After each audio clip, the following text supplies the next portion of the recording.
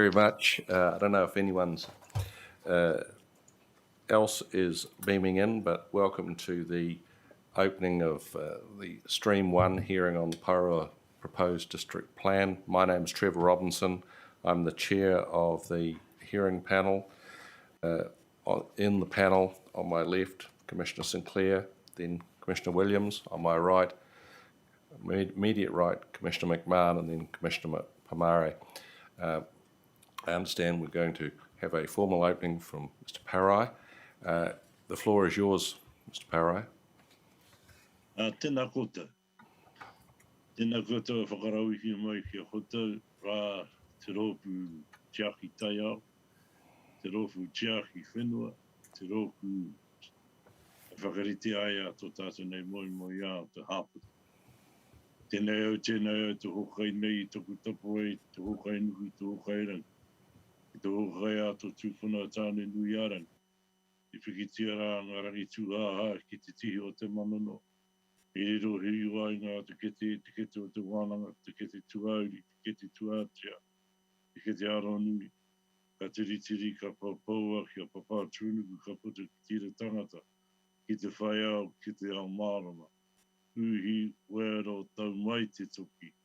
Aumi e, hui e, tai ki. Ka huri ake rā ki te mihi atu rā ki te mana o te whenua. Ka huri ate rā me ki te mihi atu rā ki te marae tāngo tuki ihoa, a tako puāia. O rangi tui rau ko whitirai e tū nei me ki ngā korowai. Ko tātou nei hāpuri a Porirua tako puāia.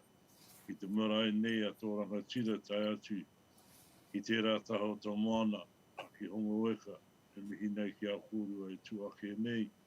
Ki te whare maumahare o ngā mātua tūpuna. Nō rere mihi anō ki a koutou te rōpū nei, e mahinia mo mātou, e mahinia mo te hāpuri a Porirua e titiro ake ki te huarahi kimo. Nō rere koutou rā ke oku mana nui e mihi atu rā ki a koutou katoa. Ki te whare e tū nei, ki te whare o te kaunihira o Porirua, e tiaki ana mātou nei kaupapa, whakaira mo mātou te kāinga nei. Nō reira turu whakamaua kia tīna. Tīna. Aumi e hui e tai ki. Kia ora tātou. Kia ora. Kia ora. Just an explanation. I began with a tau parapara, which is acknowledgement to Rangi and to Papa and to all our regions, and also to our whenua. And secondly, to those that have passed on, we will never forget them and always hold them in our memory and our hearts. And to your working group this morning that has come along to look at the future aspirations of our community moving forward and to make some recommendations around what that looks like and where we could make adjustments. So I appreciate your time and coming to Porirua to help work through these issues and to help us as a city form a platform for the future generations of Porirua moving forward. So I appreciate the little bit of time I have with you this morning to open your proceedings for today. And thank my cousin for asking me. Thank you. Thank you very much, Mr. Parai. We appreciate that. It's good to have our hearing properly underway now. Farewell. Thank you, Miss. Thanks, Miss. Kia ora. Kia ora.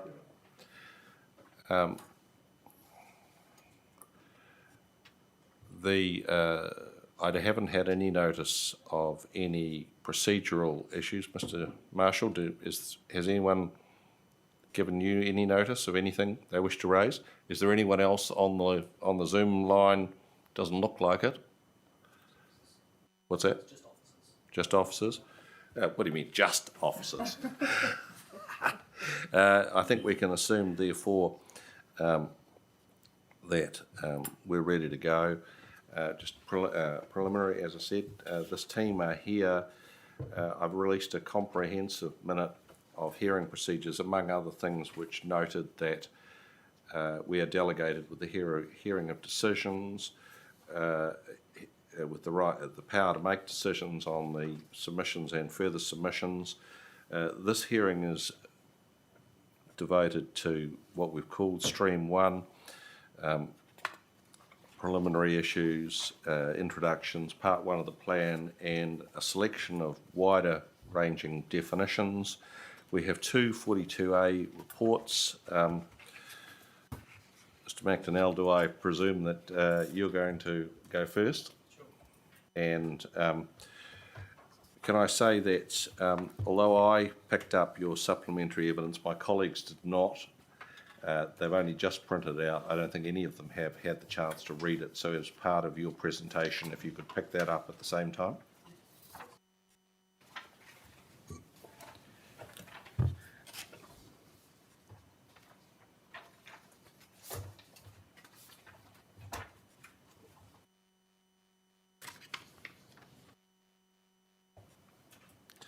So you have the floor. All right. Tēnā koutou. My name's Tory James McDonnell. I'm a principal planner here at Porirua City Council in the planning team. So I authored the Section 42A report for overarching and plan-wide matters, and the report also covers Part 1 of the PDP. My supplementary planning evidence was very brief, so I can summarise it pretty quickly. I'll just bring it up. There were three further submissions that I didn't attribute correctly. That was one from QE2 Trust, which supported the submission from Forest and Bird in its entirety. Another one from QE2 Trust, which supported the submission from DOC in its entirety. And a submission from the Runanga, Ngāti Toa's Runanga, which supports the submission from Te Whānau Horomona as follows, and I just paraphrase a bit that said that the Runanga supports the submitters' amendments, additions and supporting statements on the basis that they support and uphold cultural values, intergenerational wellbeing and Ngāti Toa's role as mana whenua. So that was basically my supplementary planning evidence. I just acknowledge that there's a range of matters in contention outlined in the expert evidence, but there was nothing further I wish to add to my Section 42A report. So on to my, I also passed out this morning my speaking notes, so it's just 3 pages that I'll talk to this morning, and then plenty of time to ask me questions. Mr. Chair, can I ask a question, please, on the supplementary, or do you want to wait? I wonder if we, why don't we pick it up? Well, why don't we wait till Sure. Mr. McNell's given us his speaking notes, and we'll start with that. Sure. So I'll cover Part 1 quickly. So we received 48 submission points on Part 1 of the PDP, which is the introduction, how the plan works, part of the plan. There's also a section there that outlines Ngāti Toa's status as mana whenua and some of the statutory obligations we have under the settlement legislation, and also outlines the relationship between tangata whenua and council. There was some pre-circulated evidence that I read that was relevant. As far as I could tell, there was agreement from Transpower in the addition of the MPS electricity transmission to the list of national direction instruments, which is fair enough. And they had no issue with retaining the prominent reference to the New Zealand Coastal Policy Statement, which was basically up atop in the chapter. It was up above the other national direction instruments, just recognising that that's the only mandatory NPS in the RMA. There was no other planning evidence or statements that I saw that provided any more information on this topic, so unsure if there remain any other areas of contention in relation to Part 1 of the PDP. I just want to note quickly that there is, in the Section 42A report, there is a placeholder for a foreword from Ngāti Toa, so I have not received a foreword, but my recommendation is that we include it once it is received. So hopefully that's a matter that we can tidy up through the hearings process. District-wide and overarching matters. So there were 115 original submission points and 60 further submission points on what we called overarching or district-wide matters. The reason we thought it would be best to report this way in discussion with yourselves and the chair is that it's more efficient to address some of these plan-wide matters once rather than address them in each hearing stream. Some of the submission points are quite broad in nature, so my response to them is quite broad. I give an example here of there's a number of submitters that broadly oppose the use of certain terms such as avoid, and in that particular instance I've broadly disagreed, but I do acknowledge that at a topic level there are reporting officers who may or may not agree with the use of that term in a particular context, so just want to note that. I won't go through the topics that were listed in the 42A report because I'll take those as read. But reading the pre-circulated evidence, I consider the main areas of contention relate to giving effect to national direction, particularly the National Policy Statement for Freshwater Management. That will be, no doubt, a large topic throughout a number of other hearing streams as well. The structure of the PDP, so particularly the split of provisions between the transport and infrastructure chapters. GIS mapping, so there are a few. There's at least one statement that spoke to the inaccuracies in the mapping and what mechanisms do we have to correct them or address them in the PDP. The use of certain terms, so there was terms such as avoid and minimise. There were some broad brush submissions saying that those words, use of those words should be limited or avoided altogether. Excuse the pun. Notification preclusion. So there was submission points there, particularly from Kāinga Ora, just on how they are used generally throughout the plan. And apart from the above, I'm not sure what other areas there are in contention or agreement in relation to these submissions, but those five there were the five headliners for me. As a result, I have not amended the recommendations in my Section 42A report as a result of anything I've read so far. Also, a couple of corrections. So one I mentioned before around those three further submissions that were omitted. There was also in Mr. Whittington's legal submission for Kāinga Ora, he picked up a referencing error in my Section 42A report I wanted to correct. I quoted Section 4.6 or something or other in relation to the overarching Section 32 report. It was Section 8 which I meant to refer to, which outlines the rationale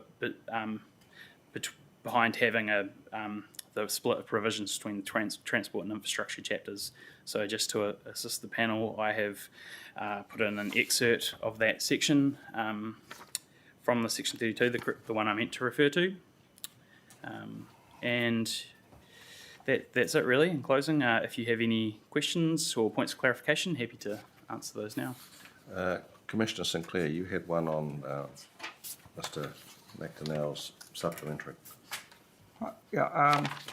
Just on the supplementary question, back on paragraphs 10 and 11, which would be on page 3. Can you clarify just the design guides that you're referring to and how the plan works? The design guides aren't included by reference, they're included in the plan. Can you just explain to us how that works and what the difference is? Sure. It probably wasn't very well expressed in my Section 42A report. Basically, there was a submission point from Kāinga Ora. I better read it out. I'll read it out just so I don't incorrectly quote them. Give me 2 seconds.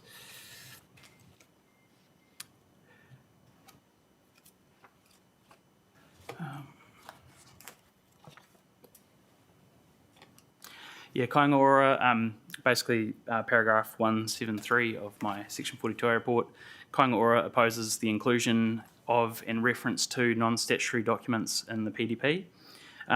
Basically, in my analysis, I focused on the opposition to inclusion of documents incorporated by reference. So where you put a document in, give it a date, but that document sits outside the plan.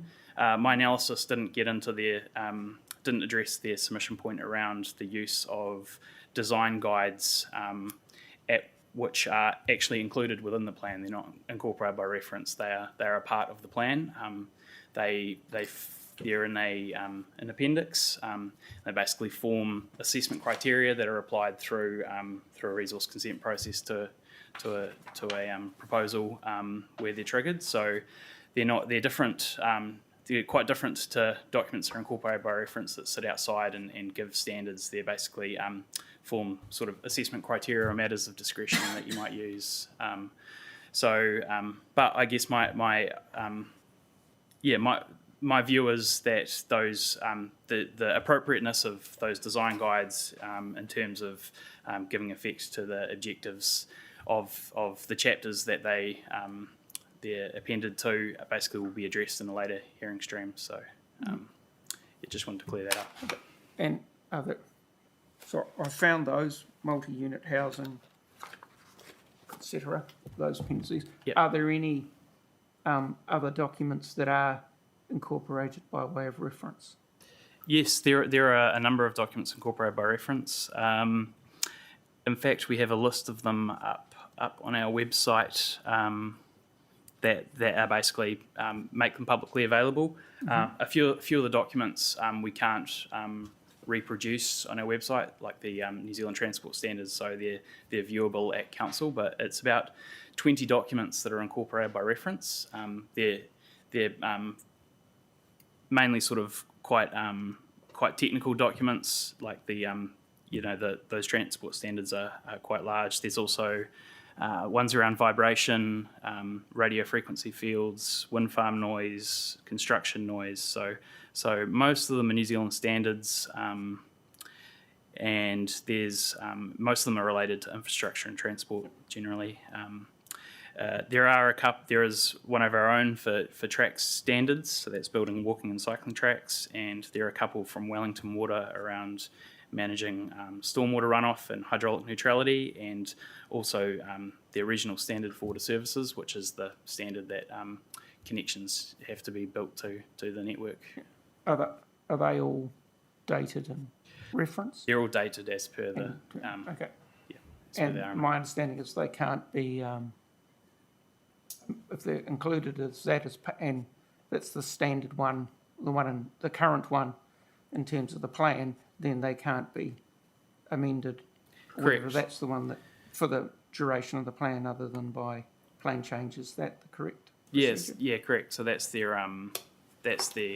limitation, I guess, on including documents incorporated by references. Yeah, if they're updated, you need to basically do a plan change to update them. So, but the point I was making is that if you, I haven't tallied up the number of pages in these statutory documents, but it'll be probably in the thousands. So it's basically a way to refer to technical standards without having an unwieldy plan. It's very, very common around the country. Thank you. Thank you. If we could go to your 42A report, I think the way we'll do this is we'll follow your headings, and I'll pick up any questions on each heading as we go. We'll do them one after the other. So the first is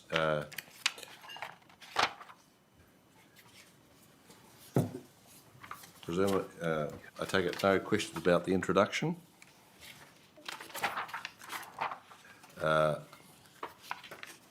Anything about the statutory considerations?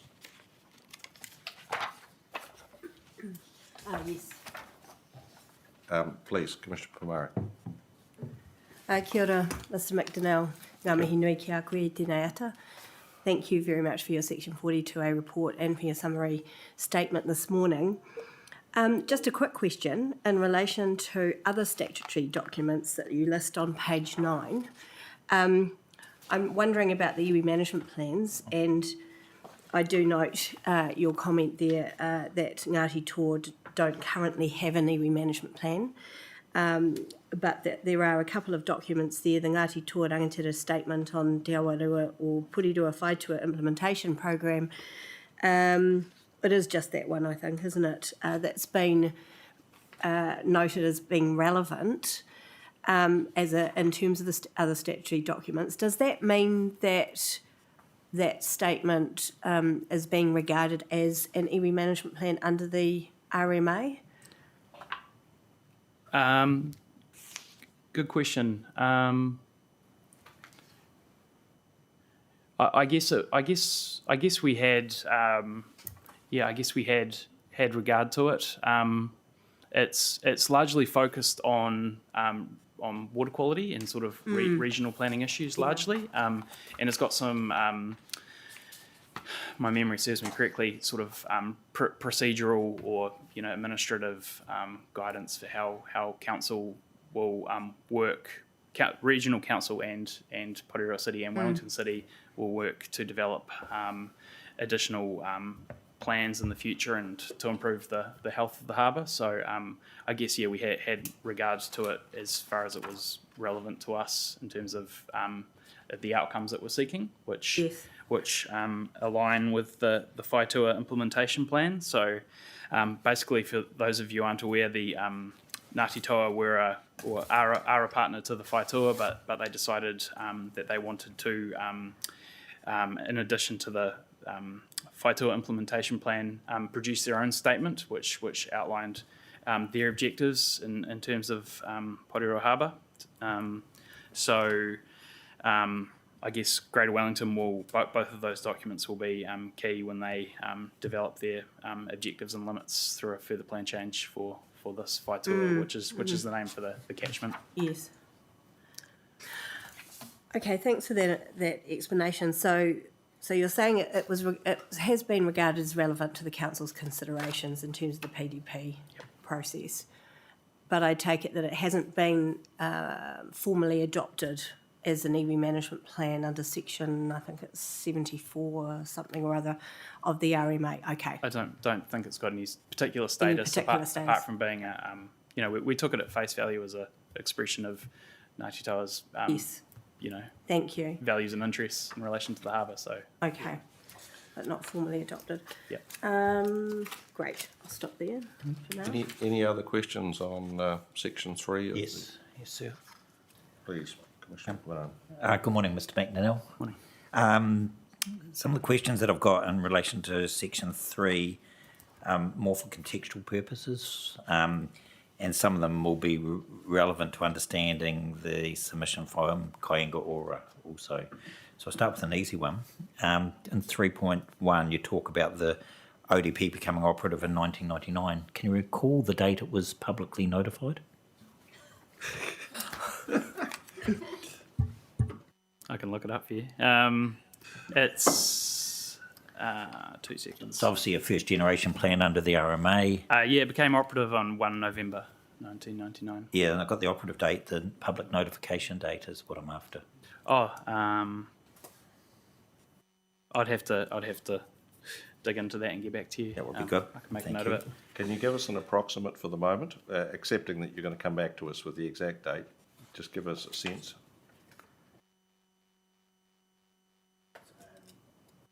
Finger in the air. Fine. I have seen reference. I think it was in the about 96, 97, Okay. that sort of period. Just trying to get a feel for when it was I thought notified. it was 95. I do think it was a good few years before 1999. That's my recollection is around the mid-90s, yeah. Mid-90s. You to confirm. Thank you.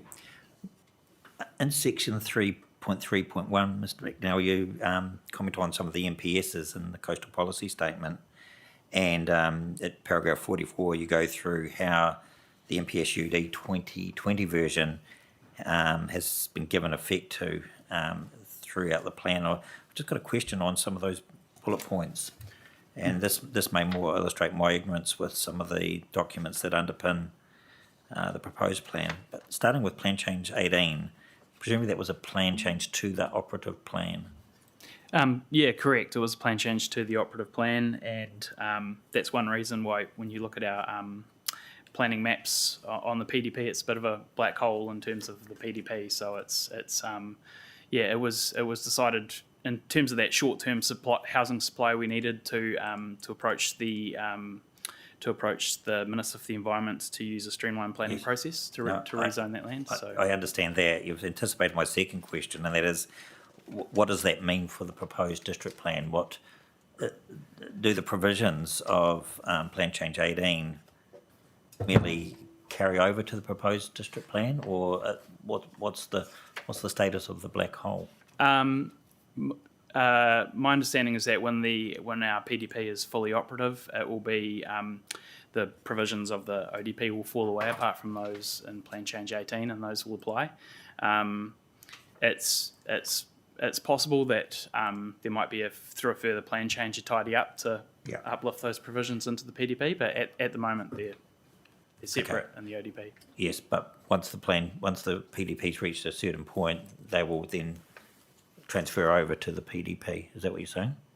I believe that will need to be done through a variation of plan change, so there's no mechanism to do that at the moment. Okay. So there's been no mechanism for submitters to lodge submissions on the PDP as they impact on the Plimerton Farm area. That opportunity was provided through Plan Change 18. Plan Change 18, yeah. Okay, that's interesting. Thanks. Just as a matter of fact, Mr. McNeil, I understand that some people have done that though. Yeah, it's kind of unfortunate that we left when we notified the plan, we left some of the overlays that bit wasn't clipped out around Plimerton Farm. So it looks at face value when you look at the planning maps that those overlays apply to the Plimerton Farm site. It was quite clear. There's quite a clear statement on the landing page of the plan that the plan does not apply to that site. So it's unfortunate. We considered using the clause 16 to make a minor and technical change to clip out those overlays, but for a number of reasons we left them in. One was if the e-plan also has a submission functionality, so people can submit directly on the plan, which about a quarter or a fifth of submitters did. If we started tinkering with the plan, it would have made it unstable and we might have lost submission points, so we left them in for that purpose. And then as we got through the process, we thought it would be a lot clearer to sort of front foot the issue and address it through the hearings rather than clause 16. So what I'm hearing is that there are some live submissions on Yes. Those overlays that relate in part, at least, to Plimerton Farm. Yeah. Okay. One submission seeking that the effect of the plan change be dropped in. One submission seeking the overlaps be removed. I think that's what I noted. Yeah, it'll be addressed at a later hearing stream, and it may be a legal issue in terms of the scope that those submissions have.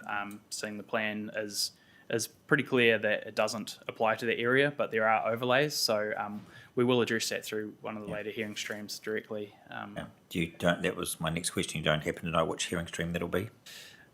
And come back to us. Mr. Chair, is that addressing the procedures at all? Yes, it's in stream 7. Stream 7. Thank you. Okay. So what's the status of Plan Change 18 now? Is it operative? Yes, fully operative. Yeah. Okay. Thank you. There was no appeals process through Yes. Other than any judicial review proceedings. and there were none. So. Okay. Sorry, I'm taking a little bit of time for these because I want to bank these answers for subsequent hearings. Moving on to the second bullet point about minimum parking requirements being removed from the ODP. Was that done by resolution or through a first schedule process? That's actually incorrect. Just looking at my 42A report at the moment, it says they were removed from the ODP in July 2022. Yes. Apologies. I assume that was 21. Yeah, it was.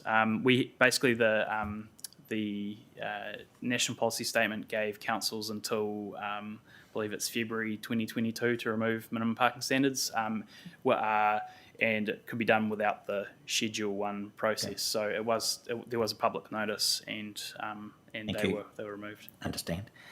Okay, and does the proposed district plan contain minimum parking requirements? No, It doesn't. no, So that was anticipated. that was anticipated. Yeah. Okay. Does it contain accessibility parking requirements? Because that was an exception in the NPSUD. No, it has high trip. It has a high trip generator rule for activities that that produce over a certain volume of traffic. Minimum parking standards will be required. Also, if a developer decides to provide car parking, there are parking standards that they need to comply with. But there are there's no sort of permitted standard for accessibility for a building. So you could put up a multi-storey building in the city and not provide any accessible car parks, I guess, unless you're required to under the building code. Okay. Just staying on that theme, Mr. McDonnell, does the proposed district plan contain matters of control or matters of discretion relating to parking? It has matters of discretion, certainly in terms of the safe and efficient operation of the transport network. So, but not in terms of parking that I know of. So, Okay. Yeah, you understand the question though? That Yes, Yes. yep. I mean, it's one thing to remove minimum parking standards. It's another thing to have parking as a live issue to be considered on a controlled activity or a restricted discretionary. Yeah.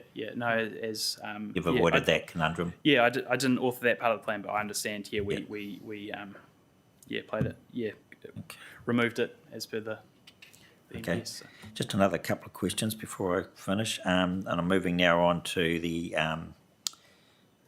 onto housing matters and the Housing and Business Assessment Report, the HBA. Obviously, that's going to be published soon. Is that an update to the previous HBA? Yes. And what year was that? The last HBA was the end of 2019. Right, and that was done as part of a regional HBA publication. Yeah, we had a overarching kind of statement, and then each Yes. district had a section. Okay, so that'll be updated later this year, maybe in the next month. Yep. And then you say that housing bottom lines will be subsequently inserted into the. You say the ODP. Is that correct, or did you mean the PDP, or both? I did mean the ODP, but I guess it would probably technically mean both ODP Yes. and the PDP. Yeah. And that's a requirement of the NPSUD, isn't it, to Yep. have specific numbers inserted? Yep. So what is the PDP? I mean, obviously the ODP doesn't deal with it because it's well dated, but what does the PDP do at the moment? The reason I asked that is I'm on the New Plymouth District Plan hearings panel, and there were quite specific numbers included in the notified version of the plan, but subsequently being deleted by way of recommendation, with a process for inserting new numbers as part of a first schedule process once the latest HBA is completed. So what's the starting point for the PDP in terms of numbers? Is it clearly none, There's none in the plan. It's basically the evidence base has the numbers, so that will be covered in the it's covered in the overarching section 32 in terms of the number of houses we need in short, medium, long term. But there's no specific number in the PDP, so that will need to be added in without using Schedule 1 process. at the moment, is it broad policy guidance on housing supply and housing demand and the approach to that? Yes, I mean the plan broadly it does. It enables the number of houses we need to meet demand. Yes. Through a number of different chapters and provisions, but there's no specific number in the plan. We rely on a number that sits outside the plan. What I'm interested in, and it'll be obviously a topic for future hearings, but very briefly, what's the council strategy for dealing with housing supply and housing demand? Is it I mean, in the New Plymouth context that I'm thinking of, they have a very clear strategy about the split between infill and intensification and the role of greenfields versus intensification. In brief, are you able to give us a bit of a précis on that? Yeah. In terms of the council's strategy to plan for growth, we 3 years ago did a growth strategy that basically sought to guide the district plan and other parts of council business, so infrastructure provisions, another part of the NPSUD, and some of our other sort of non-regulatory levers as well. So that's the. I'm just telling you that is the strategy, the growth strategy. And how does that present in the proposed district plan, if at all?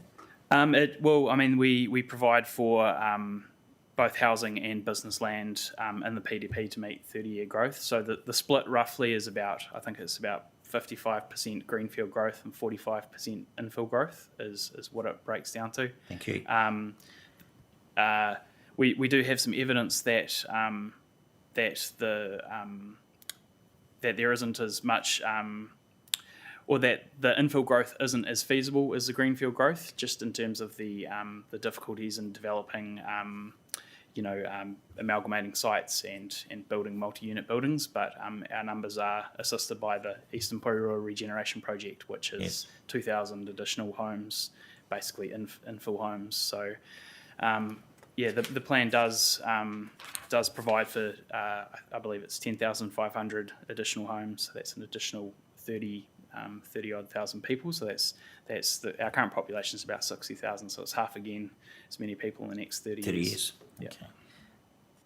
So the last bullet point, the variation to give effect to the intensification requirements proposed to be notified in October 2021. Is that still on track? It is. Okay. Notified in October? More likely. It's more likely going to be mid to end of November. Okay. Okay, that's useful. Thank you, Mr. McNeil.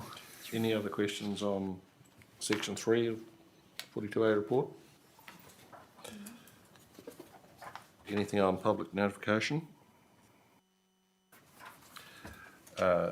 Mr. McDonnell, I've just read the presentation of the Plymouth Residents Association, who are concerned that people were not directly notified about zoning changes, both the zoning changes proposed in the notified plan and those that further changes that Kaingaora have proposed. What's your response to that concern? Couple different things. I guess this.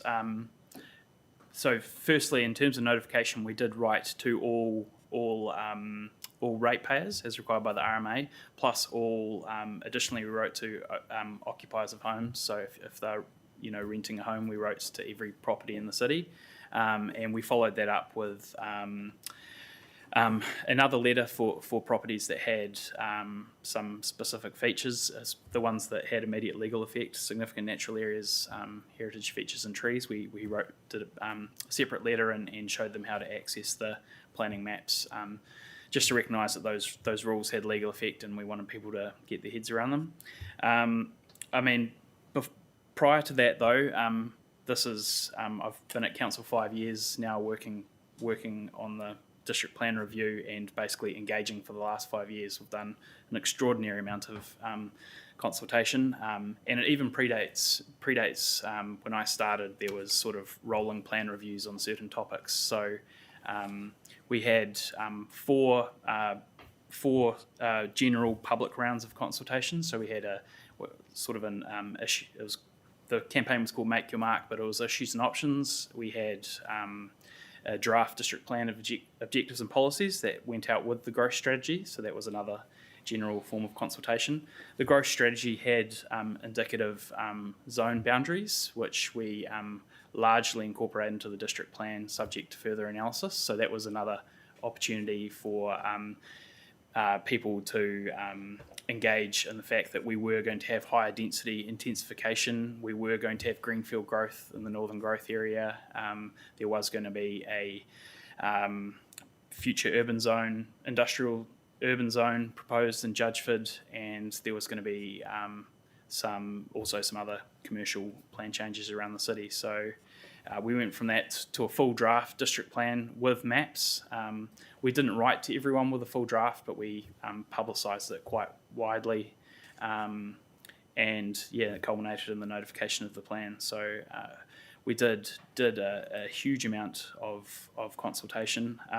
I guess the point that Plimerton Residents Association raised was in relation to a particular small rezoning off the track in Plimerton. So that was an additional 5 lots, I believe. That was one of the very few smaller residential upzonings we did.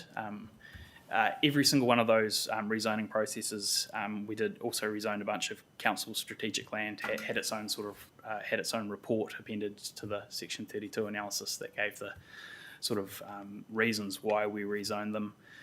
But I guess Plimerton Residents Association was seeking that each one of those directly adjacent properties would have got a specific letter about that rezoning. I think that's what they were seeking.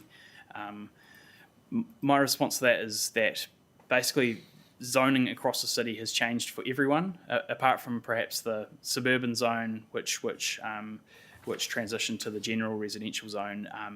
There's mass rezonings across the city, so we had to take a pretty broad brush approach to rezoning. We wrote to everyone rather than a targeted letter to each property saying what the zoning would be on their property and the property next to it. That would have been a huge amount of work to do such a tailored sort of consultation like that. I'd also add that the some of these, the future urban zone, that will go through a future plan change process to be upzoned.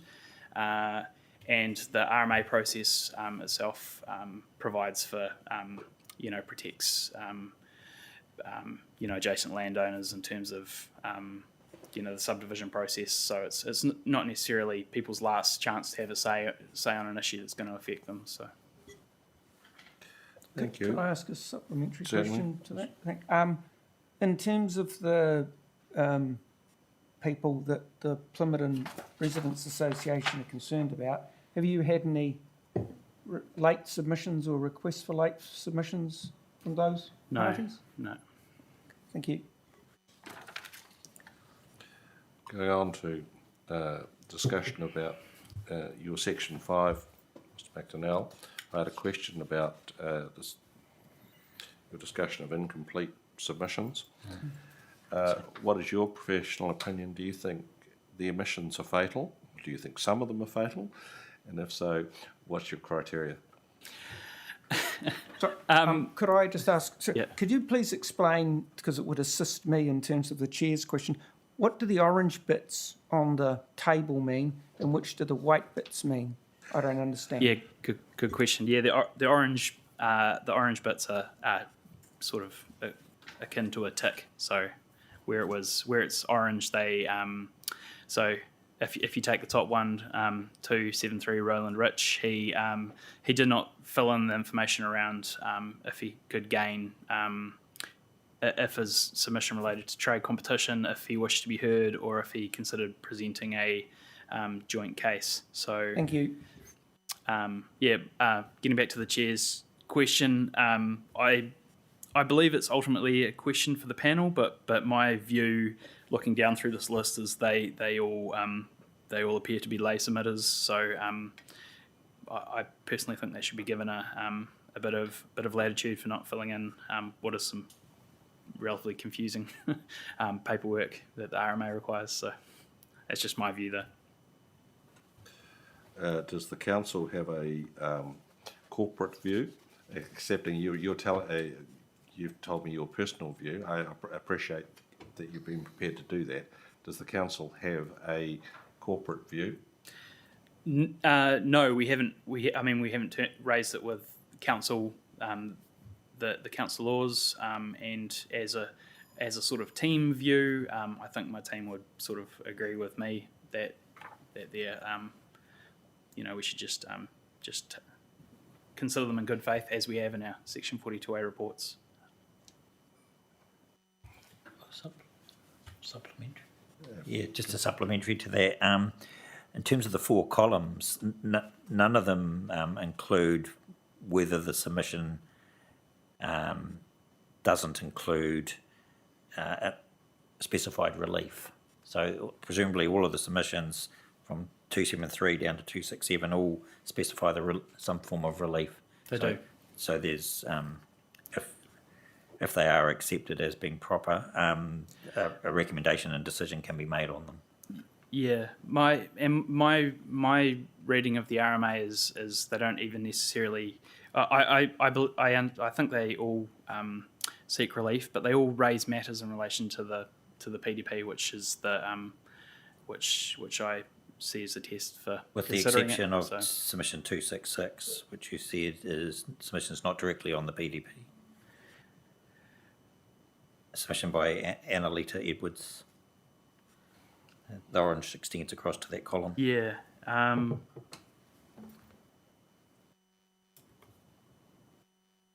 Yeah, good point. I'd have to refresh my memory what that submission was about. Yeah.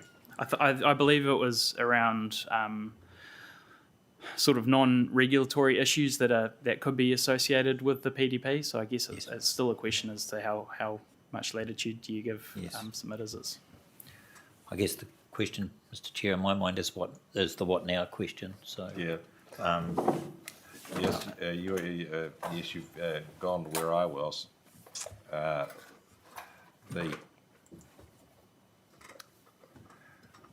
You've said we've got to make a decision. You've given us your personal view about what we should do. Can you assist us on our legal obligation? Are they valid submissions?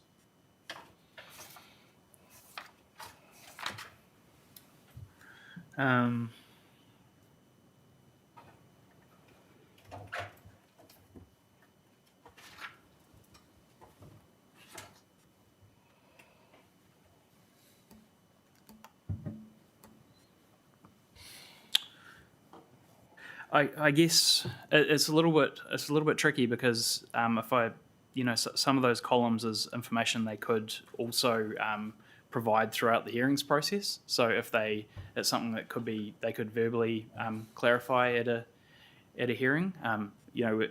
For instance, whether you wish to be heard, we contact all submitters a follow-up email asking if they selected that box, if they do wish to be heard or not. So. I guess they could be valid if they clarified some of that information. The one that's exercising me is the trade competition objection. While, as you say, they appear to be lay people, that would seem to be of rather more significance as to whether they said they want to be heard or whether they said they would consider presenting a draft case, because it goes to the validity of their submission. If they are raising trade competition and don't meet the exceptions, it's clearly invalid. Yeah, potentially. I'd add we did try to contact them to complete this information, but didn't hear back from them. So. Okay, well, we'll ponder that. Any other questions on? well, just on that, I just want to be certain that there isn't a 5th column that relating to my earlier question, that none of them do not specify relief. So I mean, it might be one thing to decide that they're valid, but if they don't specify relief and that the submission's incomplete in that sense, then that could be a moot point. Yeah, that would need a bit of additional analysis, which I could do if the panel wishes me to. Well, maybe we could ask you to report on an exceptions basis. Yes. If you could, if having reviewed those submissions, any of them in your view don't sufficiently particularise the relief they're seeking, can you let us know either during the hearing, well, as part of the council's reply on Stream 1? Yep. Yeah, I can do that.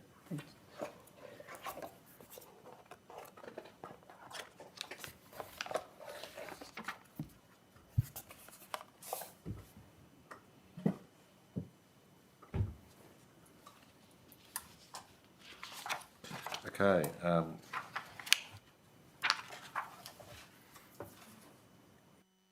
Section 6. Commissioners, just interrupt me if you have section 7, section 8, section 9. Yes. Yes, I think everybody might have something on this. Section by section. Can I exercise the chair's prerogative and get in first? The submission about the NZCPS, they're saying, effectively seeking to delete specific reference to it. I think that my reading of Ms. Whitney's evidence is that they've backed off, or she has backed off that position. As a matter of clarity, rather than saying NPSs and the NZCPS, would it be clearer if it said including the NZCPS? Yeah, I think overall it's a relatively minor issue. I guess the reason we had it, if I just refresh my memory what the section says. I mean, the section itself is called National Policy Statements. Yeah, so do you mean the heading, if the heading was changed to National Policy Statements including? It's just... The very first sentence, national policy statements and the New Zealand Coastal Policy Statement. Oh, yeah, sorry, I get you. Yeah, including would be Yes. more correct because it is a Yes. national policy statement. Yeah. All right. Don't- So, since everybody's keen, Related questions? related question, So yes. is there apart from the fact that the RMA requires that an NPS is, for the coastal policy statements actually prepared, is there a difference otherwise between national policy statements in terms of how the district plan has to give effect to those? No, they're all equal under the RMA, and we have to give effect to them equally. Thank you. All right. Since you're in mid-flow, Commissioner, why don't you, do you have any questions on section 9?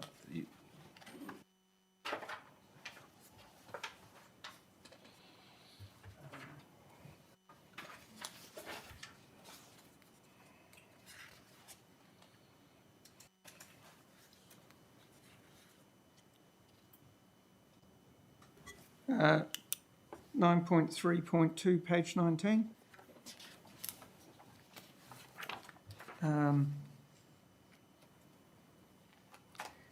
Yeah.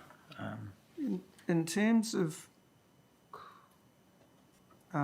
this is the references to Mana Whenua, Waitapu, Waitapuna, in terms of how those they're defined, and I understanding that the submission seeking that they're defined in other legislation. So, are any of those matters defined in the National Planning Standards? I suppose, and then if Well, they are, I don't is that no, I don't think so because wherever a term is defined in the NPS, we annotate it in the definition section. So I don't think those ones were.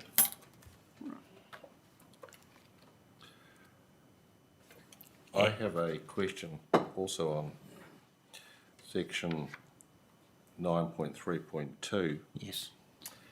about the request for a forward from Ngāti Tahu.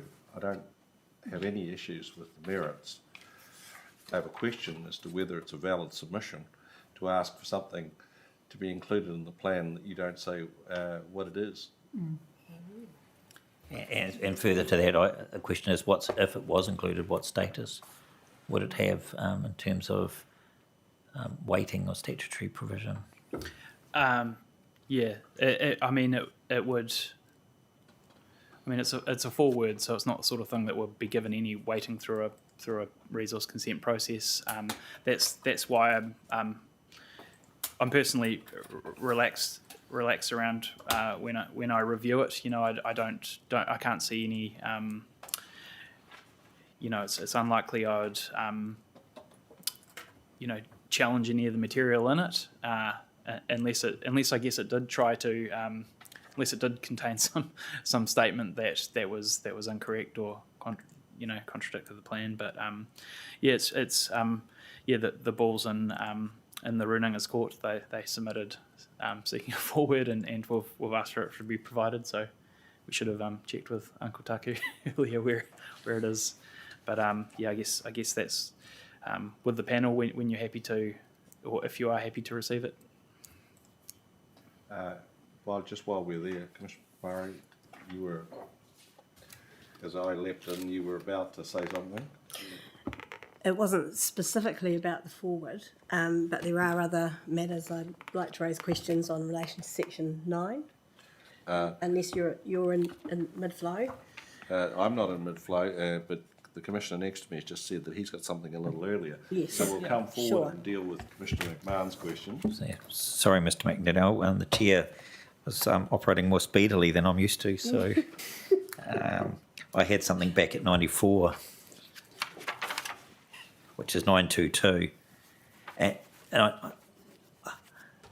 it's about the MPS FM 2020, and I just want to understand your perspective on the role of the district plan, if any, in giving direct effect to the MPS FM as opposed to giving indirect effect to it through the RPS and the and any PNRP, or what we might call an MPS compliant PNMP that's required by 2024. I mean, I've heard different answers about the role of territorial local authorities in terms of their functions giving effect to the MPS, and whether it's that direct one or more indirect approach. Is there anything immediate in the sense that the PDP's out of sync with the MPS FM? No, not. In my opinion, there's nothing that's subject to amendments. My colleagues are making their reports around the wording of any, especially the Three Waters chapter. Yes. I believe that we did consider the MPS and we're not inconsistent with it. We did want to recognise that some of the, especially the MPSs that are directed at regional councils, will have those flow-on effects that we'll need to consider. And sorry to interrupt, but it's not so much about being inconsistent; it's about giving effect to I think that's the terminology in the RMA. Yep. So the proposed plan would have been prepared under the MPS FM 17 last revision before. Yeah. So was there any discussion in the 32s about the relevance or otherwise of that particular iteration of the MPS? No, not in a detailed sense. Okay. Okay. But there is, having reviewed the national policy statement since, there's nothing directive in there. There's nothing that I can see that the PDP is missing. Yes, the reason I ask those questions, this is a statement, not a question, is that I'm aware there are submissions that say that the PDP is not giving effect to the MPS FM, and but haven't sought specific relief. And I know Greater Wellington will have got some supplementary evidence on this, and we'll have that discussion on Wednesday with them. But I guess it comes down to what are our functions under the RMA, and there's a lot of people, a lot of submitters, and a lot of members of the public. They just want to see our degraded water bodies improve. They are in a terrible state in Porirua, but there is some confusion over our function under Section 31 compared to the regional councils under Section 30, and we rezone land, or we use a future urban zone, for instance. we have not run a detailed contaminant model on what that means for the harbour. But we have through, just to give you an example of how we do address it under our functions, we do have a rezoning process for future urban zoned land. We have an appendix with some very detailed information. People need to provide the exact locations of their buildings, how they're going to manage stormwater, which is a district council function. Quite often the tools that you use to address stormwater are the same that you'd use to address contaminants. So water sensitive design is an example of that. Yes. We require hydraulic neutrality. Developers will be basically providing green infrastructure and water sensitive design to reduce to make sure the post development flows not worse than the pre one. So the plan is part of the solution, but it's not the whole solution that I guess some people expect it to be. They expect there to be a water sensitive design chapter to manage the Yes. Contaminants at source and treat them, which in my opinion isn't the role of a district plan. Yes. So in terms of giving effect to the relevant higher order documents in that water space, what you're saying is that there will be a NPS-FM compliant RPS and PNRP produced by Greater Wellington in time. Yeah. And the proposed district plan, or whatever stage it's at that point, will need to give effect to that. You say in 94, further work will be required to give effect to that following the review of those two documents. So that presumably would be a variation or a plan change. So, okay. So what in the meantime, I mean, using the Section 32 language about the risk of acting and not acting, is there a risk that this panel might make recommended decisions that might run contrary to whatever the RPS and PNMP produced in their way of giving effect to the NPS-FM? And I'm thinking mainly of zoning matters and greenfield development. Yeah, I don't believe so, because the PNRP is quite a recent document that has a framework for the management of contaminants. So any, the fact that if you take Plymouton Farms was rezoned, that still needs to go through a whole regional consenting process for bulk earthworks, and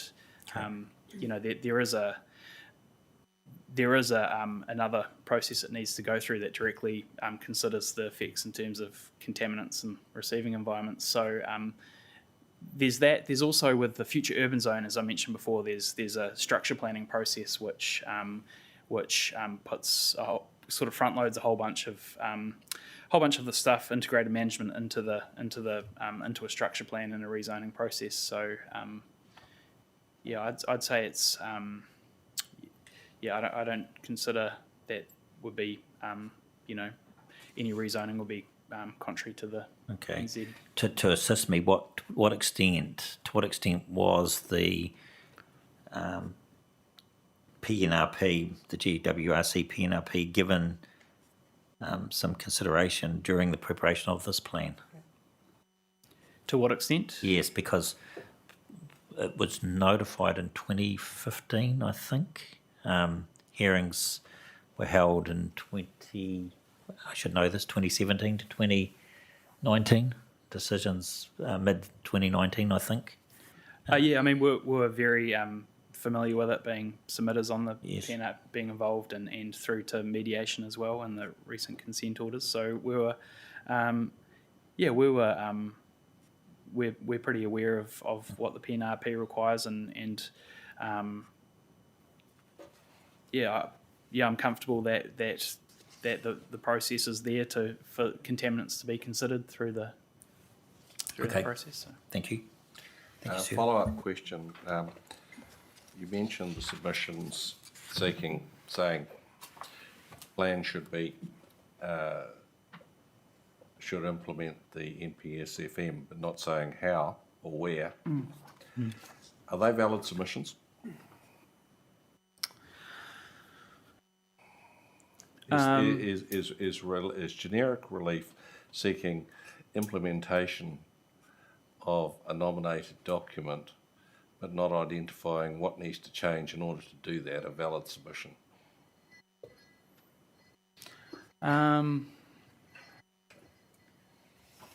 Usually the submitters that sort of make these sort of broad statements at the start of their submissions, we reviewed them sort of every submission point at face value, but most of them do have some subsequent submission points on a topic basis. So it's they might have quite a broad statement that they led off with that we gave a broad reply to, but they will have, as Greater Wellington pointed out, they have requested changes to the Three Waters chapter. So I'd be hesitant to say that it was not a valid submission.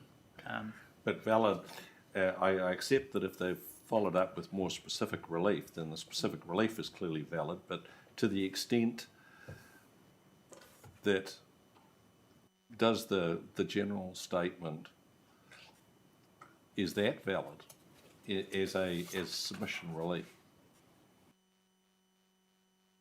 So to give you an example, I see. Sorry, I see where you're coming from.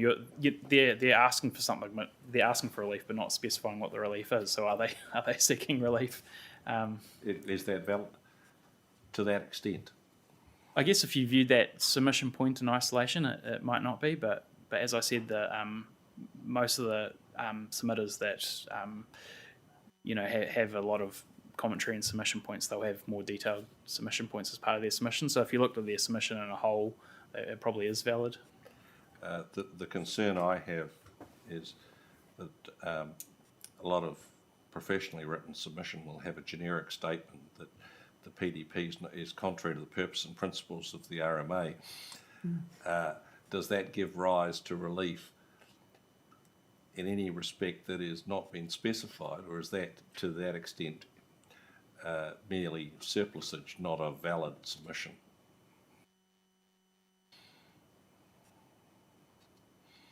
It's same answer I gave before. I guess with the incomplete submissions, we analysed everything in good faith, and every submission point as we saw it. I don't. So, Mr. McDowell, I think the chair's asking you directly as a planner rather than how the team approach it. What's your professional view as to the... I realise that there's a, what is it? It's a legal question, but I think the chair's asking you from a planning perspective, from your own view, what is it you think in relation to the whether a submission in that broad sense at the front without the specification of relief, is that something, in your view, that we should take account of? Or contemplate, recommend, deciding that relief should be granted in respect of it? When we don't know what the relief is. Yeah.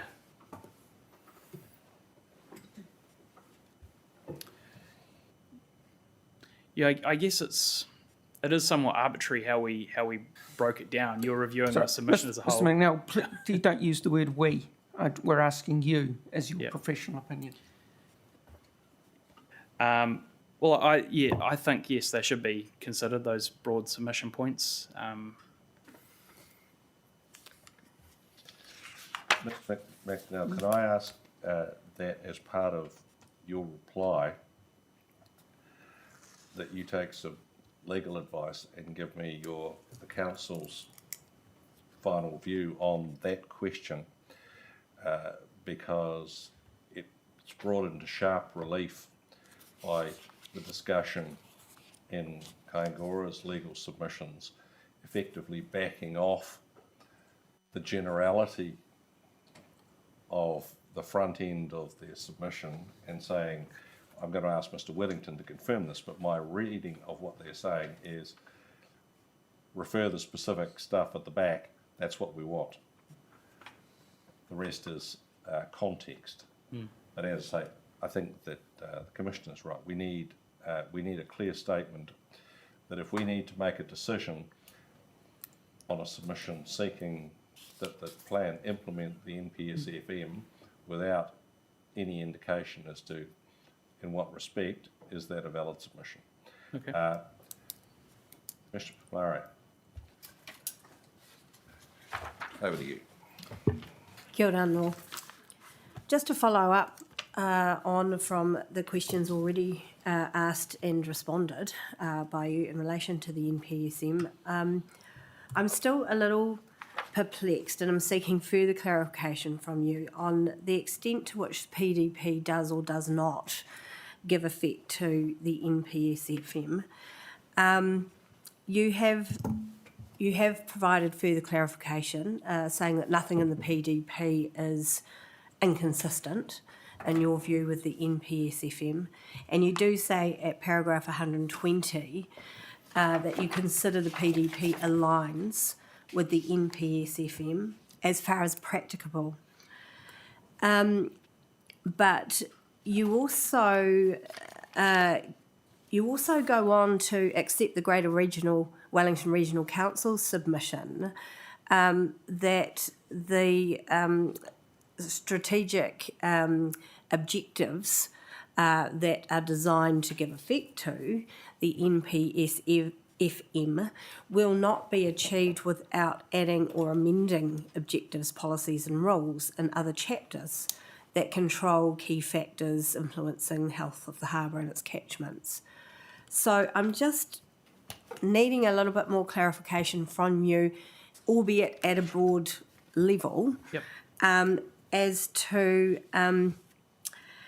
the extent to which the NPSFM is currently being given effect to within the PDP, and then how will the remaining issues, and particularly those associated with urban development, be addressed going forward?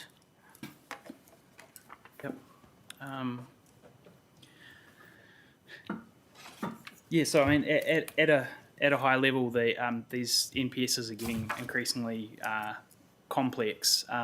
The NPS for freshwater is 70 pages long, and it's the original NPSs were quite directive in terms of giving effect to them through specific objectives or other methods. The NPS, the 2020 version, it did have some direct guidance towards council, towards territorial authorities. So section 3.5, integrated management is being the key one that Greater Wellington's brought up. Yes. Every territorial authority must have objectives, policies and methods to promote positive effects, avoid, remedy, mitigate adverse effects of urban development on the health and well-being of water bodies. So we also have to consider the RMA, which sits above this, and our functions, and we've I guess tried to go as far as we can in terms of our Section 31 functions to make sure that development is not having an adverse effect on water bodies, and we are ultimately maintaining or improving, which is the overall guidance of the NPS FM, and also under Section 31 the maintenance of the environment. So we have, I think there's a detailed breakdown. I was just trying to look it up in one of the overarching Section 32 that sort of lists the provisions relevant to the NPSFM, Yes. and I think that they're still valid even with the 2020 version. There's still the sorts of things that I consider integrated management. Okay. There's and it'll probably be addressed more in hearing stream too, but Yes. the one difference that the NPSFM of the 2020 version was, it was quite clear that wetlands are a regional council responsibility to go map them and protect them, and that was in concert with the NES freshwater. So there's still a question for me that will be addressed in hearing stream too, as to how is the PDP aligned with the NPS in terms of wetlands? Because for instance, the PDP, the ecosystems chapter makes says that earthworks within a wetland are a non-complying activity, but earthworks within a wetland are prohibited under the NES freshwater. So we're now less stringent than a national environmental standard, which doesn't say we can be. So there is some work through this hearings process to make sure the PDP does align with the MPS freshwater. I'll see if I can. I'll probably have to go away for a few minutes and find that list, the detailed breakdown of provisions. Perhaps if you could just come back and at a later point with that clarification and point us directly to that breakdown, that would be really helpful. Just broadly, if there's the strategic objectives, there's the Yes.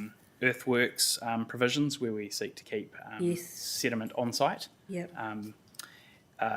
There's the Three Waters chapter, which requires hydraulic neutrality. So that's around stormwater, but that's also, as I was alluding to earlier, has the sort of co-benefits of managing contaminants. It also seeks to manage the impact of development on our infrastructure in terms of providing, if there's no capacity in the infrastructure, on-site solutions. So that will go some way to reducing overflows of wastewater into the harbour. So there is a lot of stuff sort of peppered throughout the PDP that does seek to avoid the impacts of urban development on the harbour as far as our functions allow. Okay, thank you for that. Hopefully that answers your question. Yeah, I think that's sufficient for now. Thank you. And as you say, we will be returning to this topic in later hearing streams. We roll on to section 9.6. 9.3.2. Oh, sorry, I have 9.3.2. I've finished there. So, Mr. I need to take you back quite a few moments now before we just that question regarding the national planning standards and that. Do you have a copy of that to hand? Yes. Okay. Page 6, paragraph 4. Just give me 2 seconds.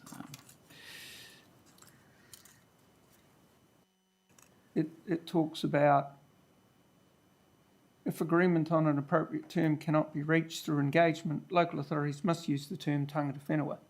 So is that, and when you turn over to page 5, it says it's mandatory directions. So is that, and just in terms of how does that and then the relationship of the definitions that are being sought, which you've set out your assessment there, how does that relate to if those definitions are used in higher order documents, and would that potentially lead to confusion for people within the regional? Well, it means here it means one thing and here it means something else.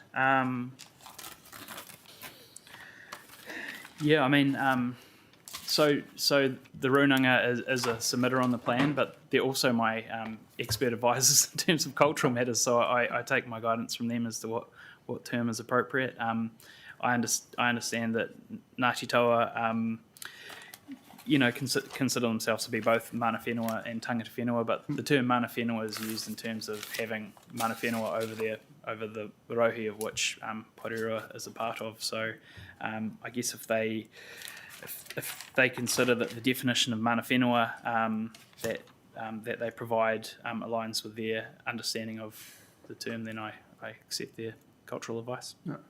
So have they put that in through engagement for the plan or through a submission on the plan? Well, we wrote the we worked in partnership with Ngāti Toa on the development of the PDP. The tangata whenua section was written by Ngāti Toa, so where the terms tangata whenua or mana whenua were used, it was used in their context. So and we worked in partnership on another the whole plan, but specifically chapters of relevance such as the Hongaweka zone and Papakāinga. So we had a lot of discussions around what does mana whenua mean. So I guess if they're promoting a particular definition, it reflects what they consider the term to mean. Thank I you. suppose in terms of the Commissioner's question, you've recorded these in your assessment as submission points. Do we know that there is agreement as the national policy statement, national planning standards require?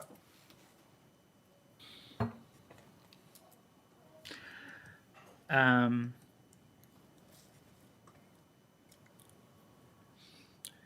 mean, I feel comfortable there is agreement, but that could be formalised, I guess. There's clearly agreement with Ngāti Toa. The question is there agreement with anyone else who may have a view? I guess the RMA says that we need to have particular regards to to Ngāti Toa's comments. So, But the national planning standard says there must be agreement. That's the point that the commissioner's just read out to you. So that would seem to be tick the box. Is there agreement? Yes. Therefore, proceed as planned. Is there agreement? Is there not agreement? If there's not agreement, then go to Plan B. So, for instance, are there any submissions in opposition to that? not that I know of, no. So that And was suggests there there was any- agreement. Yeah, and then in terms of the consultation that was undertaken across the whole city, apart from specific consultation with tangata whenua, was there any other disagreement, whatever raised in terms of the term No. or anything? Okay.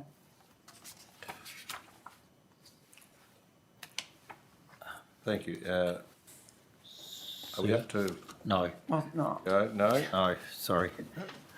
Sorry, Mr McDonnell, I'm still at 932, sorry.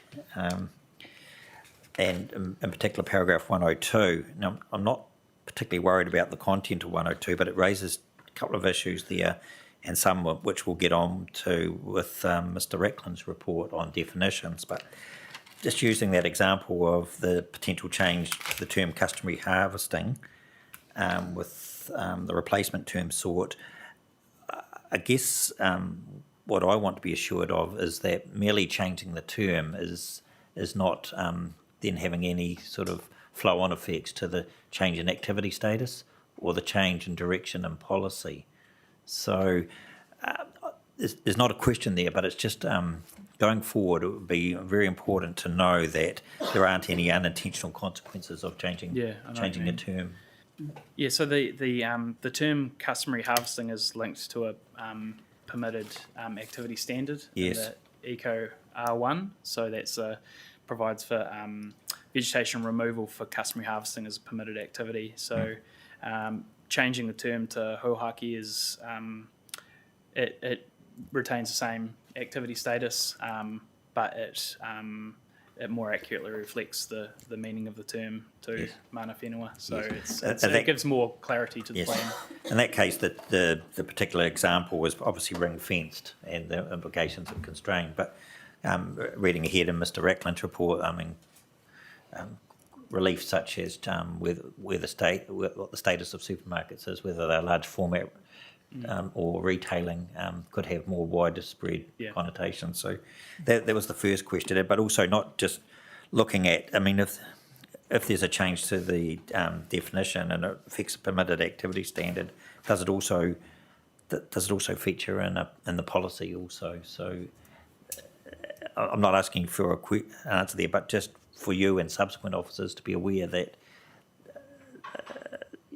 any such changes to definitions need to be fed up and down the line. Yeah. Objectives, do a word policies. search and make yeah. sure. Yep. Yes. Control WEF or whatever it is. Yeah. Second question is, you use a glossary of terms right at the beginning of your report, which is really useful. But then I come across terms ECO and CE, and presumably they refer to zones. But going forward, it would be useful to have those zone shorthand at the front of the report also. For me, it would be anyway. Yeah, sure. I mean, you know what they are. Yeah, we can provide a list of those. Yep. Thank you. So,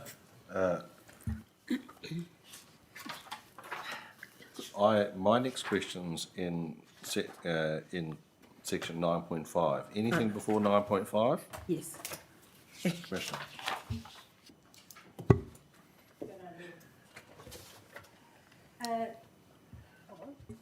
That's better.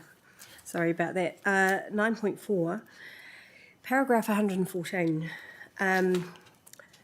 Just wanting some clarification around this one. You did refer earlier to the fact the council has taken regard of the Te Awarua Porirua Whaitua implementation program in considering the development of provisions for the PDP. Now, a submission from the Greater Wellington Regional Council, supported by Te Runanga o Toi Rangatira, has specifically sought that relevant recommendations from that implementation program be incorporated into the district planning provisions. I was just wondering whether you could clarify for us the extent to which this has or hasn't occurred, and point us in the direction where we might find the relevant provisions. And it may be that you need to reflect on that. Well, I mean, I agree with the statement that we should incorporate relevant recommendations, and I guess I consider that we have within our jurisdictional functions. So I didn't consider there was any additional changes required to provisions in relation to that submission point from Greater Wellington. Would be a good one to clarify with them what they consider. Okay. What changes they consider are necessary and whether they are in fact within territorial authorities' functions or not.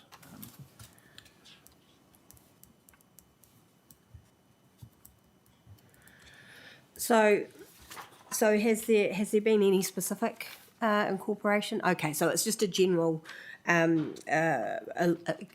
consideration of aligning the PDP with the Yeah. yeah. Yeah. Okay. The thank only you. specific change is that it's mentioned explicitly in the Tangata Whenua chapter, saying Yeah. that is akin to a iwi management plan in terms of it's an expression of values and interests, Tangata Whenua values and interests. But Ka pai, thank you. I will follow up with questions for the Regional Council on that. All right. Okay. Section 9.5. Are we up to section 9.5? People? Yes. I want to talk about the transport section, the issue that Kaingaora are pursuing. My understanding of the logic of the distinction, and assisted by your speaking notes, is that the infrastructure chapter deals with the operations of the transport providers, being Waka Katahi and the council itself, and the transport section deals with the operations of everyone else as they impact the transport network. Is that in broad terms where correct, yeah. where it bites? Ms. Williams draws attention to standards about access requirements sitting in the infrastructure section. Are they in the wrong place? Should they be in the transport section, since they govern what other people are doing that affect the transport network? I mean, my recommendation is that the provisions in the PDP as notified are broadly how I consider they should sit. The PDP, the planning standards are not directive about where they sit. It seems to give council some discretion about where they sit. So we in the context of an E-plan, which gives you a lot easier cross-referencing between chapters, we, for the reasons I set out in my speaking notes, consider that that this was the most efficient way to give effect to the objectives and policies by having this split, so we could have a standalone infrastructure chapter. But I do take the point that there are there are users of the plan who would expect to see some of those matters raised by Ms Williams in the transport chapter. I think you misunderstood the question. My question is, Are they in the wrong place? well, like, no, in terms of the logic of where you put the division, are they in the wrong place? It's not that you could choose to put them one side or the other, but it doesn't seem to be consistent with your explanation as to how you were trying to divide them.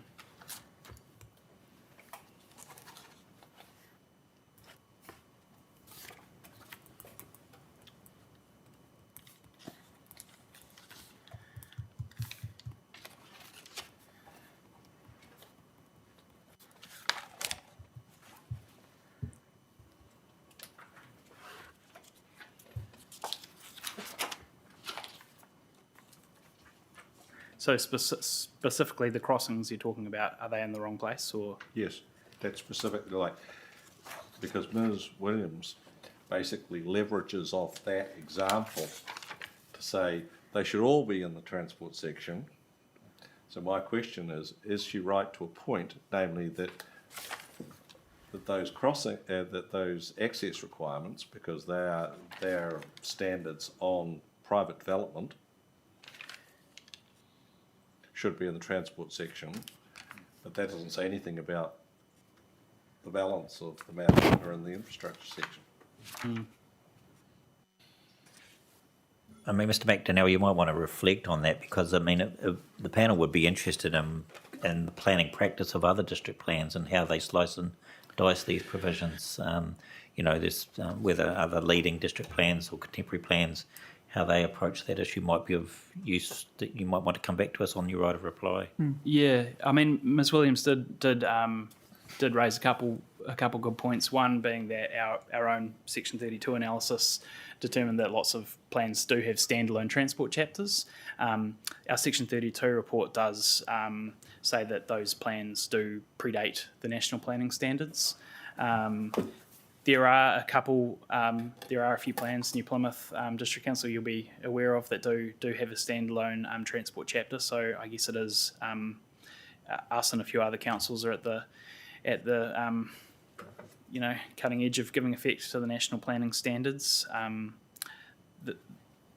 Where there's some discretion, I guess, for the reasons in the Section 32 report, we decided on that split between infrastructure and transport, but I can reflect on that, on the specific question of the chair around crossings. Well, I'm going to ask Ms Williams the same question, so you'll be able to bounce off her answer. Yeah. Yeah, I'd add a couple points. One that our E-plan is a lot more user friendly than a big ring binder where you have to flip between sections. So it's you can cross reference quite quickly. So where the infrastructure objectives and policies form a matter of discretion, you can click on it and it's hyperlinked through to it. So it's less of an issue where stuff sits compared to a operative district plan where it's a big ring binder. The other one is that Ms Williams said that quite rightly said that the Porirua consenting team is the primary users of the plan. We consulted very closely with that team through the development of the plan, and they indicated they were comfortable with where the provisions sat. So that's why the plan was notified as it was. Could I ask some related questions? Yes. So, how far apart are the infrastructure and transport chapters in a printed document? In a printed document, they are under the same, I'll just open it up here, the same heading, which is energy, infrastructure and transport. Right. So they're if you were to print them off in the order they're laid out, they're 3 chapters apart. Is there cross-referencing between the two chapters as to which provisions relate to transport and infrastructure and how they might be integrated? Yes, there is. There's some guidance in the, I believe, in the introductions to the two chapters.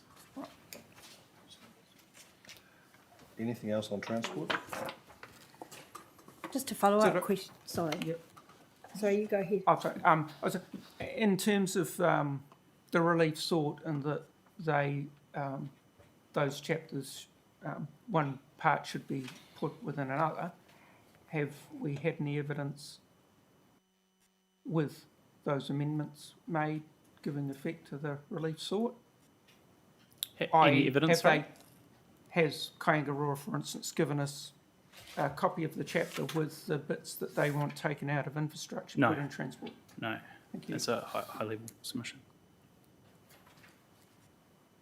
Commissioner Murray. Thank you. Just a couple of follow-up questions in regard to the transport issue.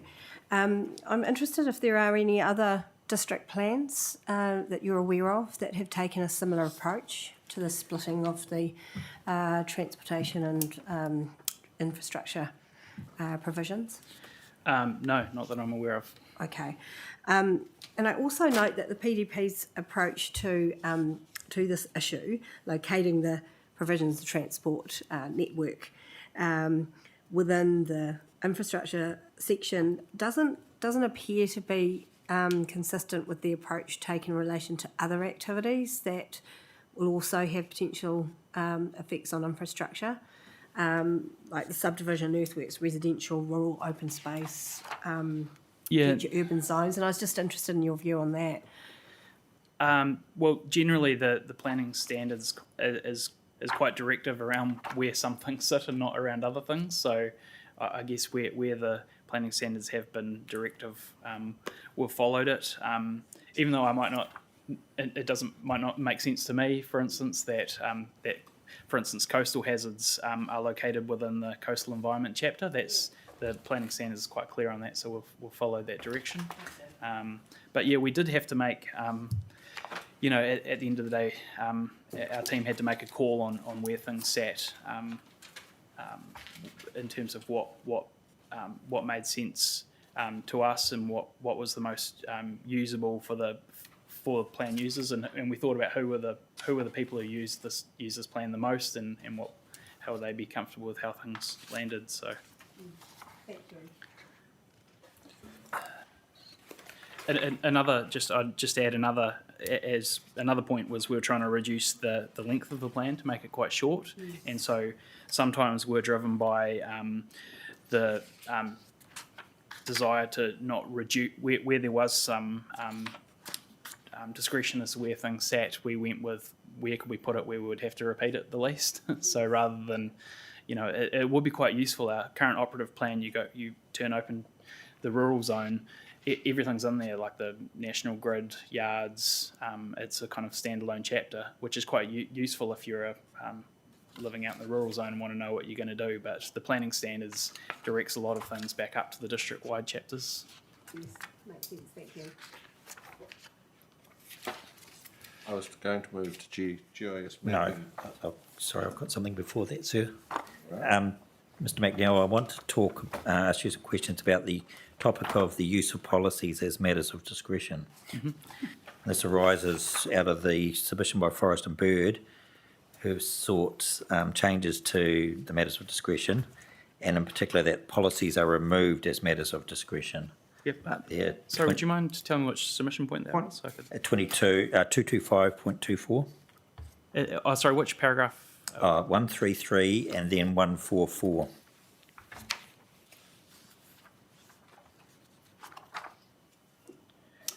Yes. Okay.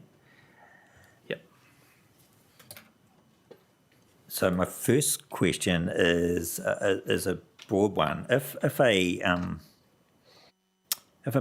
list of matters of discretion don't reference a policy, then does that mean that in the absence of such non-reference that a consent planner cannot consider the policies for a restricted discretionary activity? Is that your understanding? Correct. We're limiting our discretion to the matters listed, and often they are the refer back to policies, not in every instance, but most of them. So correct. So the absence of a policy reference in a matters of discretion means that the consent planner can't have a discussion on relevant policies. Is that what you're saying? Correct. Yeah. Have you taken any legal advice on that position? I mean, our plan was reviewed by our legal team, and Yes. and they were comfortable with our approach. Yes. Using policies. Okay. Seems to be a bit of a trend lately of councils using policies as matters of discretion. One of the key benefit, or a couple of the key benefits, are that it gives you a really direct line of sight from objectives through policies down to rules. And as long as they're written with the use of being a policy and a matter of discretion in mind, you can reduce the amount of words. No, I understand that. I'm more... I wonder if I Yes. could cut through there. Yes. If, taking a transport example, if an RDA had a matter of discretion related to effects on the transport network, would you be able to consider policies relating to protection of the transport network from effects of that kind of activity? Or alternatively, is the point not where the policy is related to the matter of discretion, but where it raises something different to the matter, the But it's- existing matters of discretion? But in your example, that's still being assessed as a restricted discretionary activity. Yep. I guess I go back to section 104, where considering a resource consent authority must have regards to any potential effects on the environment. And 104 C. So considering an application for resource consent authority must only consider those matters which discretion is restricted its exercise of discretion. So my view is that our discretion is restricted to those matters we've listed, rather than a wider consideration of objectives and policies. So, But if the policies relate to the matter of to which is reserved, what then? if the policies. If it, like, as I say, my example. Oh, sorry, I get you. Yeah. If the discretion is effects on the transport network, and there are policies about effects on the transport network, Yeah. Sorry, I can get you you. consider those policies? Yeah. So you're in this example, you're using the policy as matters of discretion, but there's associated policies that better define what the council is trying to achieve in terms of those. Yes, I believe you could use additional policies. And so perhaps in a effectiveness and clarity, the issue might not be throw out all policies that are used as matters of discretion, but maybe consider the need for a specific reservation of policies that effectively duplicate other matters of discretion. Is that a Sorry, can you repeat that?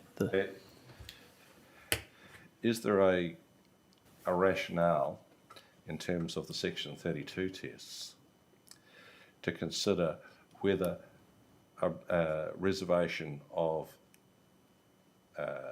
discretion to consider policies is duplicating other matters of discretion unnecessarily, or whether it actually adds to and expands the matters of discretion?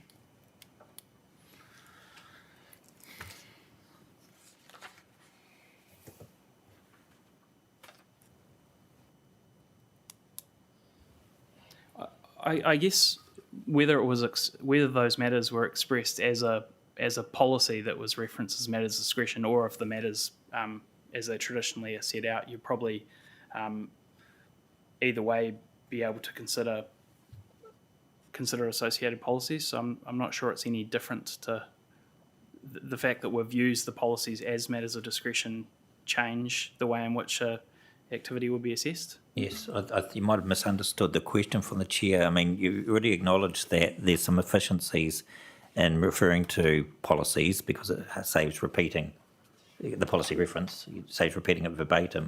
What the chair's suggesting is that if a matter's covered by a matter of discretion, in this case the effects on the roading network, why would you also list policies specifically relating to that under a particular activity category? I mean, in an efficiency and effectiveness point of view, and adopting your approach to just referencing the policy, you wouldn't want to duplicate that reference, would you? I guess I don't understand. So, the do you mean where there's Say there's matter of discretion 5, and it relates to the effects on transport and network. Mm-hmm.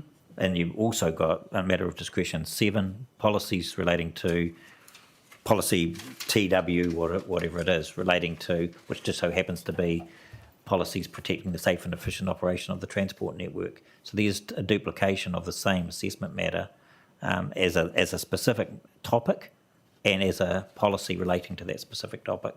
Yeah. So that's a case of duplication. And in terms of Section 32, you'd want to avoid that, presumably.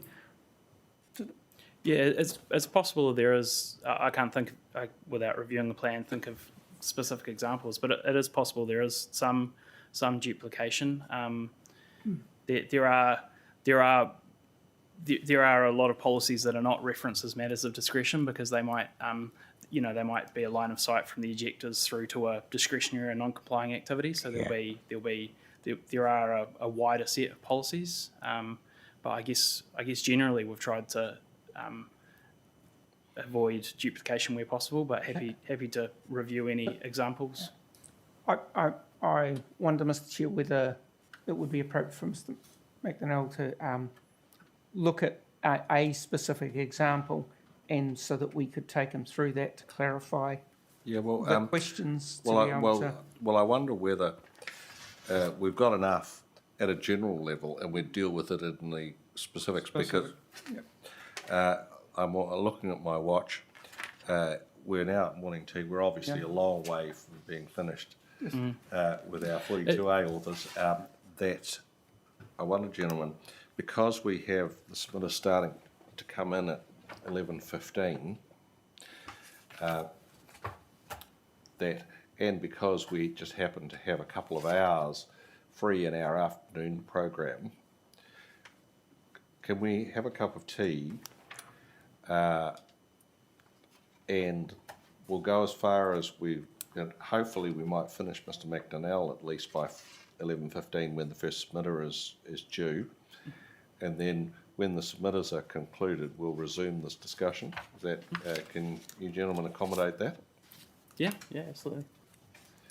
Okay, we'll adjourn the hearing for a 15-minute break. We'll be back on the stroke of 11. It's slightly less than 15 minutes for a cup of tea and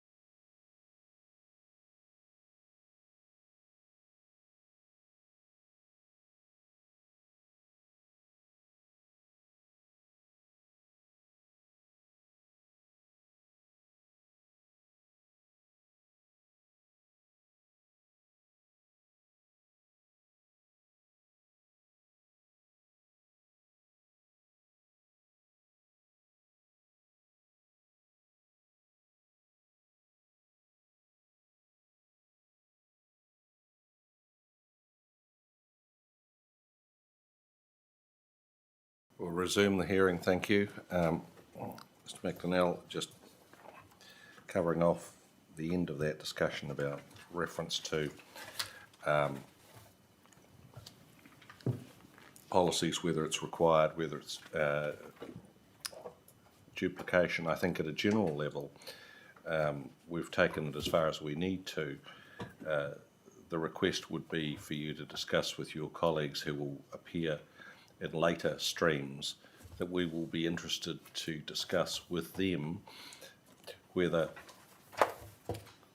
some or all of the cross-references or the matters of discretion that reference policies are required, whether they in fact duplicate what's already there. But that's a matter of detail that will need to be addressed in the context of the specific rules. Yeah, I was just reflecting on it, and I can think of an example of in the ecosystems chapter, which I just published the report for on Friday, that I did identify some duplication. Some submitters pointed it out, and did recommend some changes that basically reduced the amount of words and streamlined it, because one policy was duplicating another, and they're both matters of discretion. So, I think the point would be that the Forest and Bird submission wouldn't need, it means, because they've asked for all policies to be removed, if the subsequent 42A authors identified that any were not required, that would give jurisdiction for a recommendation to remove them without need for a specific submission. correct, yeah. That's And so our request is, can the subsequent 42A authors keep that in mind when reviewing the rules, not to restrict themselves to the specific relief. yeah.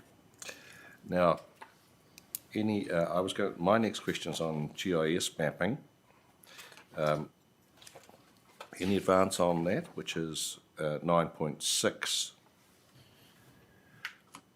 Mr.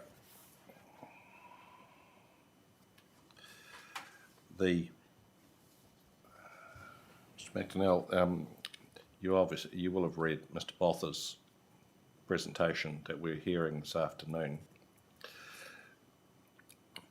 The thought went through my mind, and I want to test this with you, that there might be scope, just as you have recommended a note that says that don't treat the mean high water springs line on the map as gospel. It will be subject to a site-by-site assessment. There might be scope for a more general note to address the kind of issues that Mr. Botha is. We'll discuss with him his idea of a plus or minus 5 metres. I don't think I need to ask you about that, but as an alternative, what do you think about approaching it in a similar way with a note on the top of the maps, say that if in effect they're not survey precision,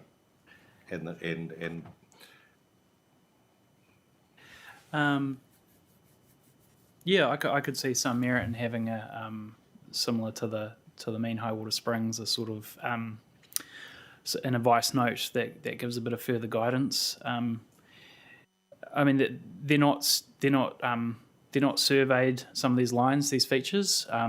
So I guess there has to be a degree of practicality in how they're applied. You can't overlay a sort of survey plan with that overlay and the rules for significant natural areas, for instance, are related to clearance of indigenous vegetation. So if there's a mapping area and it overlaps where your building platform is going to go, when you overlay it on the survey plan, there shouldn't be a resource consent required for clearing vegetation if there's no vegetation there. So in those instances, I think there could be an advice note could assist. And that might in turn be an issue of just how the rule is structured, because if the activity for which consent is required is clearing vegetation, so long as it's clear that it's indigenous vegetation, you don't need a consent to clear any blackberry, for instance, that might take care of itself. But what I think we'll ask Mr. Botha, but where I think he's coming from is he's looking for some assurance of that a degree of practicality will be applied. And if the plan were to say that might go a considerable distance to addressing his concern. So, as I say, do you think there's merit in that? Yeah, I'd accept that. It'd have to be, balanced with the, this. It's a regulatory document, and you want some certainty as to where rules apply or not. So we have to be cautious with any of these advice notes we introduce that it doesn't sort of, it doesn't undermine the rules framework. But I take the point that there could be some an advice note for those what should be quite rare situations where the mapping's inaccurate. Well, and it's not even substantively inaccurate. I think what he's pointing to is just the process of ascribing lines on an aerial photo produces visual distortions and therefore ambiguity. And so I'll ask Mr. Botha that question.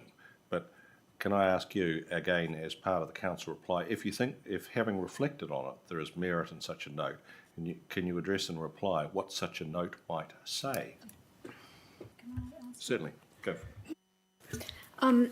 Just to follow up on that, Mr. McDonnell, it occurs to me that given a lot of the mapping, for example, for the SNAs, is identifying Indigenous vegetation, in 10 years' time, I would assume those maps are going to be outdated anyway. So can you describe what provision has been made for the growth of, in that case, vegetation areas?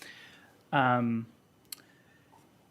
is a lot of the things we map are dynamic, and they grow and move, and same with Indigenous fauna moves about as well.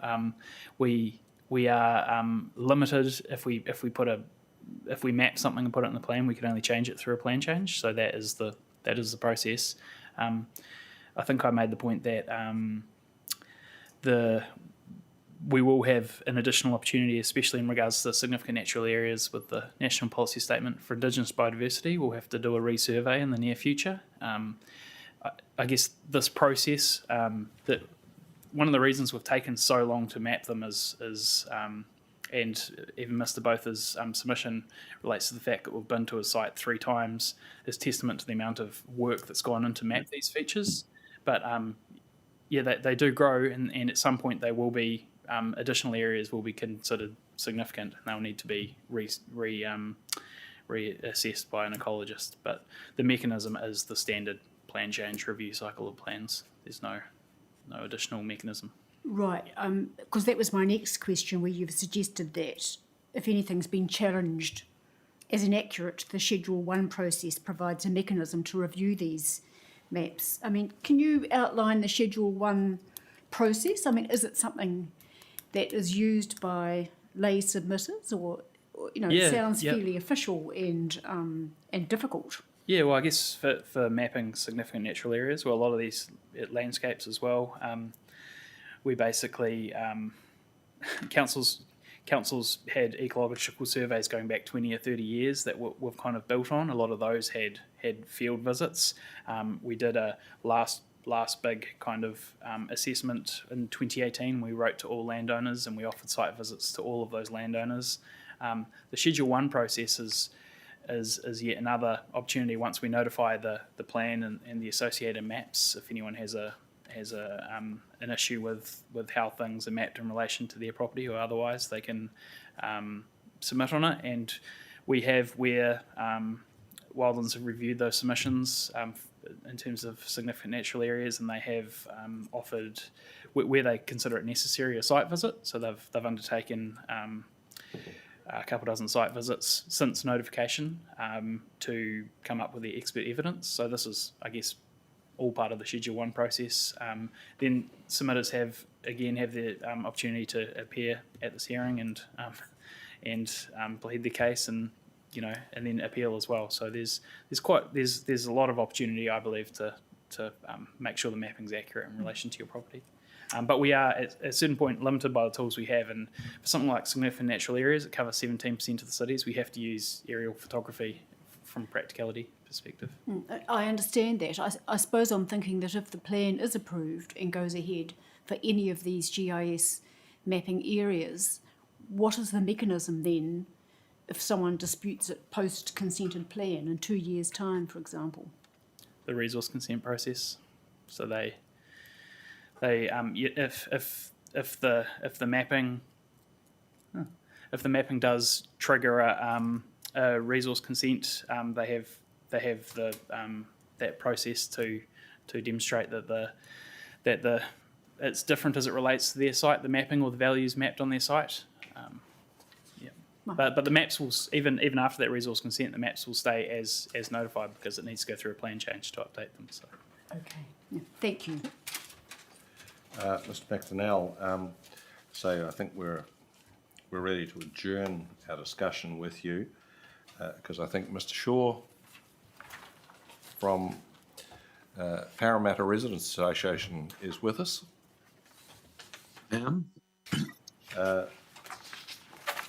So just a procedural matter. Mr. Shaw, if you just hold on 2 ticks. Gentlemen, we'll roll with all the submitters and we'll restart. I put a tag in my 42A report at page 26. That's not to say the commissioners won't have thought of a few more questions for the first 26 pages between now and this afternoon, Mr. McDonnell, but the aim will be we'll start there, finish your 42A report, then go on to Mr. Rackland's. Mr. Shaw, thank you for zooming in.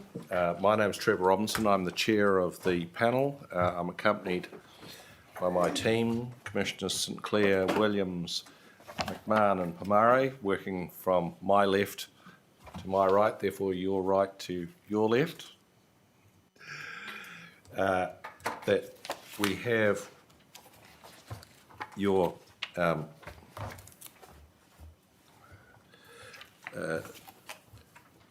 statement that you helpfully provided to us earlier. Appreciate you actually reading the hearing instructions and doing what we asked, if you could. Thank you. So you have the floor. Thank you. Can you hear me okay? Yes, we can hear you perfectly clearly. We can also see you clearly, and we can even see the very nice picture immediately behind your head. Oh, right.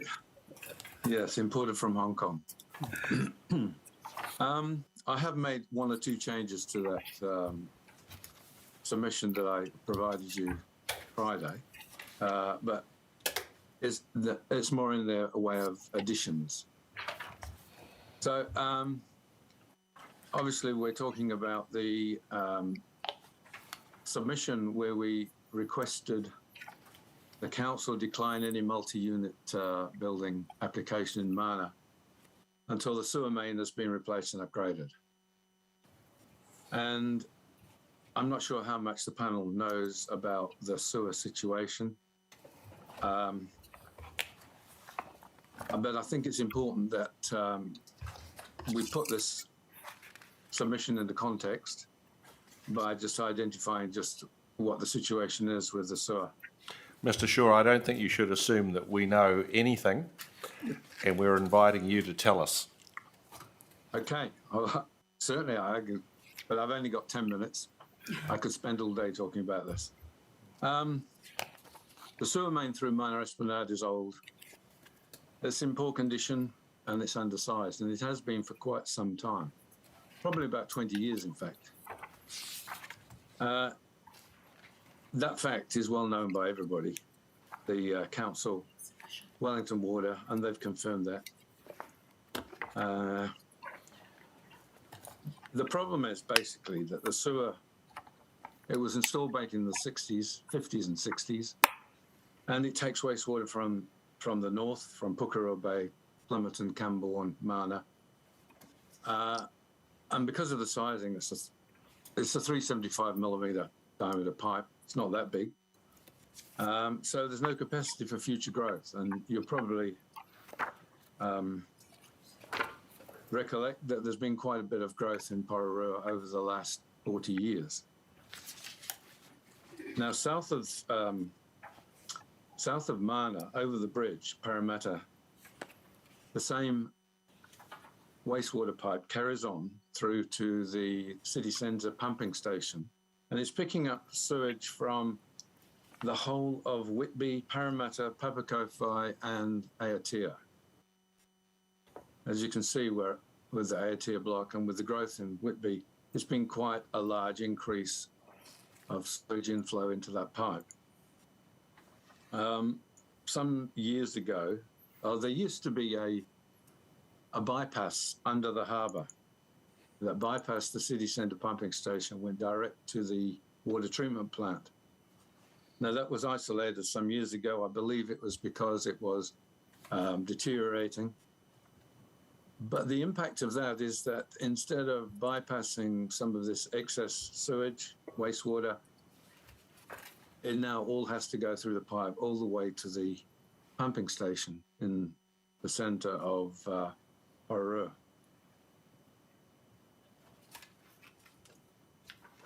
Now, in addition to this problem of the capacity,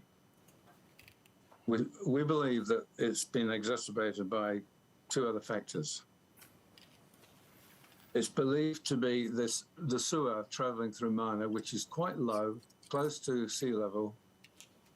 The pipe is probably around about 2 metres down. I can't find out the exact invert level to the top of the pipe, but we suspect it's close to, if not below, sea level, and particularly high tide level. So you've got the situation where for many years now, we've had heavy transport going through Mana Esplanade, logging trucks, many logging trucks, very heavy, travelling over this pipe. It's probably made of spun concrete, which is pretty typical for its age.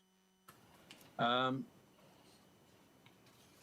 the impact of these heavy vehicles over this time is likely to have caused stress fractures or worse. And just to make matters worse, just to compound it a bit more, when the road was widened from 2 lanes to 4 lanes, it reduced the width of the footpath on both sides, but on the south side, it opened up or exposed the I think it's the main or one of the main sections of the pipe going through Mana. So you've got heavy trucks going through, mainly through the centre lane. Unfortunately, even though the Environment Court requested that they travel in the centre lane, many trucks now are travelling in the curbside lane, creating other problems. But one of the problems it's causing is they're travelling over this sewer pipe, which is going to create, if it hasn't already, more damage. So what happens in heavy rain, we get high inflow and high infiltration of stormwater, groundwater, possibly seawater into the wastewater network. And the high flows from hill suburbs, from Mana, from Porirua Bay, flow into the network.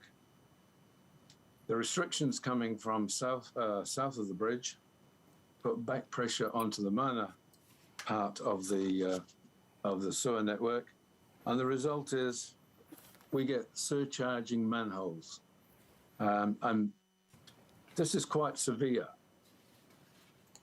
The wastewater that escapes from these surcharging manholes flows down the curbside lane and through the stormwater drainage system, and it flows into the Patanui Inlet to a recreational beach, Dollyvarden. And I enclosed with my write-up a couple of photographs taken at the back of a surcharging manhole, which is outside number 24 Mana, I believe. And there's many pictures very similar to this. And of course, when the wastewater is gone, we're left with the toilet paper, and it can stay there for some time. So it's not very hygienic. We don't believe it's acceptable. And also, on some occasions, the amount of wastewater that's been and stormwater that's been coming through the system in heavy rain has actually caused toilets to overflow in various residents and Parramatta School. And on 2 occasions I'm aware of recently, the school has had to close down because of overflowing toilets.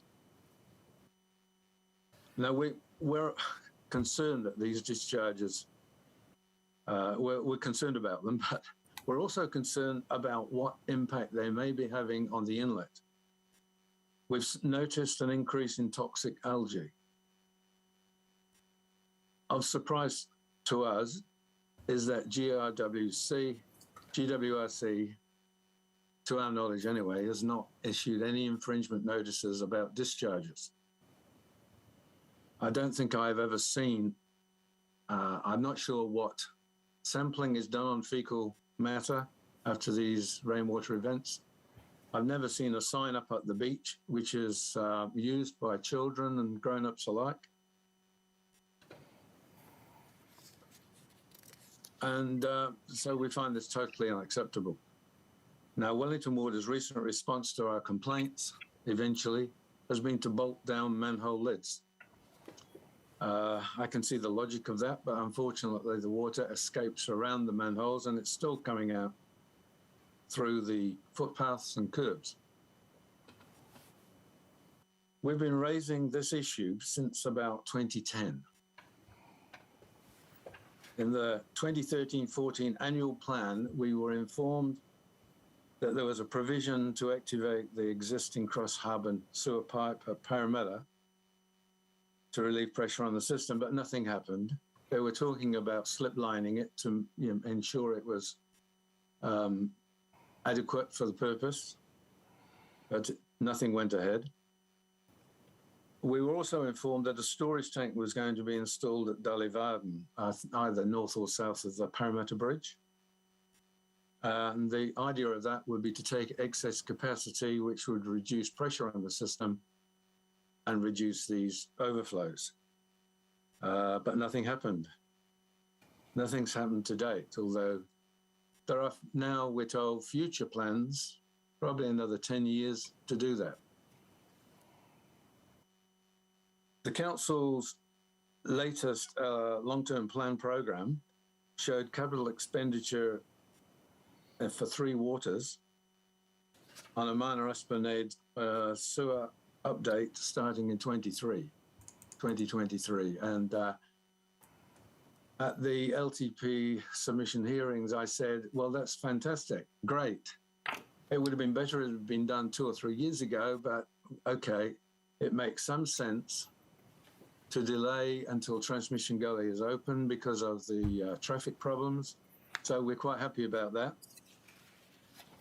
But later, we were told by Wellington Water that no, it's not going to happen until 2031. So we're talking about another 10 years. 10 years before we see a solution to this current highly unsatisfactory situation. Now, the problem is, based on the performance so far, we've got little confidence that 2031 will actually be achieved. So the Parramatta Residents Association maintains that until this sewer is replaced and upgraded, it's irresponsible. I said in my copy that you've got that it's not sensible or acceptable one, but I believe the term is irresponsible to allow further residential intensification in this area and exacerbate the charges, the discharges. We can't continue to put up with this health and safety hazard and this degradation of the inlet. So we request that the hearings panel supports our submission to restrict this future developments until this has been sorted out. Thank you for listening to me. I'm happy to answer any questions. Mr. Shaw, I have a question that I read your submission, well, the Residents Association submission, and it's limited to development or intensification on the Mana Peninsula. But it seems to me from that the issue you've described, the Mana area, obviously it's your focus, but it's like the tip of the iceberg. But it's all of the inputs to that wastewater line are creating that situation, both upstream and downstream. Is there, like, have I got that right? You're absolutely correct. The problem is, it's, as you say, it is over capacity. There's been massive development in Whitby. Now that's added a lot of extra load onto the system. The pipe really needs replacing from Plympton through to the city centre. The only reason, well, the main reason as you say, I've raised the Mana area is because that's where the discharges are occurring. If we had that section replaced, which is planned for 2031, it would relieve Mana, it would relieve the discharge into the inlet, but quite likely there would be discharges elsewhere. There was a pipe burst last month. It occurred on that line just after it had crossed State Highway 1, just past Whitford Brown.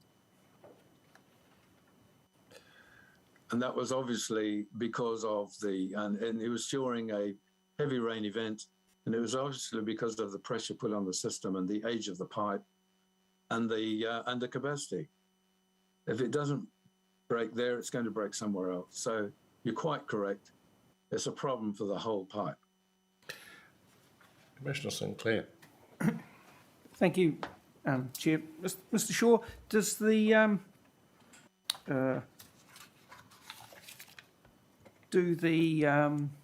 sorry, I've just lost it for a moment. The area that you're saying is, where's the development occurring relative to the where this infrastructure is failing? I'm just trying to make the connection between is there an intensification within the plan around your area where this on the peninsula where these discharges are occurring?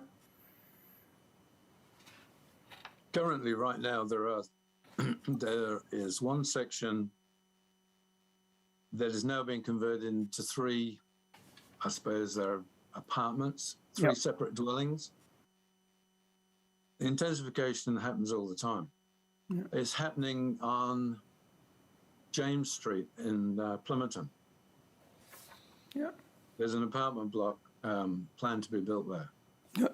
Do you know if the district plan includes a provision within its policies or something like that to say that in terms of new dwellings or intensification, that one of the matters that needs to be met is the provision of adequate wastewater services? Do you know if there's something in the plan that specifically says that? Are you talking about the new plan? Or the new plan, yes. The proposed plan.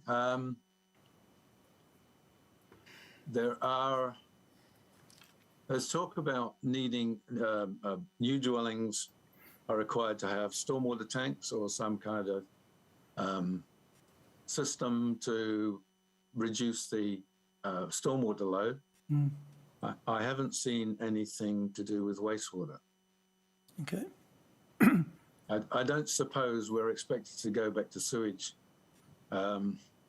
septic tanks and the old-fashioned remedies, but maybe composting toilets. But I think we're past that. Yeah. Okay.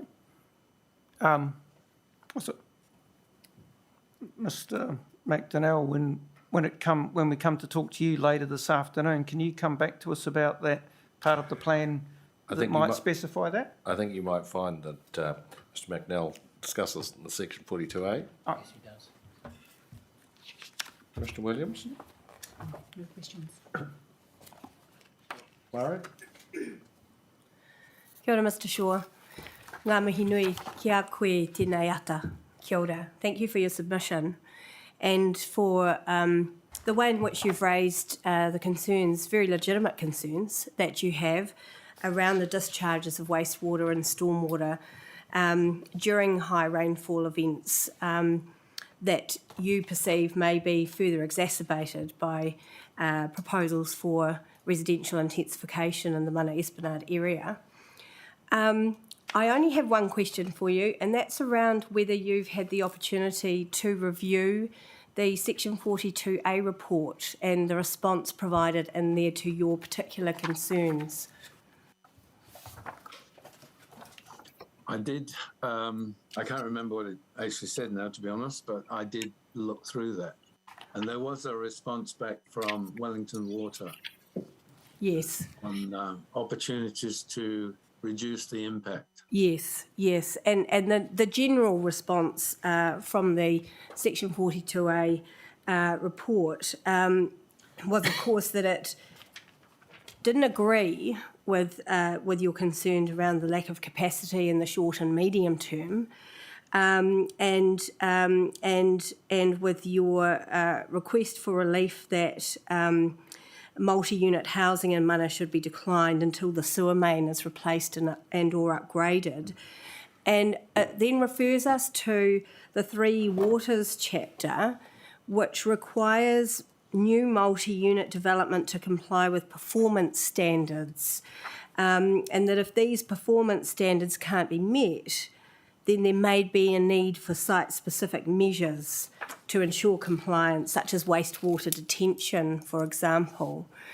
I know you haven't had the chance to have a detailed look at this, but to what extent, if any, does that response provide you with any comfort? I think the intention's there. I think the intention's good. In practice, it doesn't work. But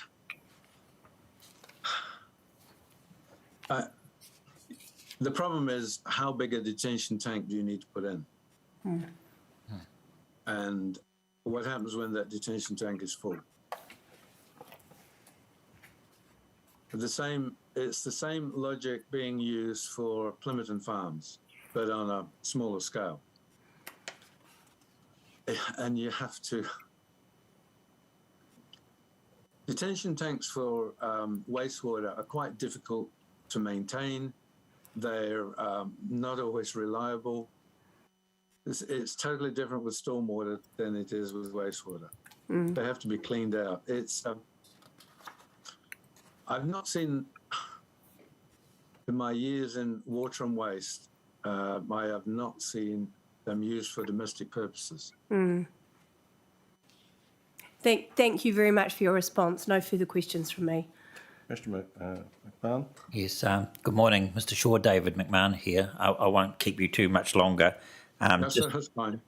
The paragraph reference in the Section 42A report is paragraph 169, just for your future reference. Just make a note of it. Thank you. Yes. Certainly hear your concern about the existing situation and the efforts that you and the association have gone to under the long-term plan with dialogue with Wellington Water, etc. And I don't want to add to your frustration, but those matters sit outside our jurisdiction.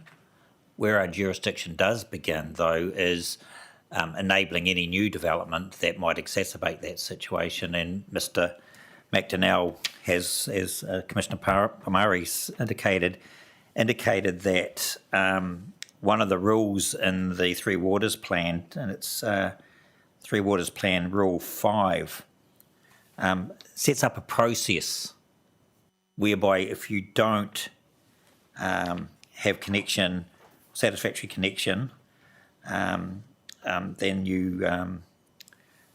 as I read it in the residential zones, at least, and Mr. McDonnell might correct me, is there's a restricted discretionary activity process required, which refers the decision makers and reporting officers back to a policy, back at policy P3, which talks about whether the level of service is insufficient to service the number of units proposed or insufficient to service the size of the building, etc., that certain matters need to be taken into consideration. So with a restricted discretionary activity, the council has the power to decline the application or to approve it subject to conditions. So what Mr. McDonnell was saying is that putting aside the existing situation, there's a policy and a rule framework in place that would enable the council to assess the suitability of further developments, in this case,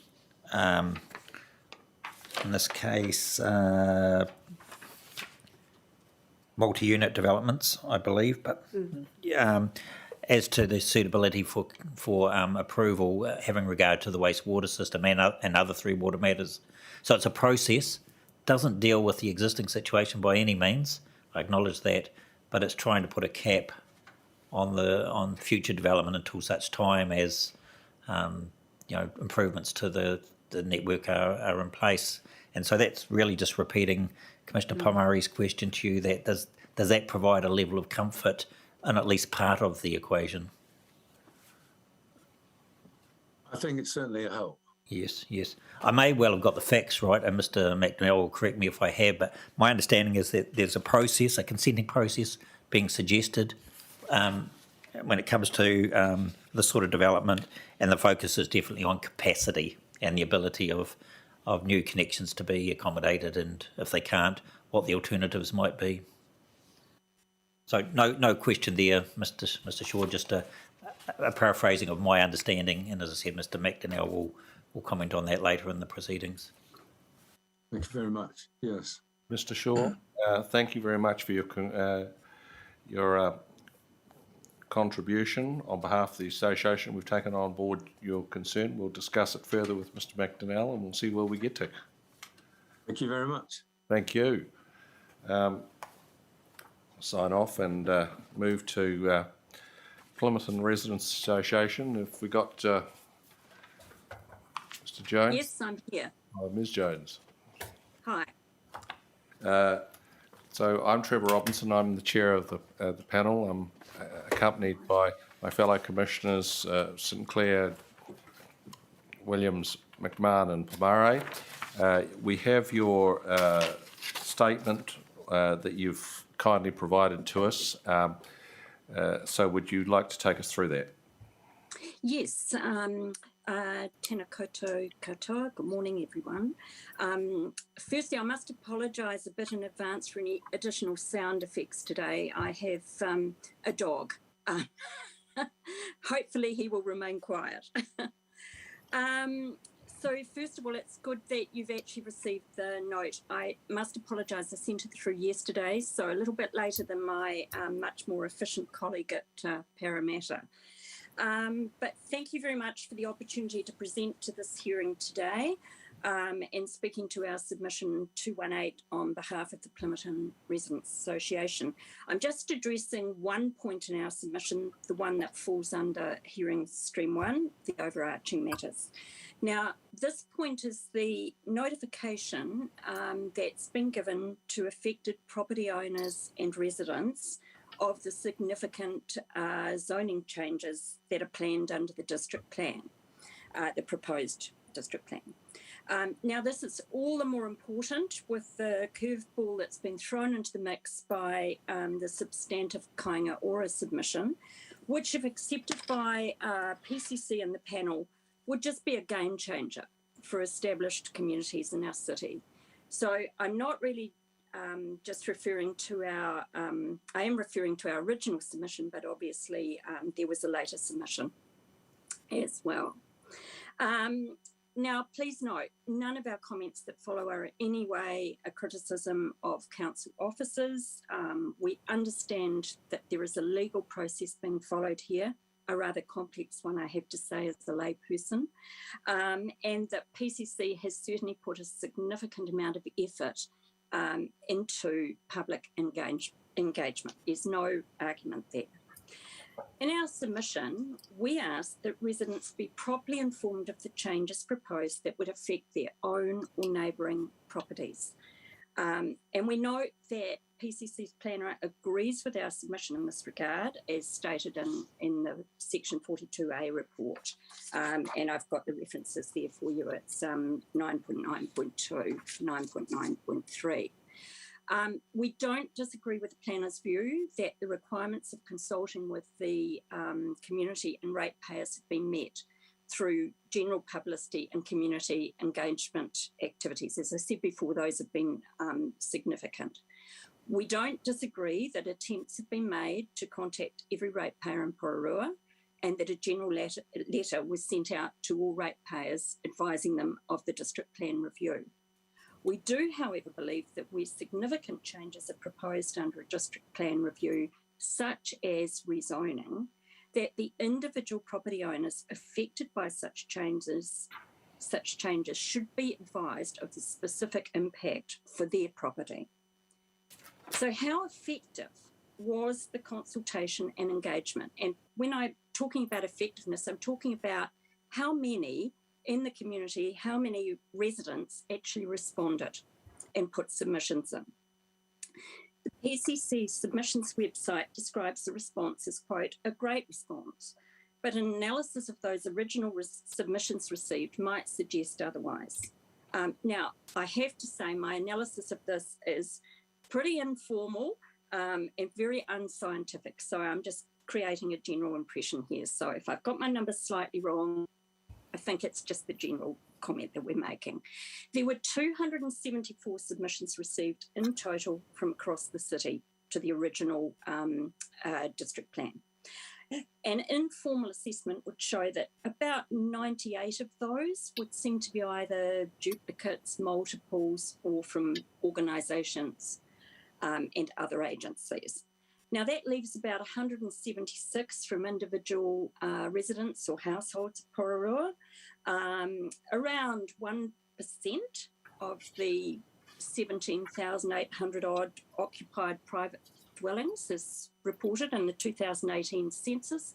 With the development that's been going on, I would have to say that that is probably a higher number now.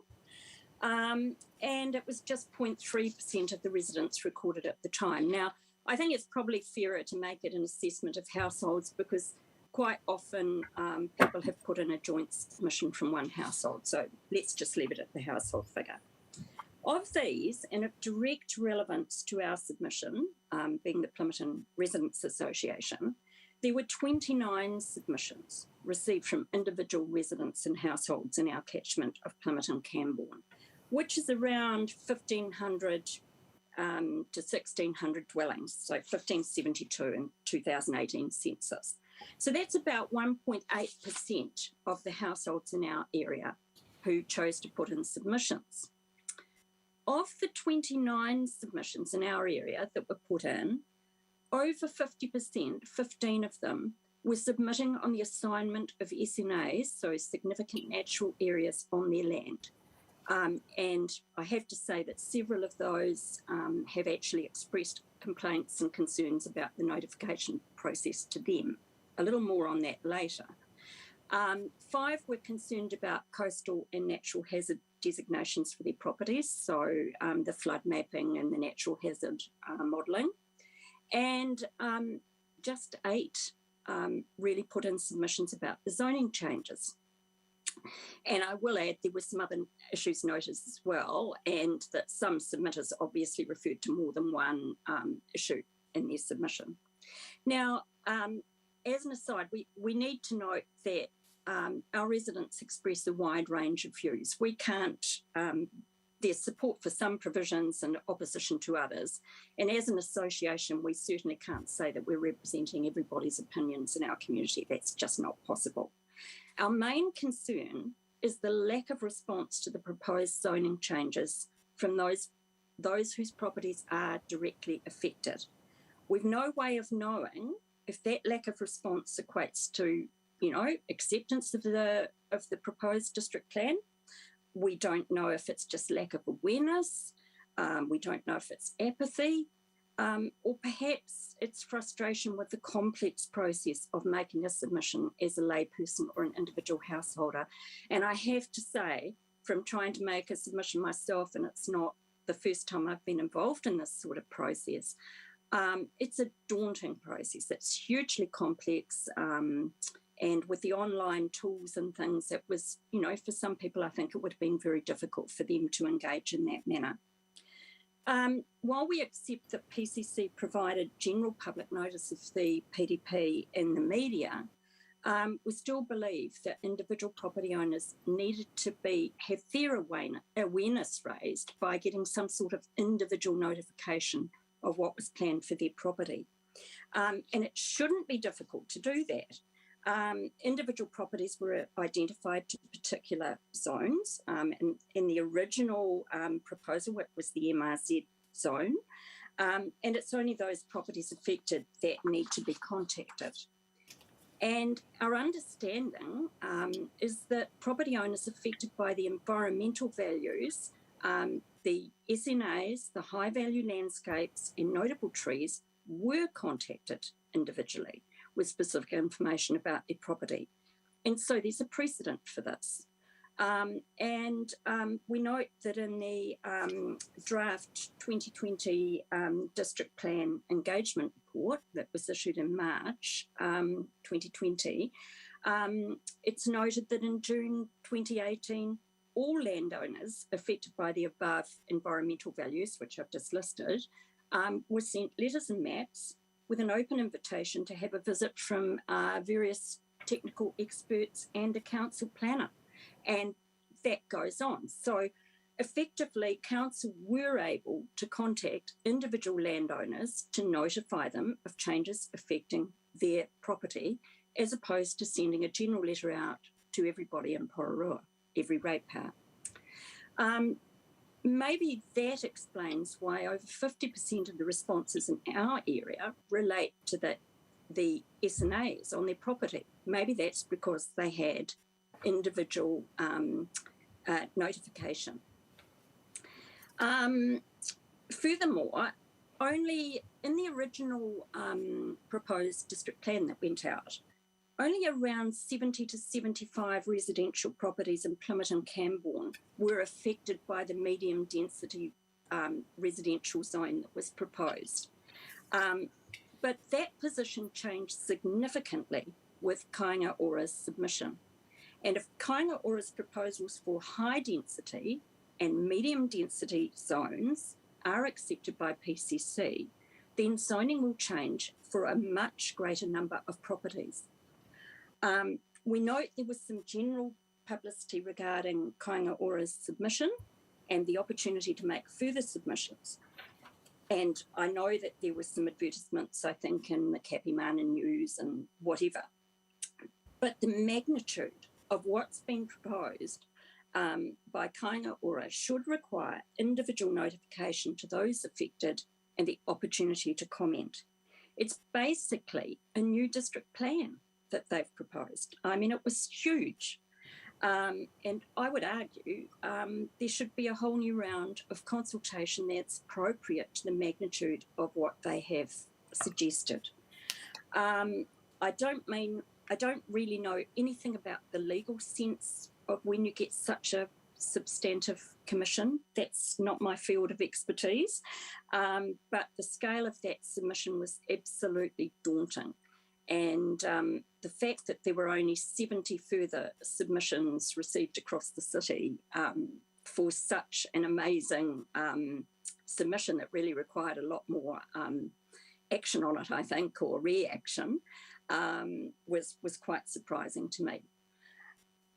So I really just wanted to say that it's kind of a 1 in 10 year opportunity to get this thing right, and for Porirua City residents and landowners to have their say, and really important that they have an effective voice in this process. So that's really the point that we're trying to make, and thanks very much for the opportunity to present today. Thank you very much, Ms. Jones. The response that I'm sitting in my chair thinking, yes, I understand exactly what you're saying to me, but it's sort of the old thing about you can lead a horse to water. Yes. And yes, the participation in the RMA process is not an easy process, particularly for lay people. But ultimately, I'm thinking, what do you expect us to do in response to your submission? Because as I read your submission, you're talking about what you think desirably the council should have done before now. And like, it's not for me to comment, but I'm thinking, all right, we're charged with making decisions on what's before us. What are you expecting us to do? Well, that's a very good question. Thank you for that. I actually am not sure what you can do about this. I actually think if we go back to the original submission and the idea that there should have been individual notification, one of the examples that we used was the zoning. I understand, I think you've got Mr. Bota coming in this afternoon, but we used 10A, the track, and the rezoning there of something that I guess a lot of lay people don't really understand, that rezoning is part of a district plan process, that you can't just say, I want my property rezoned, and someone comes around and does it. I don't think I knew that before we got started submitting. So the district plan is such a huge document. I think it's really hard as a layperson to actually say to you, we specifically want this little bit here, this paragraph changed and this cross-reference changed or whatever. We really have to kind of leave a lot of that up to the experts. I think possibly with regard to the original district plan that went out, retrospectively, we feel that council should have gone to individual property owners and told them of the zoning changes. I think it's now a whole new ballgame with the Kāinga Ora submission. And in answer to your question, I actually don't know what happens next. I don't know what happens after you do this round. I don't know what happens in response to such a major submission that's come in that effectively rewrote the district plan. I don't know whether you agree with that or not, but it's pretty substantive submission. Certainly, it's pretty large. It is. And I think it's not for me to tell you how the process works, but Kāinga Ora have the right to make a submission just as the Residents Association does, and we've got to consider what each is asking us to do and form the best view we can. Commissioner McMahon. Yes, thank you, sir. I certainly agree with what the chair said, Ms. Jones. A couple of things. Did the Residents Association lodge a further submission in respect to the Kāinga Ora submission? Yes, we did. Yes. And what was the general tenor of that? Was it in opposition? Was it? Yes, it was. I mean, obviously, so we haven't. I'm not addressing the actual rights or wrongs of their submission today. No, and, there'll be another opportunity for that. That comes up later in zoning. So this is really just about the notification. But yes, we did.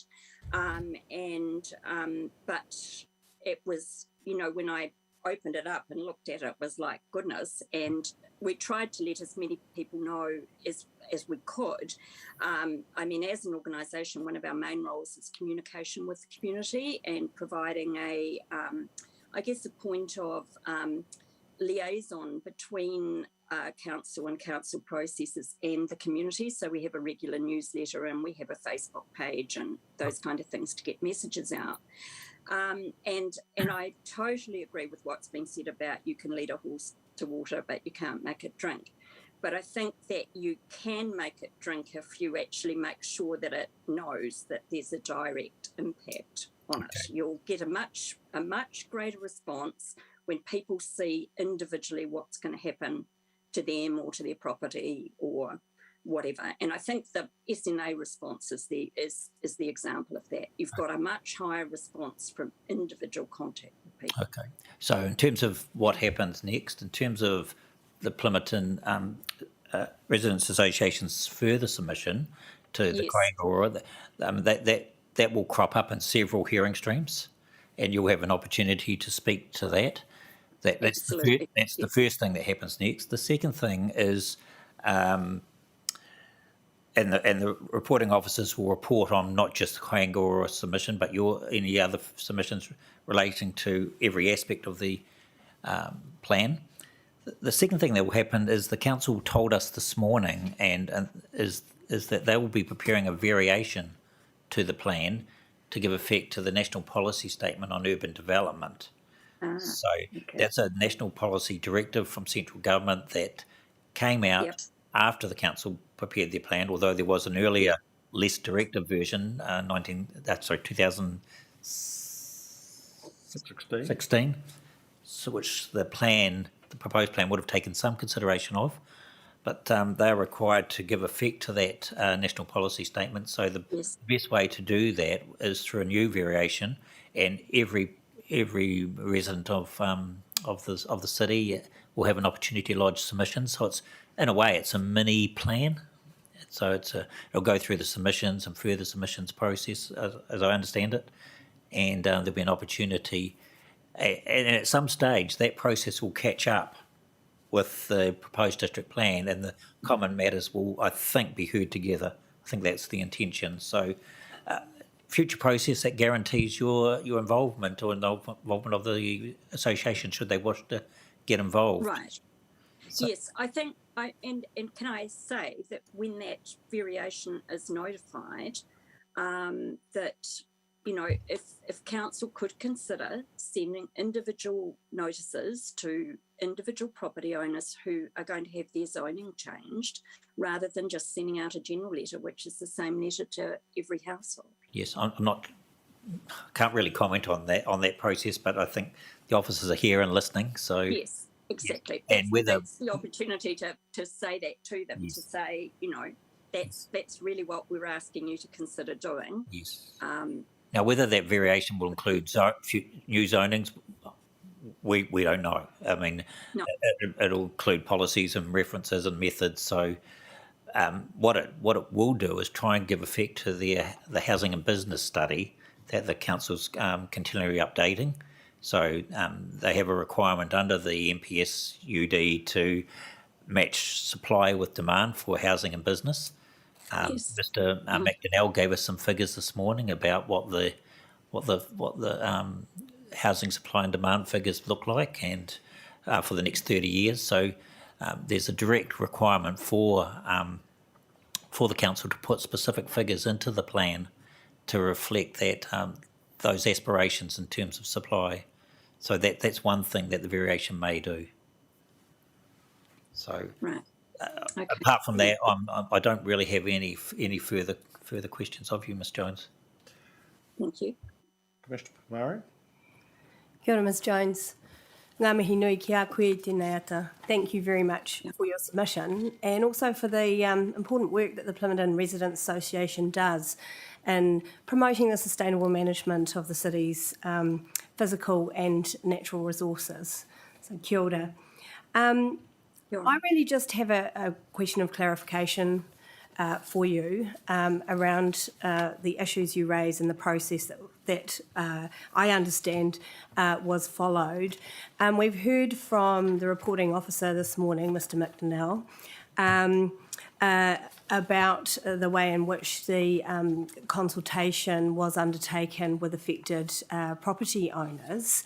And my understanding, and I'm sure I'll be corrected if I've got this wrong, is that all landowners of property that was directly affected, that is because their properties are within the zone change area, or are proposed for to have overlays imposed on the properties, that all of those landowners were consulted about the specific impact on their particular property. And I stand to be corrected, but that was my understanding of the process that we heard this morning. So I just want to clarify, is the issue that you're raising more related to the impacts on adjacent property owners? No, it's both actually. Okay. I think in response to your question, I know that for the SNAs and the I think it's the high value landscapes and the notable trees, my understanding is that there were specific letters and site visits and things for those. Yes. I do know that immediate neighbours of 10A the Track, which is a property, a rural property that I believe the property owner is asking, both is asking for a rezoning. His immediate neighbours, at least I've spoken individually to at least one of them, and they had no idea that was happening because it was kind of embedded all down in the district plan change. I'm not saying it wasn't public. Yes, it was, but it's pretty hard to find the trees for the wood, if you know what I mean. The devil's in the detail there. But I can say, as an individual property owner, the residents on Grays Road in Plimmerton, who I live quite close to that, they were not notified, as far as I'm aware from talking to them. None of them were notified individually that their properties were about to be rezoned as MRZ. And after the Kāinga Ora submission, of which my property where I live was going to be, they would like it to be zoned MRZ, and they want the other properties that were previously under the proposed district plan as put forward by the council were going to be, the MRZ ones from the council were going to be rezoned as high density residential. Now, nobody received any individual letter about that at all. I see. So in certain cases, and yes, there was notification. I received a letter. I know I received a letter about the district plan review as a ratepayer, but it did not pertain to our property in any individual way at all. Okay. Thank you very much for that clarification. That's helpful. I know the reporting officer is here listening, so he will be able to provide further clarification in due course. Thank you. No further questions from me. Commissioner Sinclair? Thank you. Sorry, could you please just clarify us in terms of the relief sought as to your submission on this, what you want us to do? As I said, I'm not sure. That all I'm asking is that you actually consider what we've said about the notification and the response. It's not, at this time, we're not saying necessarily, our problem is that in the district plan, we can't really see a specific response, if you understand what I mean. It's I have no doubt that under the RMA, that probably Porirua City Council has probably met the obligations for notification. So maybe all you could do is for the future under the district plan. And I have to say, under the district plan, I could not find the section in the district plan that refers to how plan changes are notified or whatever. I'm not sure where that is. It doesn't seem to be in the plan. So maybe reviewing how the public understand the process, maybe that's all. If there's an opportunity to add that into the plan somewhere or make it clear what that process is, I think that would be very helpful. Thank you. Yeah, sorry, that's probably a bit vague, but unfortunately it's just such a large thing for us to deal with. Yeah. Kia ora, Ms Jones. I wondered if you can tell me if the Plimmerton Residents Association had any part in the plan change, whether you were invited to run workshops or have meetings about the plan change? Yes, we were. Yes. Yes. I mean, in the general sense, I know that all residents associations were invited to attend workshops.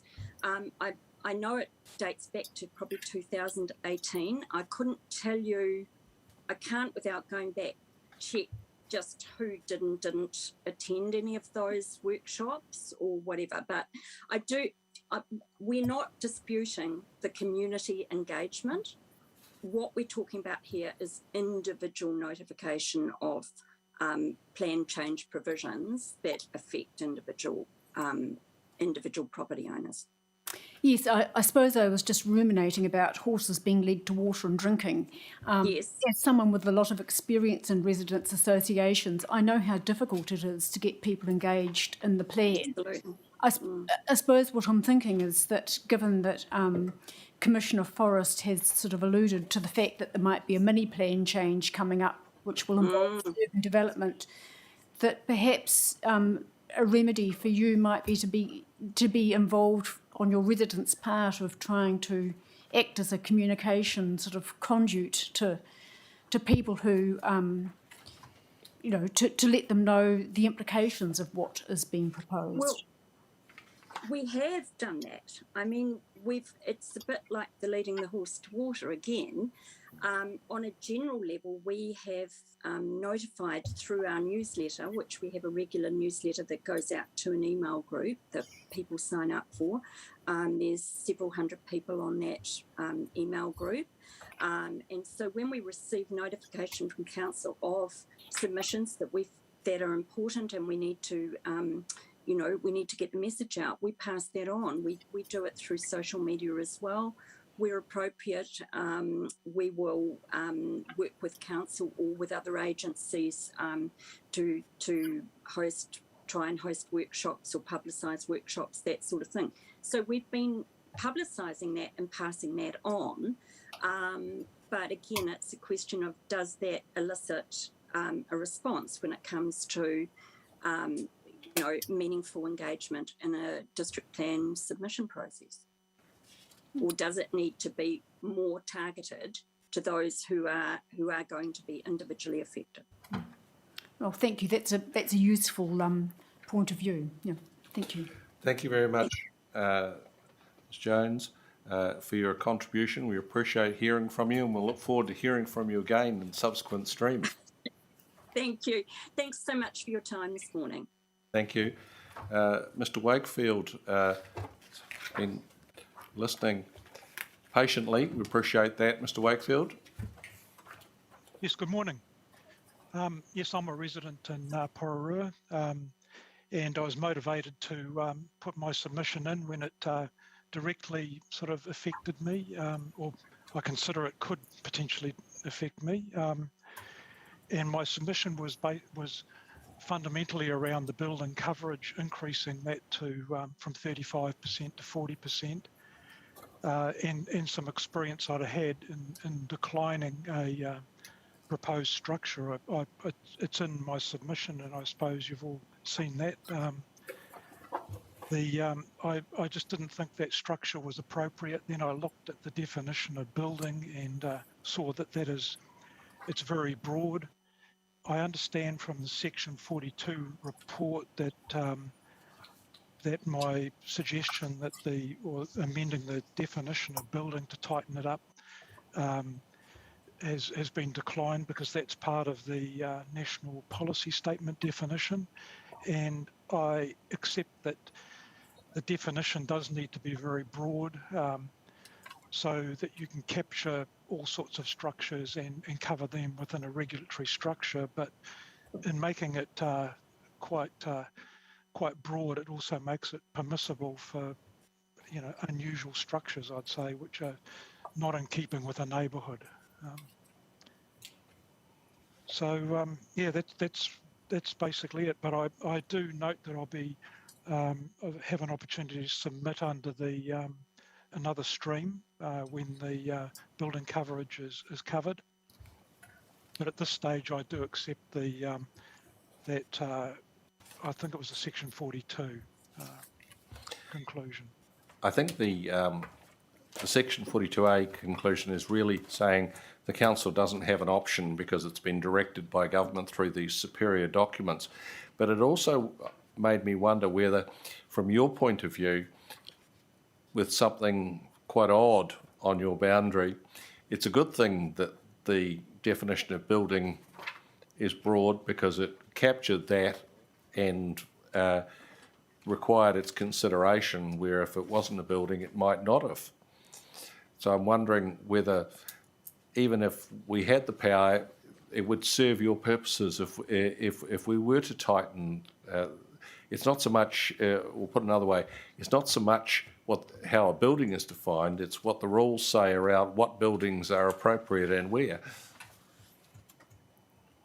Right. I didn't see what was appropriate in the definition. It just seemed to be very broad, and even reading more widely of that, I think even like a disused boat on a section is considered a building.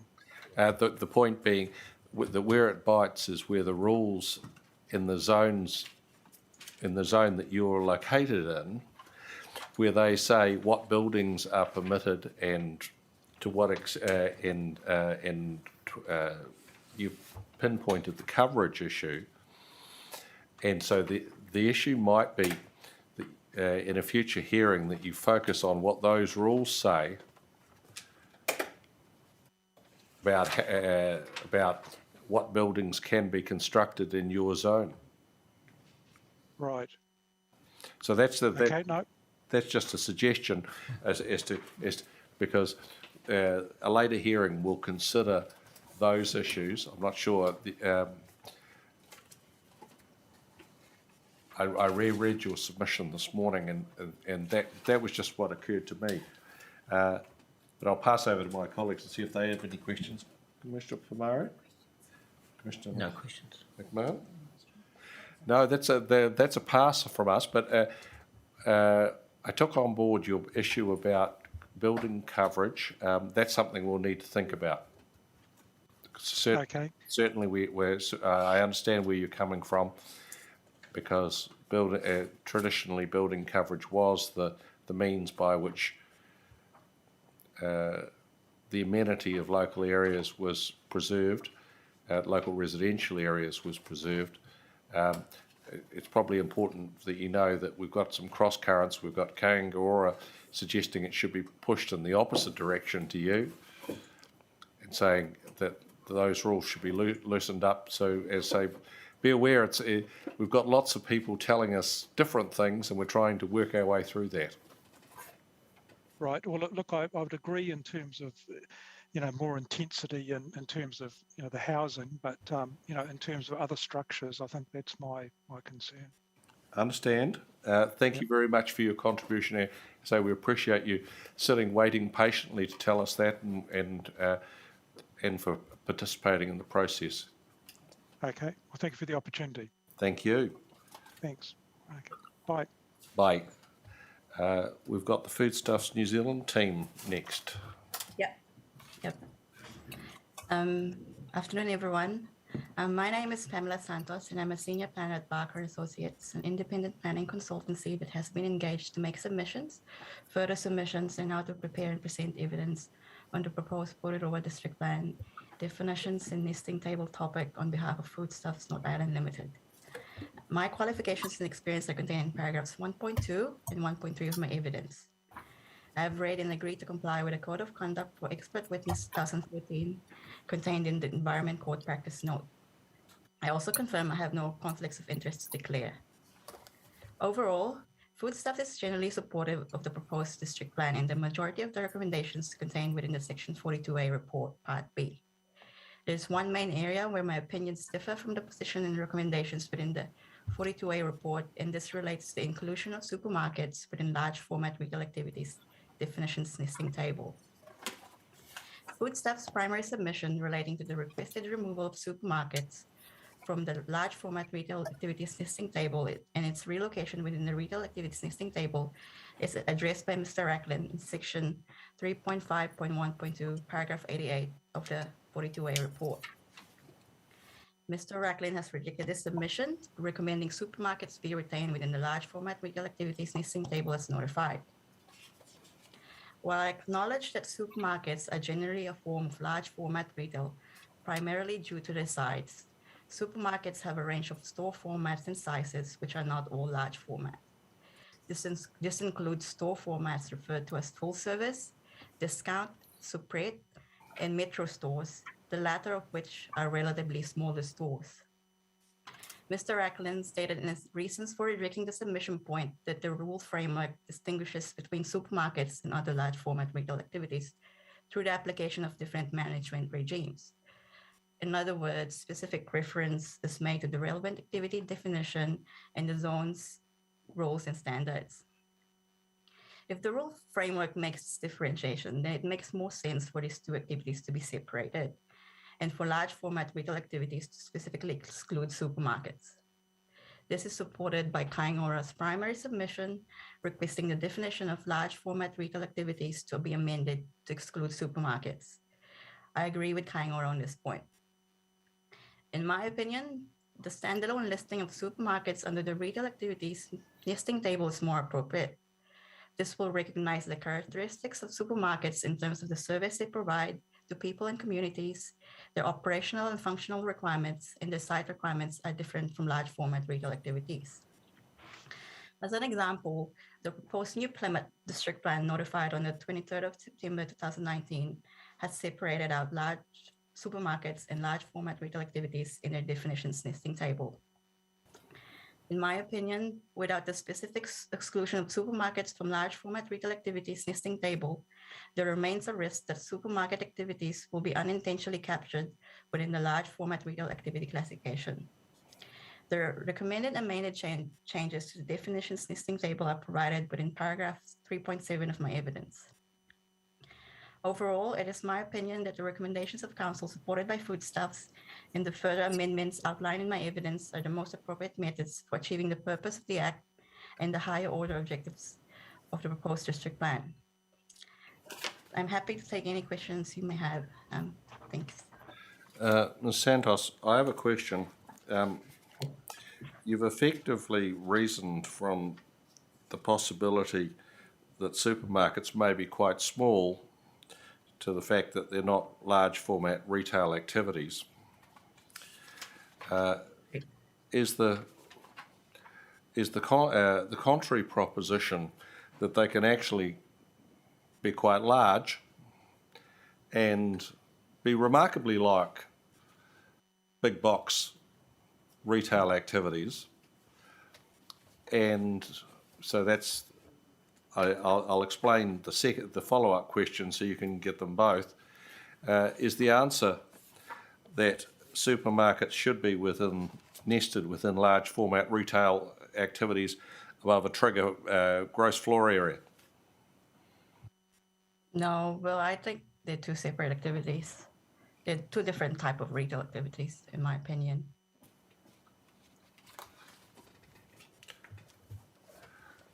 Well, in your reasoning, your reasoning is based on their size. It's not based on the nature of products. Why does that make a difference? Well, what we're saying is not all supermarkets are large format. Well, yes, I know. Like I've said, and the answer to that is to have a gross floor area floor. But you've said, well, that's not appropriate because they're different activities. So I'm saying, why are they different activities? It's because supermarkets, I guess, provide for the day-to-day needs of people and communities, while, in my opinion, large format is more to do with bulk retail. They're often located in destination place. Often can you repeat that? I didn't pick that up. Sorry, I'll just speak louder. In my opinion, supermarkets provide for the day-to-day needs of people and communities. It's often located in like local centers, often neighborhood centers for a smaller supermarket like a Supre. While large format is more on the bulk retail, and it's often located in a destination place, often grouped together with other large format retail, for example, Half Norman, Briscoe's.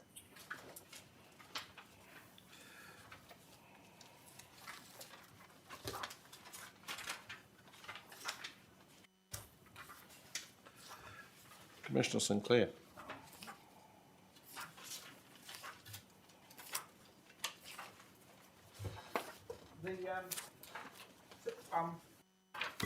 Hang on. when you talk about supermarket activities, does that, in terms of the definition that you wish to use for that, does that include things like pharmacies, petrol dispensing facilities, that kind of thing? Pharmacies, yes, not, and yes, petrol as well. And petrol. What about money machines? Do they, from a bank that might have it, is that included as well? Not within the soup. I would say so, yes. Some supermarkets have ATM machines. The question is it do you include it in your definition of supermarket? No. Okay. In paragraph 3.3, where you give the example of the New World Metro stores, how many Metro stores or small supermarkets are there in Porirua? Not in Porirua, but I understand that there are plans to have smaller supermarket stores in Porirua in the future. But we don't have any details of that yet. Okay. That's just something that's planned for the future. And in terms of the proposed New Plymouth district plan, with its separation of supermarkets from large format retail, has that been heard in a decision given? No, not yet. My understanding is that I will be heard towards the end of the hearing process, likely first quarter of 2022. But for my review of the submissions and further submissions, no one submitted in opposition of that topic. Thank you. Mr. Williams. Sorry, is that me? Good morning. I wonder if you can tell me what would the impact be if supermarkets, in terms of the proposed plan, what is the difference between being a large format retail activity and being a retail activity? What are the planning implications for foodstuffs? Well, for example, as notified in the neighborhood centre, it would be a discretionary activity for large format retail, which is this will be heard in future topics because we've submitted on this. But let me just bring up my submission, which is not really in accordance with the objective of the neighborhood centre zone. The neighborhood centre zone talks about service the day-to-day needs of surrounding residential neighborhoods. Supermarkets being captured in a large format retail means that you'd need a discretionary consent, whereas I think it should be permitted, or if any, in my case, it should be captured within retail activities where it's permitted in the neighborhood centre zone. Does that make sense? Yes, you'd rather have it as a permitted activity than as a discretionary. Discretionary, correct. Right, thank you. Yep. Mr. McMahon. Good morning, Ms Santos. Was it good afternoon? Probably good afternoon. Yes. Look, there's a few issues here for me, but I want to start by understanding the importance of the nesting tables as opposed to the individual submissions. So what's your understanding of the status of nesting tables in the district plan and their implications for rules later on? Well, to me, the purpose of a nesting table is organising similar terms. Yes. It encapsulates the more specific uses that is part of a general land use activity. Right. The debate here is, I believe that large format in supermarkets are two different retail activities. They should be part of should come under the general retail. I understand that. But if I take you to your paragraph 3.4, and I should just say that we haven't had a chance to question Mr. Racklin on this yet, and I have the same questions for him. But You've quoted Mr. Racklin by saying that the rule framework distinguishes between supermarkets and other large format activities through the application of different management regimes. In other words, specific reference is made to the relevant activity definition in the rule framework.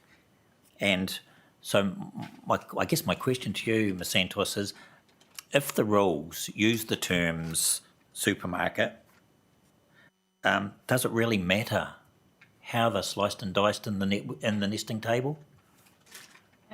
Yes, it does, because it could create confusion. Let's test that, because if the rule specifically refers to a supermarket, and that's the term used in the rule, and if you go to the various zones, city centre, large format, mixed use, local centre, neighbourhood centre, and etc., and you have a listing for supermarkets, either as permitted, discretionary, restricted, discretionary, or whatever, does it really matter where the supermarket fits in terms of large format retail? Are there other rules that we're missing?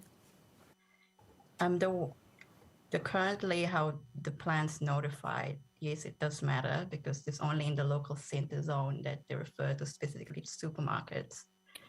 If that's sorted through the zone hearings, like hearing 7, then yes, then I agree with you. It doesn't really matter, but it would still be preferable if supermarkets are relocated to the retail activities listing table. Yes, so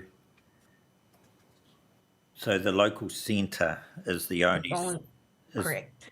that refers specifically to supermarkets? Correct. Yes.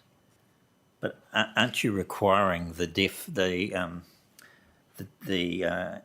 inclusion of supermarkets to be included in the definition of retail activity in the nesting table?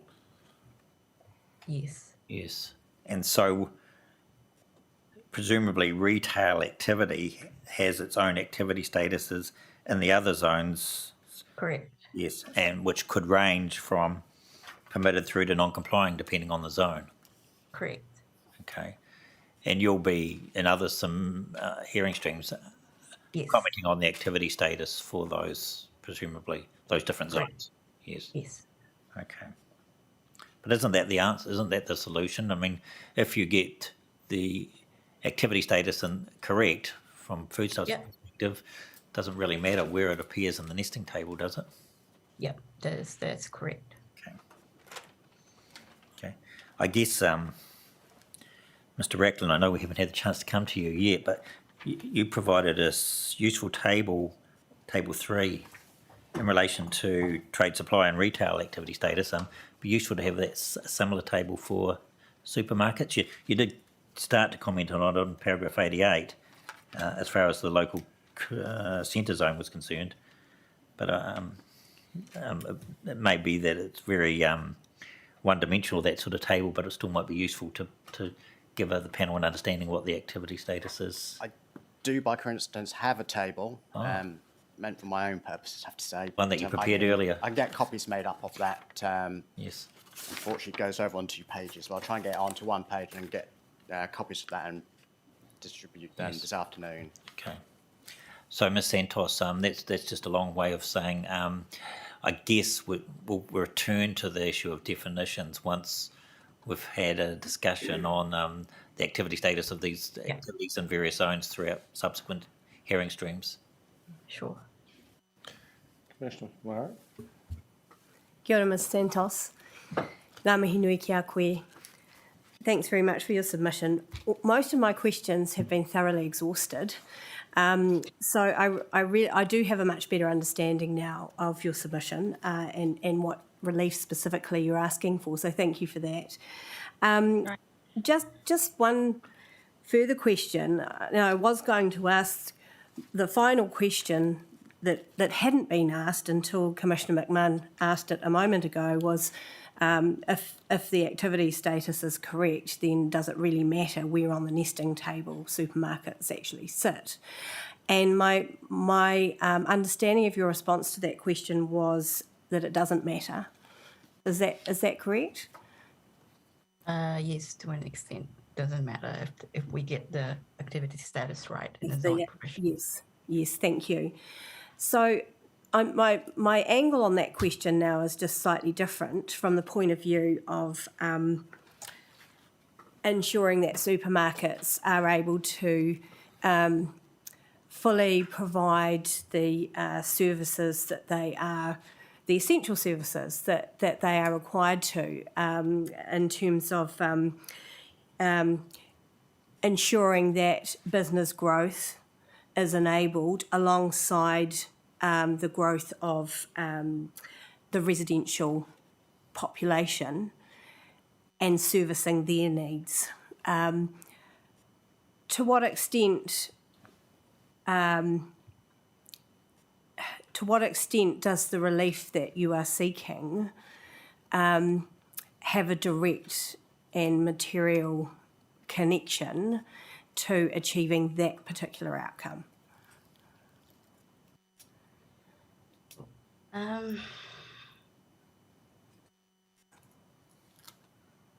I don't think there's really a huge difference, but just to me, it just creates confusion Yes. that someone thinks, oh, there's a lot supermarkets considered large formats now going to locate in a local center zone. It's going to create Yes. lots of traffic. All of that, I think, to me, creates the perception that signals the wrong retail activity if it's nested within that large format. Yes. My opinion, it's more appropriate for it to be nested under the general retail. Okay. So there's not. I'm taking then that your response to that question was it won't have a material make a material difference to the service supermarkets provide to the wider community. Correct. Okay. Thank you. Can I ask a supplementary question? Could I just ask a supplementary question, Ms. Santos? So, Sure. looking further ahead to your remaining submissions, will you be proposing controls on the scale of supermarkets to achieve permitted activity status, depending on which zone they're in? So, if we're in a local centre, which is probably at the lower scale of the commercial offering, would that see a restriction on floor space, for example, in terms of a supermarket? So you get the sort of, I don't want to give brand names here, but the sort of local Foursquare, for example, Superette type offering, as opposed to, I presume, the city centre where there might not be a floor space limitation on supermarkets per se? Yes, potentially that could work.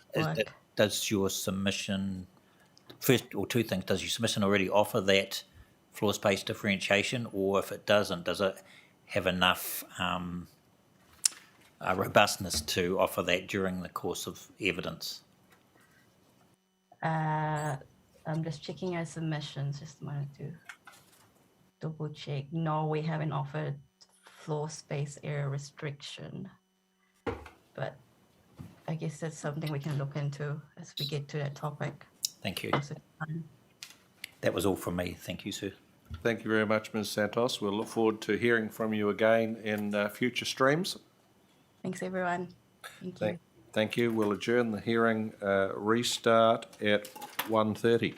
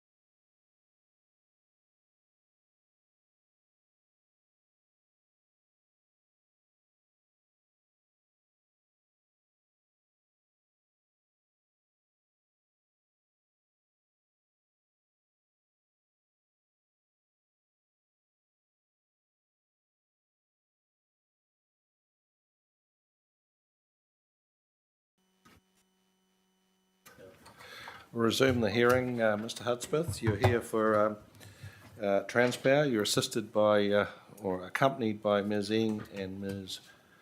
Whitney. We have legal submissions from you, which we've read. We have briefs of evidence from your witnesses, which we've also read.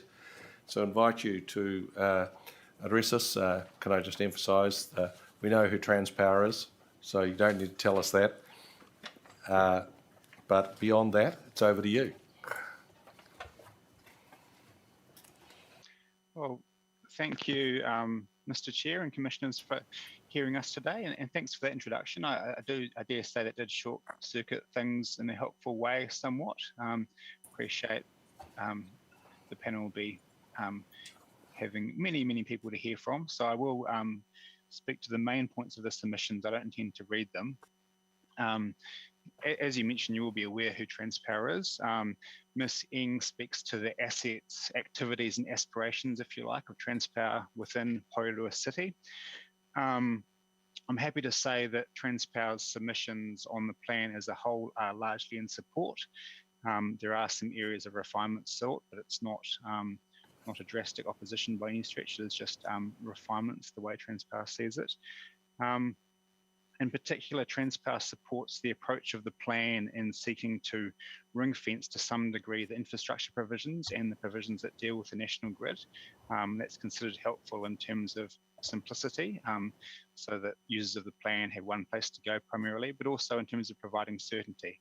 So rather than having disparate directions that some apply to infrastructure, some don't, to a large degree providing those provisions in a self-contained way is seen as resolving some tensions where possible and of value to all involved.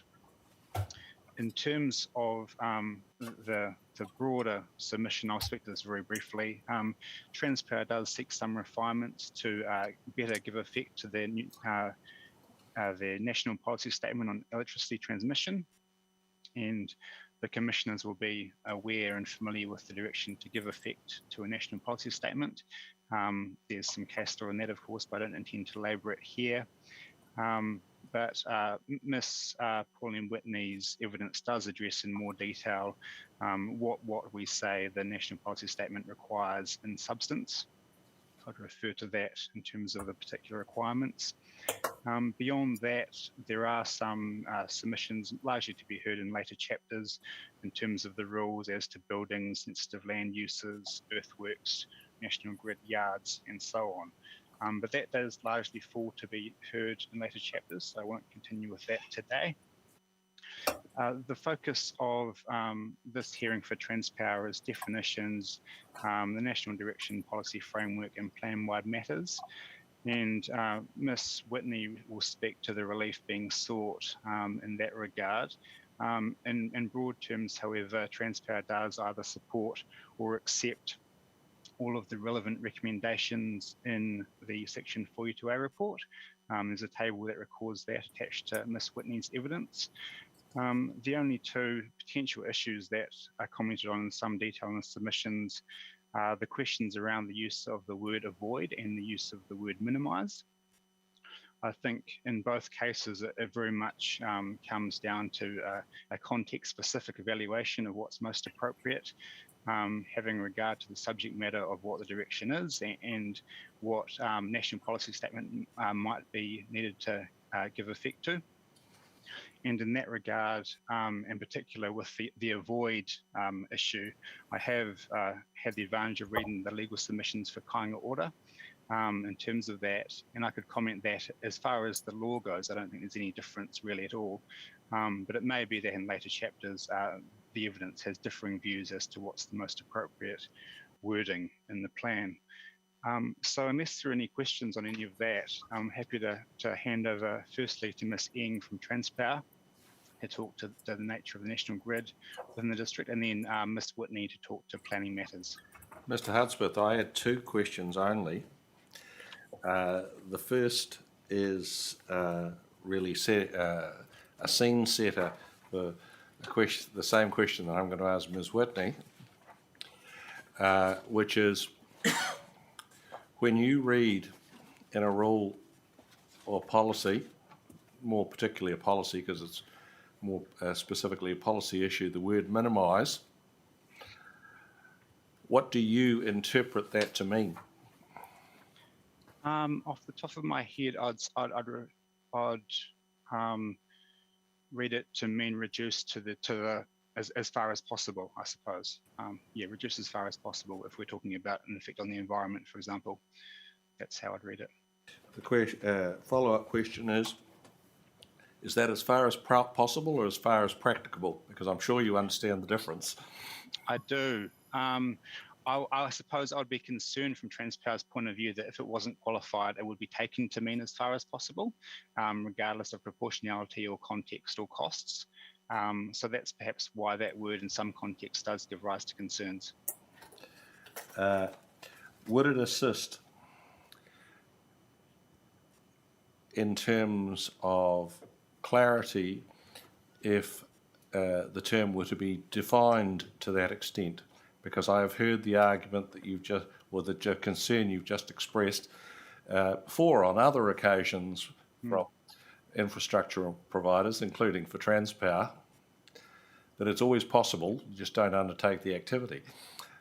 Yes. Or you, or that you invest a colossal amount of money in the exercise based on the premise that I've often been told engineers can do anything as long as the budget's big enough.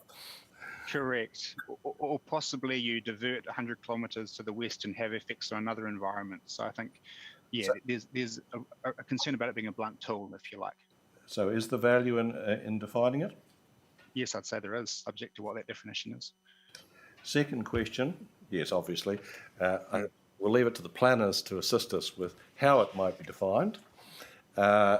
Second question, yes, I think we know that we have to implement national policy statements. What happens when we have two national policy statements pointing in different directions?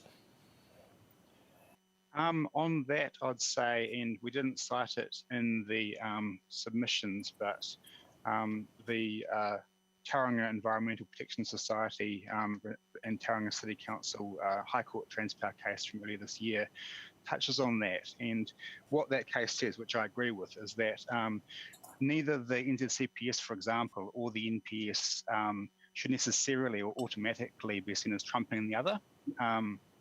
Neither needs to be given priority or give way as a matter of course. However, then the exercise I think you find yourself in is having to reconcile the individual policies. The way I think about this myself is that you almost treat them as being within one larger NPS, and then you have that the task, much like the court found in King Salmon, I suppose, of reconciling them and seeing the extent to which they can both be given meaning.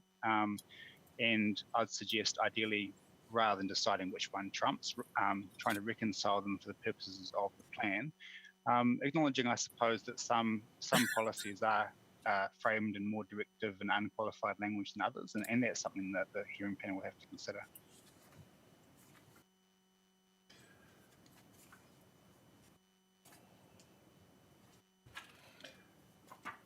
And that, of course, is a direction we have from King Salmon. Also, it's all about how directive the policies are. Are there other indications that we should take into account at a general level that you can advise us of? I don't think so. I would suggest that it shouldn't be as simple as deciding if one prevails. The task with respect of the commissioners is to find a meaningful and workable way of reconciling and incorporating different sets of documents into the district plan level, which should be more nuanced and provide for shades of degree to a greater extent than the national planning documents. But I suspect those issues will play out when we get to the more detailed provisions in the infrastructure hearing and so forth. Yes, well, I'm just looking for general assistance at this stage. As you say, they'll play out in other hearing. Any other questions? Commissioner McMahon. Good afternoon, Mr. Hudsmith. Good afternoon. I just wondered whether the term minimise may have different meanings depending on the policy or objective context that it's found in? Potentially, but as can all words, but it's hard to comment on that in the abstract.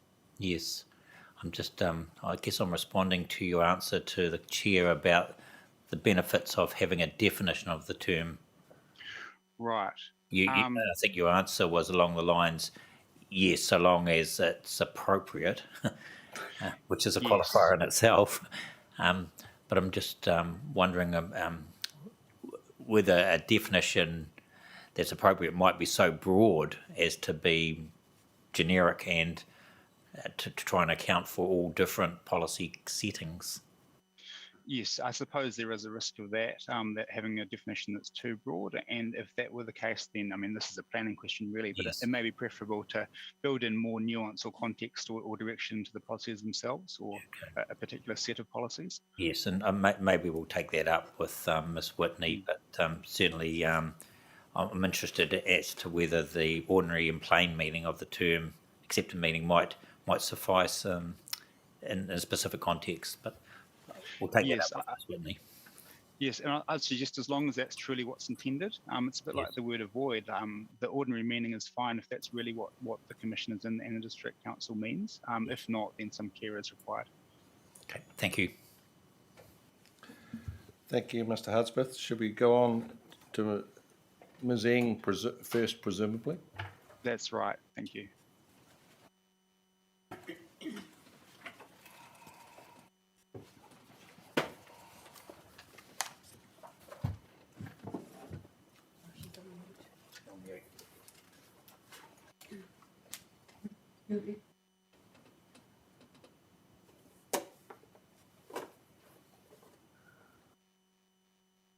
Not hearing anything.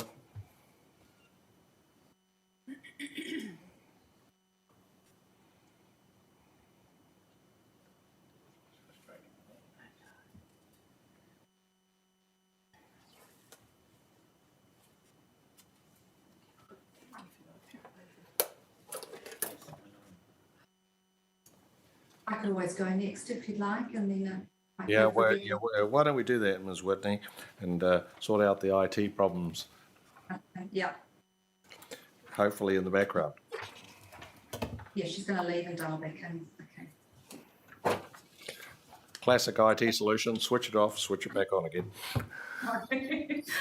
The joys of Zoom. So apologies, I seem very far away. But anyway, I couldn't get the camera to go closer. So my name's Pauline Whitney. I'm a senior planner at Waffina School. I'm a full member of the New Zealand Planning Institute and have over 23 years experience as a planner.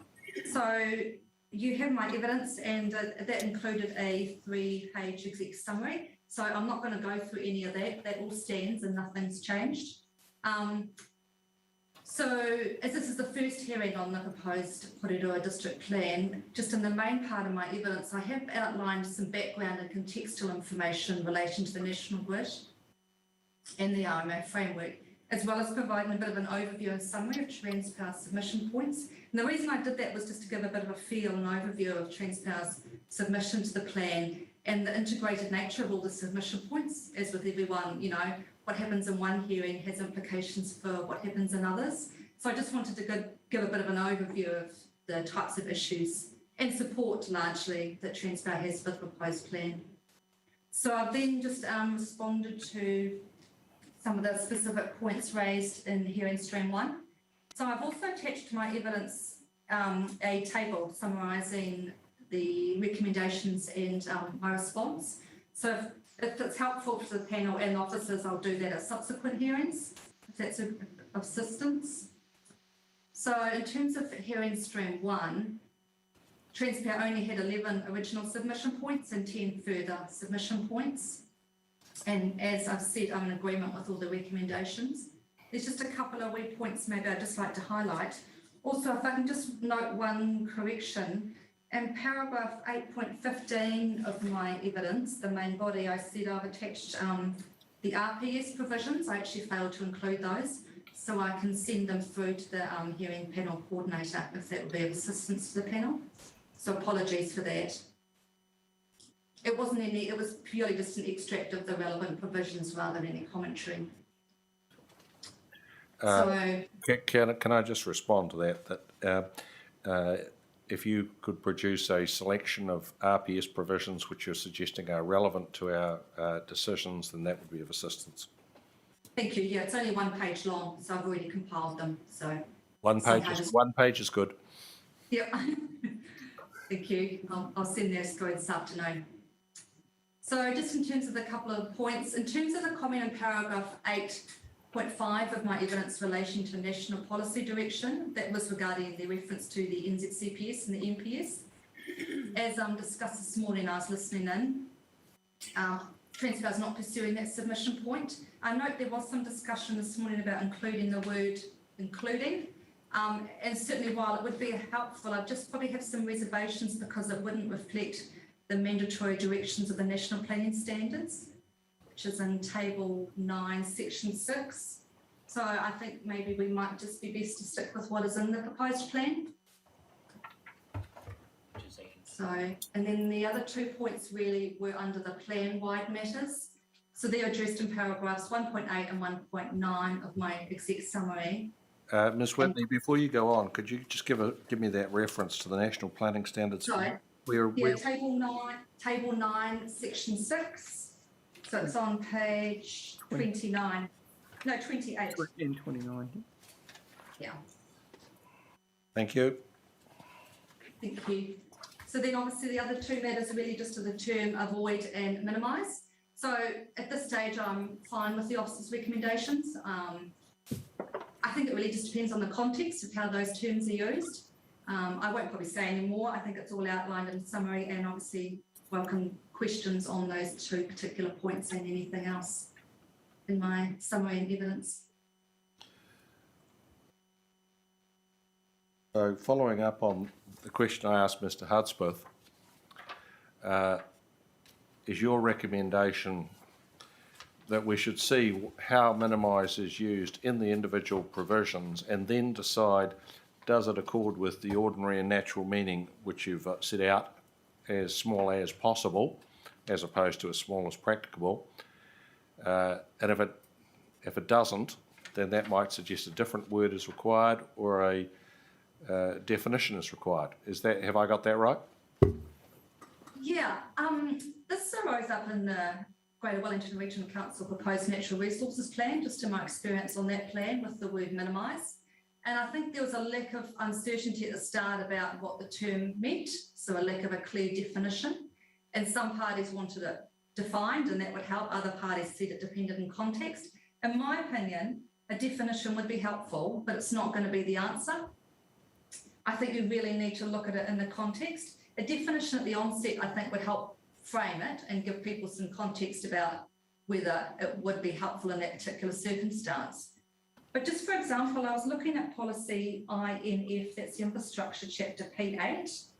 And I know we're not discussing those, but it's just an example where we use the word minimise.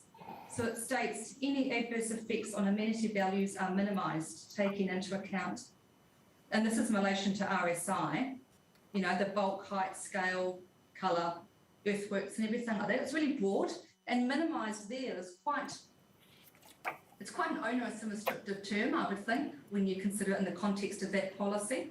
Noting that policy applies to RSI outside of overlays, so outside of your significant outstanding landscapes and things like that. So basically it's with all across the whole district. So a definition may not necessarily help in that context.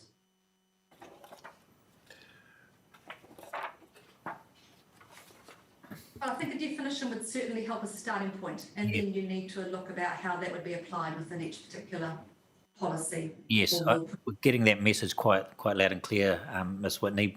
So really, it's a matter of deciding what word best suits the context, whether it is minimised, whether that term's defined, or whether another word might better suit the context. So, I mean, the example that you've given us is really useful because it's dealing with non-outstanding features and whatever that aren't covered by overlays. So minimise might be appropriate there because presumably those policies are largely enabling of RSI. and don't want to avoid RSI, but in a more stringent environment, maybe minimise isn't the right word, and dare I say it, maybe avoid is. I don't know. I haven't got my head around those two different policy constructs. But your point about using the context to decide what word best suits the policy direction is being heard loud and clear by the panel. Just coming on to that, I almost think minimise is quite restrictive when used in that policy. I don't know what policy basis you'd ever have avoid there within outside any overlay. No, I certainly wasn't suggesting that. I was suggesting that maybe inside the overlays, a different word might be appropriate. Okay, I think it just comes down to context. It does. I think it does. Yeah.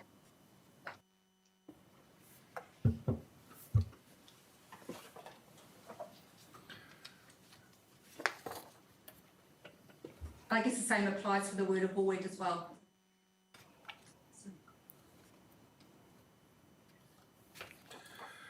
Well, Ms. Whitney, let's start and deal with your evidence and sections. The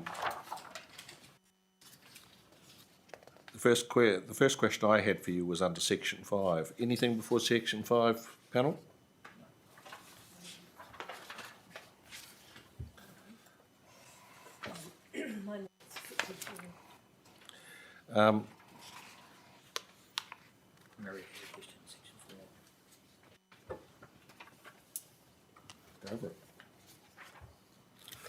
Kia ora, Ms Whitney. Ngā mihi nui ki a koe. Thanks very much for your evidence today. I have a quick question for you in relation to section 4, and it's really a broad question relating to the concern you've raised around the need to address the interface between the various national policy statements and how they should be read together. I note that somewhere in your evidence, you say that there are no conflicts between the NPSET and the NPSFM and the National Coastal Policy Statement. So I'm really wanting to hone in on what the contention is, and I guess that it's related to reconciling the direction of the two NPSs on urban development in the national grid. Would that be right? Agreed. And the NZCPS probably is the other key one. Yeah. So it is, and the NZCPS. Okay, thank you. Noting Transfer has no existing assets within the coastal marine area or coastal environment as defined in the proposed plan as well. So any new development would be relevant to the NZCPS. Excellent. Thanks very much.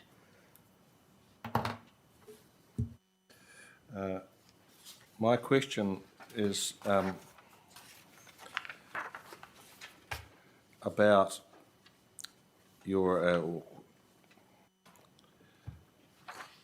discussion of the NPSET. First point, 5.7c. Ms. Whitney, you paraphrased the policy or the NPS saying sensitive activities should not be given resource consent. Should that be should not or generally should not? I'll just look at the wording, just one moment within NPS. So it would be Policy 11, I think. Policy 11 will generally not be provided for and or given resource consent. So I would take that as should not. So the generally doesn't apply to the all of the sentence?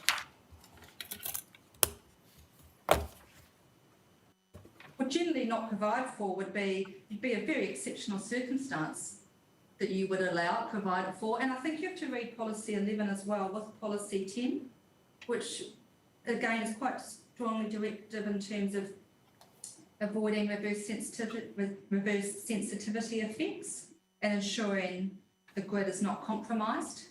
So you can almost read those together, and then the corridor approach provides the framework to achieve that. If that had meant that, wouldn't it have just said avoid without all the qualifications? Maybe 12, how many years ago? It may have, I think you have to read the NPS as a whole, and I'll be the first to admit that probably some of the wording in the NPS, noting it was before King Salmon, doesn't probably, it doesn't really align with a lot of our wording, how we interpret wording now as well. So it's probably not as clearly articulated as it could be.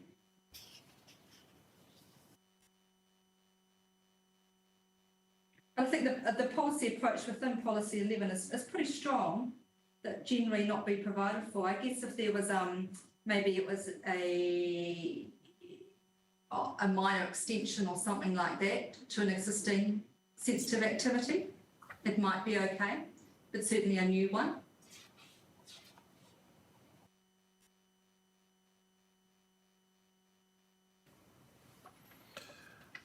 Can I ask a supplementary? Yes, sir. Sorry, yeah, just Ms. Whitney, could you clarify what you mean by wording not as we would read it now? What did you mean by that? I just meant that I guess King Salmon has changed how we all interpret plans and what avoid means and so forth, and the directive nature of wording. But I think avoid is used within Policy 10 as well, and ensuring the grid is not compromised.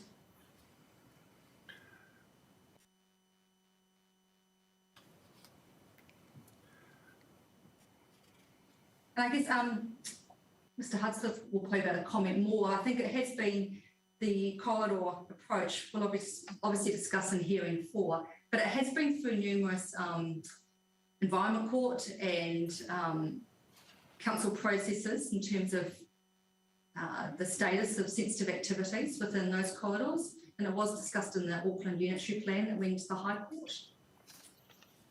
Yeah, I'm happy to comment briefly if that would assist. Carry on, Mr. Hudspeth. Yes, I mean, I think, Mr. Chair, I would concede that it would be possible to read Policy 11 as having the generally apply to the, generally given resource consent. But I suppose I agree with Ms. Whitney that it should be read together with Policy 10. And there, for me, the operative direction is really to avoid these outcomes to the extent reasonably possible. And I think coming back to your distinction about practicable versus possible, I'd say reasonably possible is quite a high bar. So perhaps taken together, the policies contemplate that there may be some limited instances where our resource consents will be granted within those areas, but that's generally not to be provided for, and that's all in order to manage those effects on the grid to the extent reasonably possible. So it's a fairly high threshold, although there may be some exceptions. It's an exception. Well, there may be some instances where resource consents might be granted. Like, you're obviously too young to remember the Town and Country Planning Act, Mr. Hudspeth, but some of us remember that specified departures were supposed to be exceptions, and this is what we're talking about. It's an exception that would have to be justified. Yes, yes. Mr. Chair, can you hear me now? Yes, I can indeed.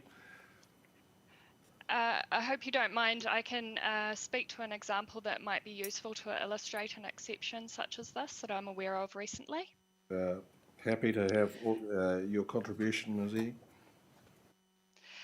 So an exception might be, for example, in Auckland, there was an existing dwelling that was located under the transmission lines where an extension or to the building footprint or height of such a building would be a non-complying activity, or the construction of a new sensitive activity. In this particular instance, the property owner wished to demolish the building and rebuild it with better insulation and a different scale of dwelling. In that instance, the grid is was not considered to be adversely affected any more than it was before. In fact, with the better insulation and other factors that would reduce the effect of the grid on the occupants of that dwelling compared to the previous situation, then that is an exception where a sensitive activity can be established where it might not otherwise be acceptable. The next question I had, Ms. Whitney, was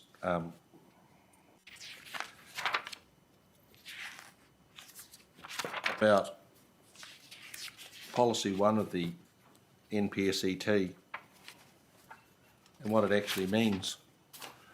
Does it add anything to the other policies?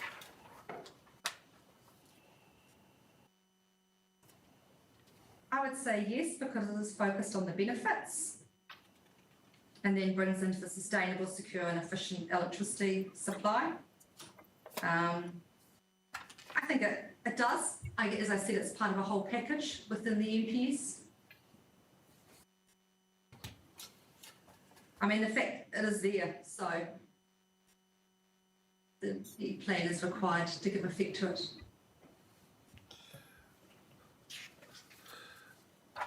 But what does it mean to recognise and provide for benefits? Through your policy framework and then your rule framework as well. And obviously by recognising and providing for the benefits, then you are providing for the benefits of sustainable, secure and efficient electricity transmission. So that's also, you know, having a corridor that is protected and so forth.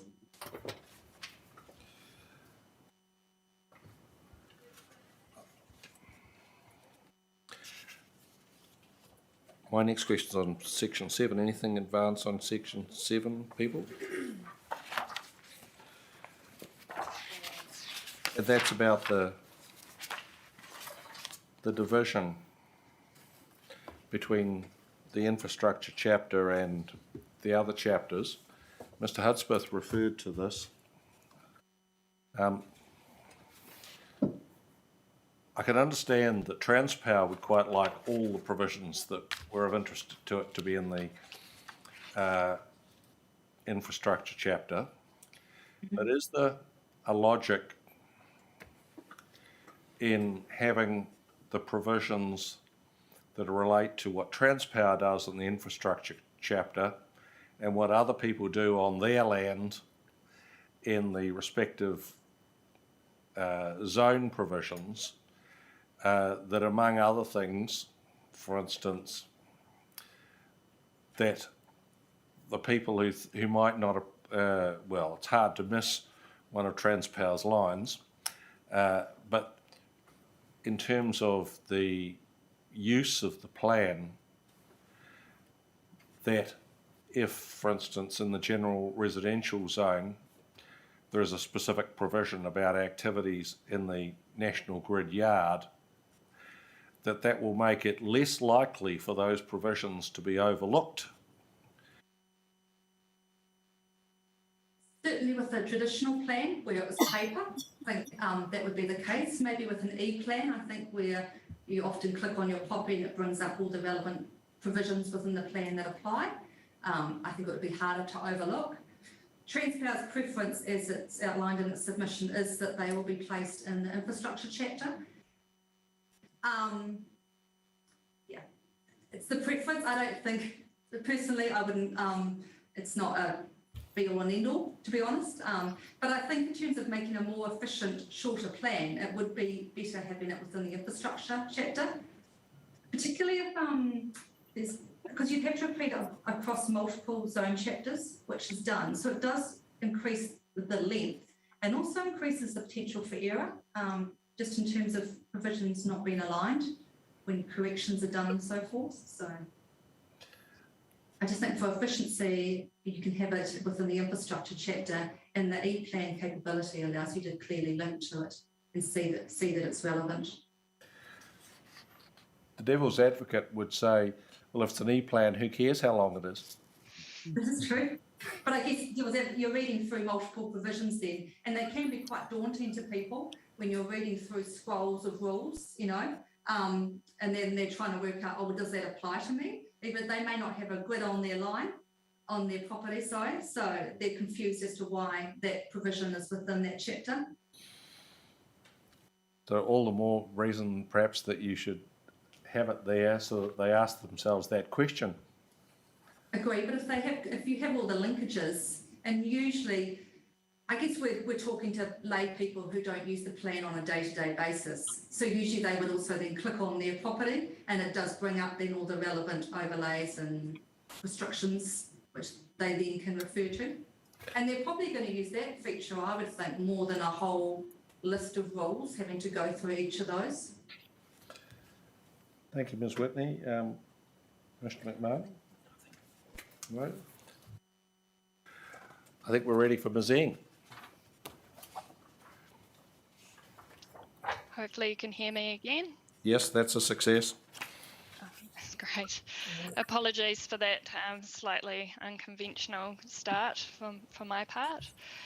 Good afternoon, Chair and Commissioners, and thank you for the opportunity to speak to Transpower's submission points on hearing stream 1. And I appreciate that you have all read my evidence and those of Pauline Whitney in detail, so I won't repeat mine. The main purpose of my evidence really was to set the scene, introduce Transpower in the national grid, although I acknowledge that was possibly not necessary, and its role in the New Zealand electricity system. I have provided some local context to the national grid assets in Porirua City, along with our currently active projects, which is the work to protect Pawatuhanui substation from flooding risk and the reconductoring project that we have that's due to start shortly. Transpower's ability to effectively and efficiently operate, maintain, upgrade and develop the national grid is essential to the social and economic well-being of New Zealanders. All local authority policies and plans are critical to facilitating this, including by providing an appropriate planning framework that contemplates construction of new national grid assets in the future. This includes connecting to sources of demand and renewable electricity generation as the economy is electrified in pursuit of its carbon zero aspirations, and Porirua is no exception to this. As Mr. Hudspeth has already outlined, Transpower is generally in support of the approach to the district plan, and you'll hear further planning and engineering evidence in future hearings to support Transpower's submissions. And in the meantime, I'm happy to take questions that the panel may have. Only two brief questions from me, Ms. Eng. All about discussion of Transpower's assets. You've referred at 6.2 to the substation designated in the district plan. Is that the only designation you've got in the district? Correct.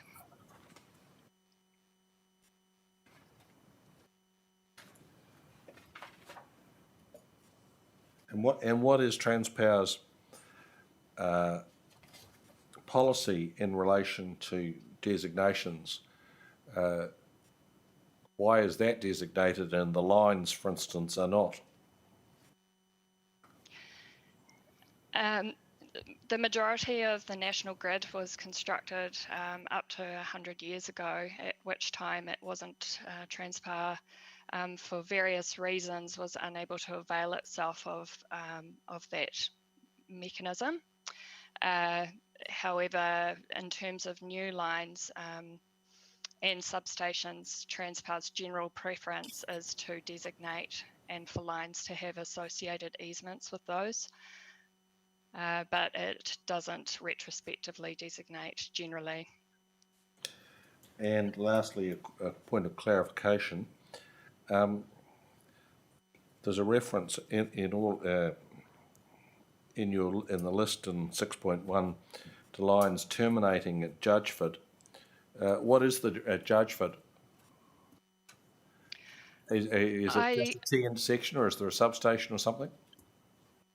There is no substation at Judgeford. I understand that it's a T point where the lines converge and the power heads in different directions, though noting I'm not an engineer.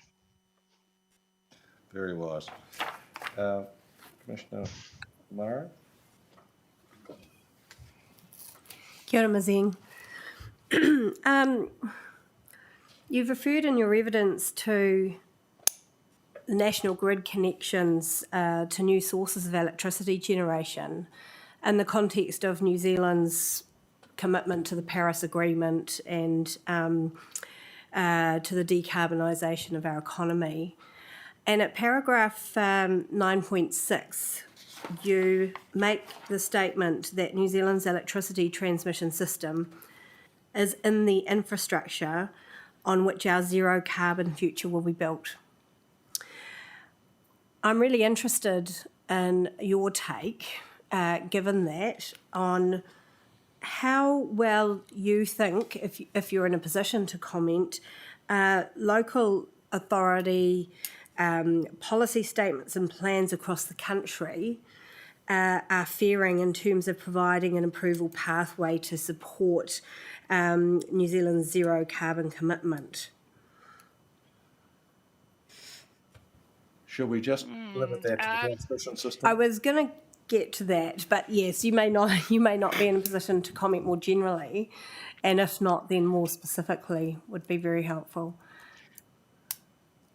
I suppose I have to note that I have to be careful in that I am a planner, but I'm not appearing as a planning witness. Right, yes.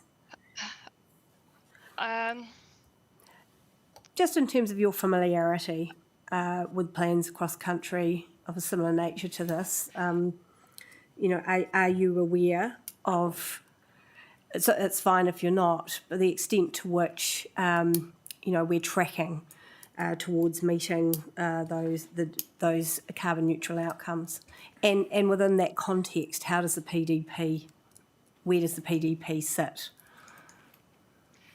Well, within my role, having been in this policy role now for 6 years, I suppose the main way in which we see this goal being achieved, or at least contemplated, is through the National Policy Statement for Electricity Transmission being given effect to in plans, Yes. and providing a pathway for new grid connections and demand sources to be linked up.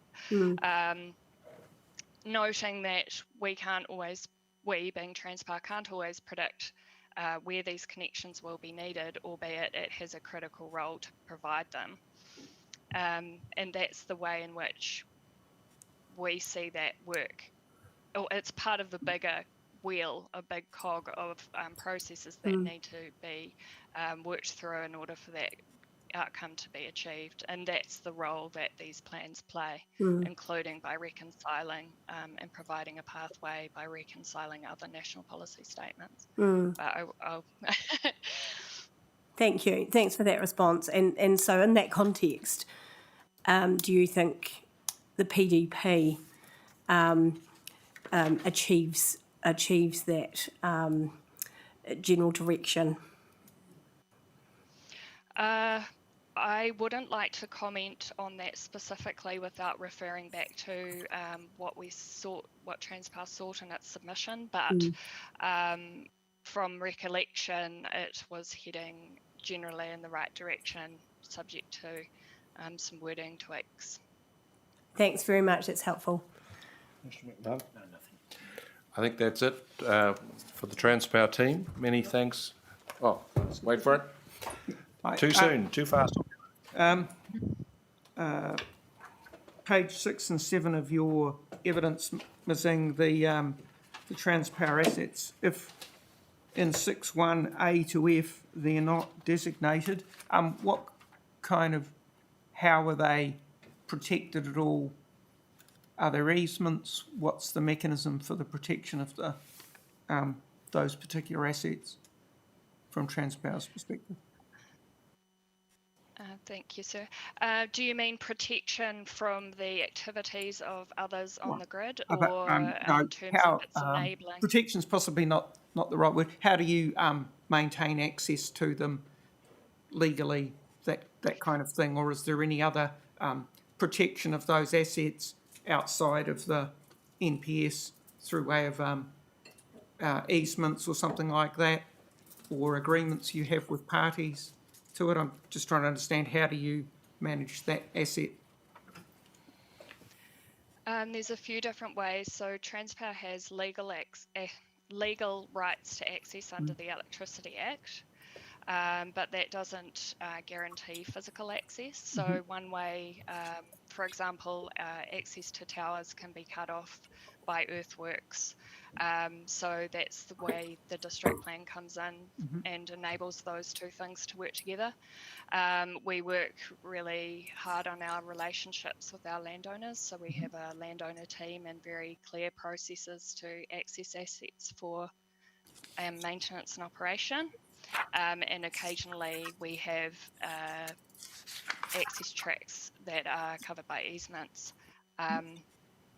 And we have mapped access tracks. So we have formal access that's known to the landowner. Thank you. And then you said in your evidence that the transmission gully, the actual transmission lines were removed from there. Can you tell me when that happened?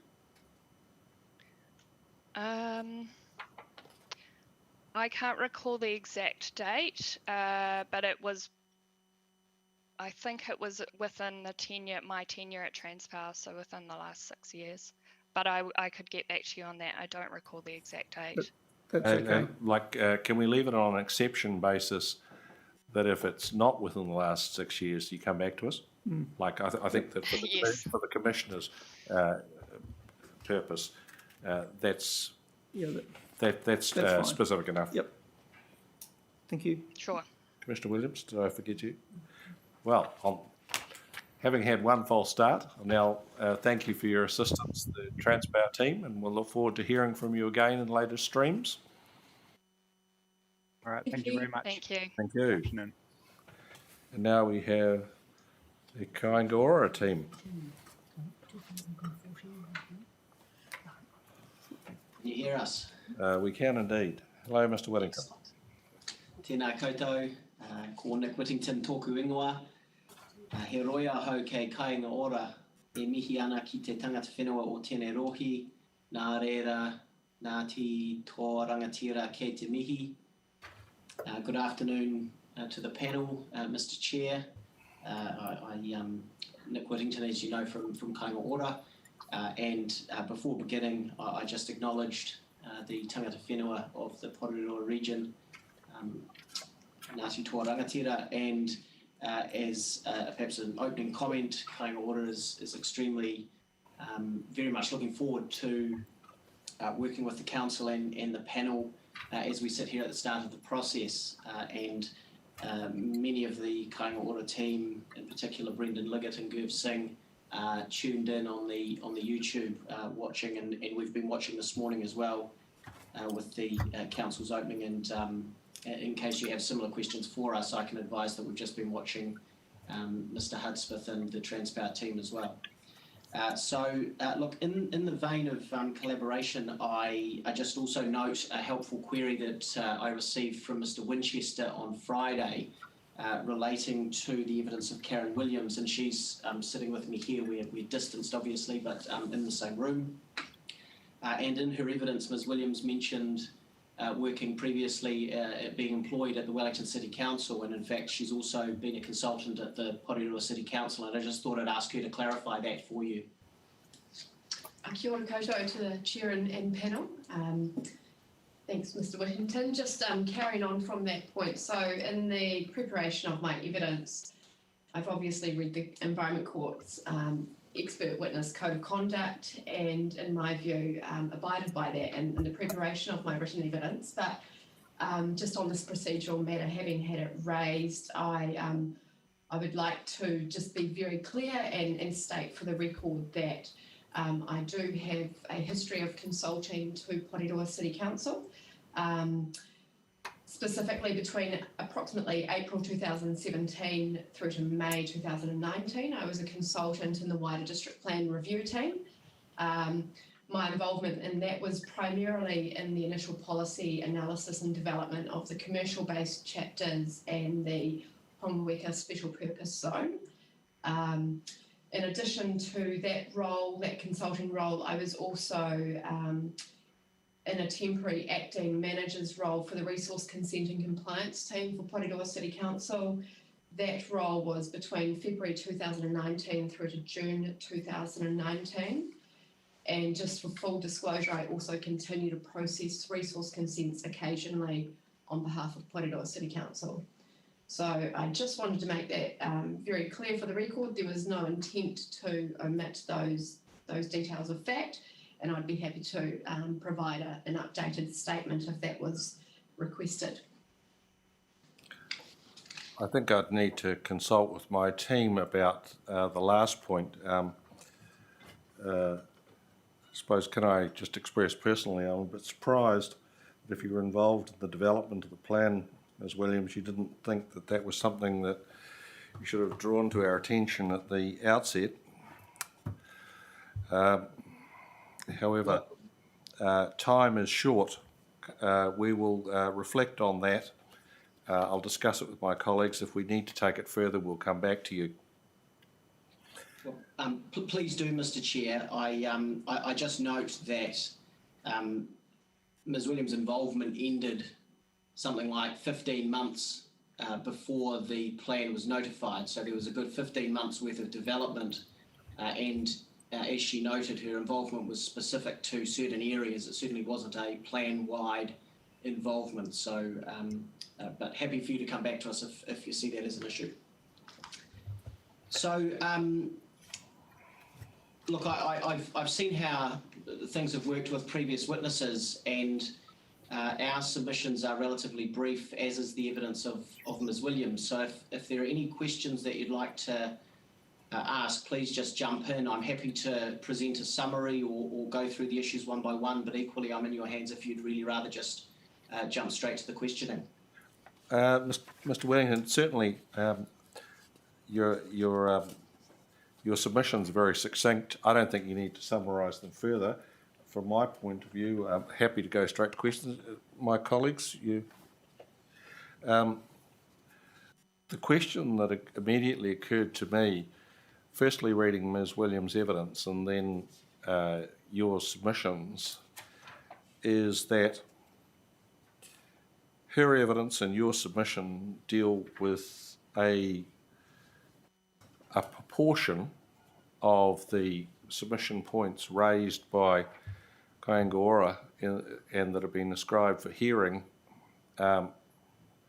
What's the status of the other points that aren't the subject of evidence and aren't the subject of legal submissions? Well, the status of points that the submission addresses points in a way which in some respects holds over matters for future hearing streams, and that's the approach that, for example, Transpower took as well to some of its questions. So, for example, I wanted to clarify the point about submission 34Y, which has been taken, or appeared to me to have been taken one way in the officer report when perhaps wasn't quite meant in that way. 34Y was intended as a general summary of a theme that came through from the line-by-line analysis of the plan that was included in the appendix to Kāinga Ora's written submission. As for matters that aren't specifically addressed, there are matters that, frankly, Kāinga Ora is either happy with the Section 42A analysis or, as I say, is intended to be dealt with in another hearing stream, but we have identified those, if I can put it that way. They've been expressly held over, if I can put it that way. Can we take it that the matters that are not expressly held over and aren't addressed by you telling us why the plan needs to change are no longer being pursued? Well, to the extent that they're not being more in-depth addressed in future hearing streams, yes, that's right. At the structural plan level, yes, that's right. think that's helpful. And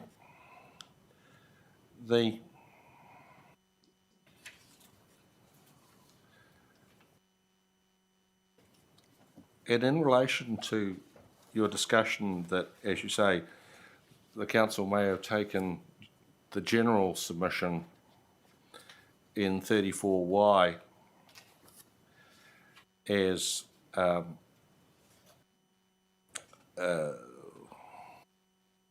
standalone submission. As I read your explanation, that what was really intended was that was scene setting and the detailed relief is in the appendices. First of all, have I got that correct? Yeah, that's right. It's the submission really needs to be read as a whole. So the first 10 to 15 pages are a summary of Kāinga Ora's reason for involvement in the plan and a summary of the themes that are addressed in more detail in the appendix.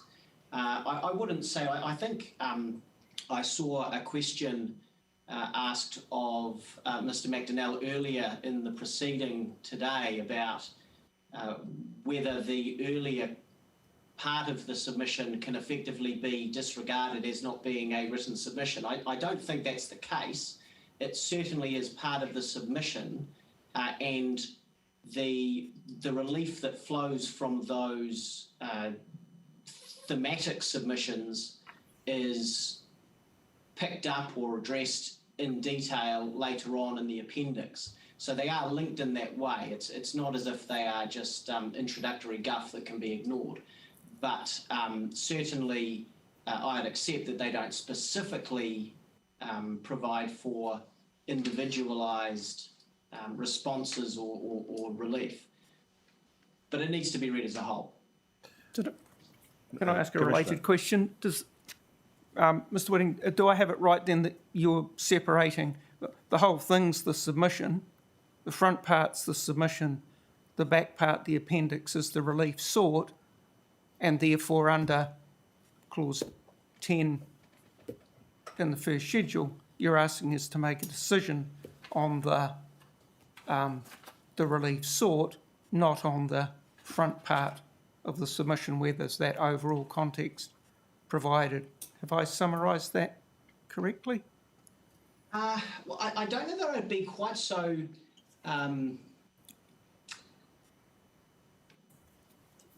specific as to say that the relief is only in the appendix and the submission is only in the introductory part. The submission as well can be gleaned from the changes that Kāinga Ora proposes to the plan through its line-by-line suggestions as you go through the appendix. And that's really what I mean by reading it as a whole. For example, there are undoubtedly changes proposed through the appendix that aren't necessarily expressly picked up in the thematic summary that commences the submission. So I wouldn't put it quite like that, but by and large, you're right. The relief sought is, line by line expressed throughout that appendix, and the thematic views that Kāinga Ora is expressing on the plan are generally in that introductory part. So, for example, on notification, Kāinga Ora's position is that more use of notification preclusions should be adopted by the plan. Now, you can get that from the express statement of that in the introductory part of the submission, but at the same time, the particular rules where a preclusion is suggested are identified throughout the back half of the submission. Just following up on the Commissioner's question, if putting aside where the reasons for the submission may be located, Kāinga Ora is not expecting this panel to make decisions on the more general themes in terms of changes to the plan, the more general themes set out in the front part of its submission but is expecting us to make a decision on the line-by-line requested amendments, unless, of course, your position is, you communicate that your position is varied or you've abandoned something. Yes, that's right. I mean, to take notification again, if you accept our submission that there are several rules that would benefit from notification preclusions and recommend that they be inserted, then I suppose you could say that you've agreed with our general submission that notification preclusions haven't been used as frequently as they might have.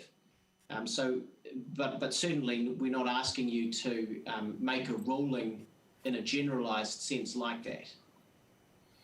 Thank you. In terms of your notification provision, you've said 5.3, the benefits of notification preclusions are to make the process more efficient. That would seem to imply that efficiency is the sole criterion. Are there other matters that we need to take into account, and what are they? I certainly don't say that efficiency is the sole criterion. When you're deciding whether to use a notification preclusion, well, you'll obviously have to consider the likely cohort of people who may be affected by provisions by applications for resource consent engaging that rule. You'll have to consider the extent to which that cohort might be affected and whether that's something that in the interests of efficiency should be disregarded, acknowledging, of course, that given the exception for exceptional circumstances, it may well be that just because some cohort could be affected, that doesn't mean that a notification preclusion is not appropriate. There's a number of matters like that, and with each rule that we end up addressing in future hearing streams, though, that's the sort of question that you'll have to think about. Okay, Commissioner Sinclair, any other questions for Mr. Whittington?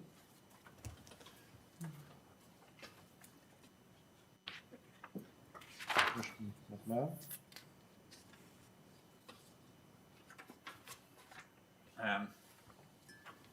Mr. Whittington, I'm just wondering whether to ask you further questions on the notification conclusion and bundling issue. But I get the impression that really the devil's going to be in the detail in the subsequent hearings. And I guess the same applies to Ms. Williams also. Given that you've raised a general theme about the desirability from your client's perspective at least of having more use of the preclusions, but actually ascertaining where those more frequent use of them might be undertaken will come down to each hearing stream, presumably. I think that's right.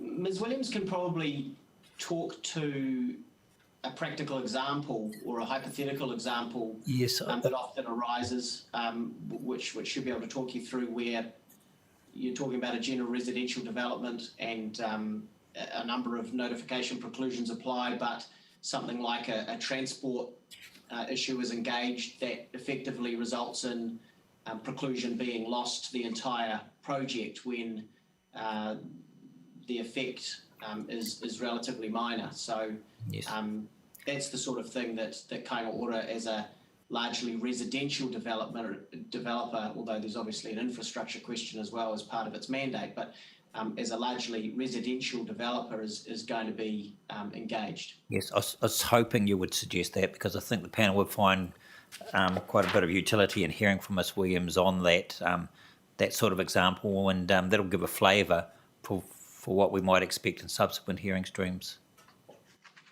Yes, well, I'll hand over to her now and she can do that, and then unless the panel has any questions for me, either I can address them at the end or it sounded like it was about time for her to take over anyway. I think you've read it correctly, Mr. Whittington. Thank you. So Ms. Williams, your 516 through to was it 525 covers this entire issue, and you've given a couple of sort of generic examples.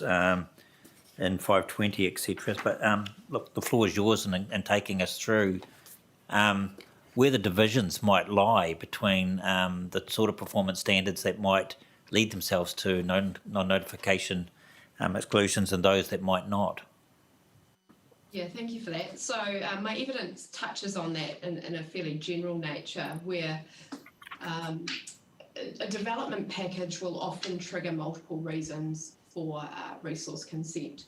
So the plan as notified does a really great job, perhaps for example, in the medium density zone, where if you are doing a medium density proposal that complies with the underlying bulk and location provisions, there's a non-notification clause that applies to that. Where I'm suggesting there could be greater use of the non-notification clause is in situations such as earthworks. So most sites will need some enabling earthworks to prepare the site for development. At the moment, as constructed, the plan doesn't include non-notification clauses in that space. Other plans in the district have done so, and that is of great benefit, obviously, to a wider development.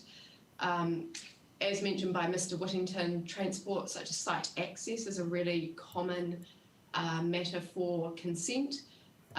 So whether that be the accessway design itself, so the width of the accessway, or even coming out onto the road carriageway, the width of an accessway or the number of access points to a site. Those matters, while effects absolutely need to be considered, they're often technical matters that transport engineers will feed into, and they're matters, and in relation to the earthworks example, it's a matter that absolutely effects need to be considered, conditions placed, but the wider issue that those rules are looking to manage are not matters that typically need input from neighbouring sites or parties. Certainly they're matters of control that are appropriately dealt with through the rule framework and through conditions of consent, but it's about ensuring that the package will work as a comprehensive whole in that space. So if one of those rules within the wider package doesn't have a non-notification clause, the entire development proposal then has to be assessed in terms of effects on adjacent parties and the wider neighbourhood. And while I concede and acknowledge for the most part those particular applications won't be notified because it will, the assessment will determine that the effects are less than minor in most cases. What it does mean is it requires a lot more, a much greater level of detail in the application to demonstrate shading effects, for example, on a neighbouring site that otherwise would have had a non-notification clause applying to it. So it requires a lot more information and detail to canvass the wider effects as part of their application, as opposed to just being able to focus on one specific issue. So across the plan, there's multiple examples, and it's referenced throughout the more specific table, where there's a view that those notification clauses could be introduced while still ensuring that the effects are adequately reviewed and managed. That's very nice, Tracy. Thank you, Ms. Williams. I guess from what you've just said, the impression I'm getting is that where the breach of a rule is raising a technical consideration as opposed to, and by technical I mean site distance between accessways, that sort of thing, as opposed to an amenity effect, that becomes a sort of arbiter between what might be subject to a preclusion and what might not be. Is that what you're suggesting? Yes, so that's absolutely an example of where I think it's appropriate. I've also mentioned within my evidence where there's a matter of, say, a public realm benefit, where it's a design related rule. I also think in those cases there's benefit having non-notification clauses, as there's experts, urban design experts that are involved in that assessment. those rules aren't there to protect amenity insofar as shading or privacy. They're there as a public realm design control, and those issues can be assessed by the appropriate expert advisors as part of the consent process, and if relevant, conditions placed in relation to those matters. But typically, in my experience, those are not matters that an application would be notified to specific parties on. It's more a rule to ensure that there's appropriate consideration of those issues. Right. Follow-up question from me.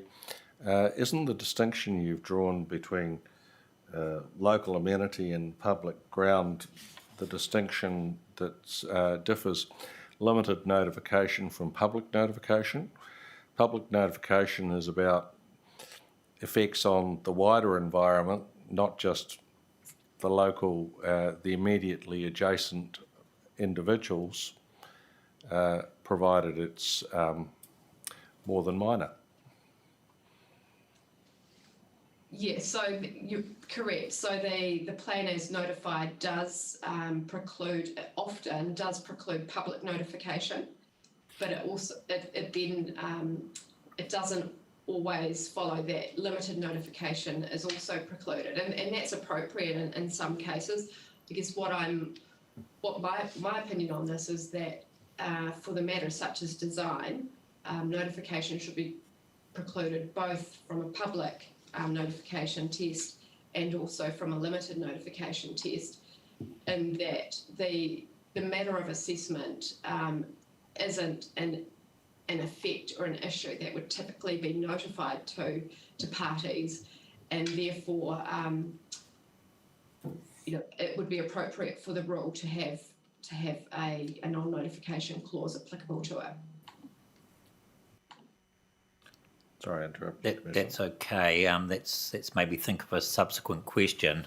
As a planning practitioner, Ms. Williams, can you think of examples that you've come across where either the technical breach wags the tail of the dog in terms of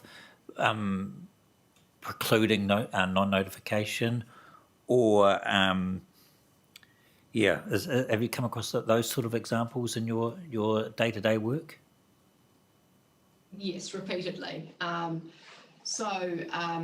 Perhaps if I use a locally based example, in the Wellington City context, the plan has a number of preclusions around design-related rules, and for example, in the centres zone in Wellington City, if you were to build or design a development that complied with all of the underlying bulk and location parameters, there's a preclusion for notification that's applicable to both public and limited notification.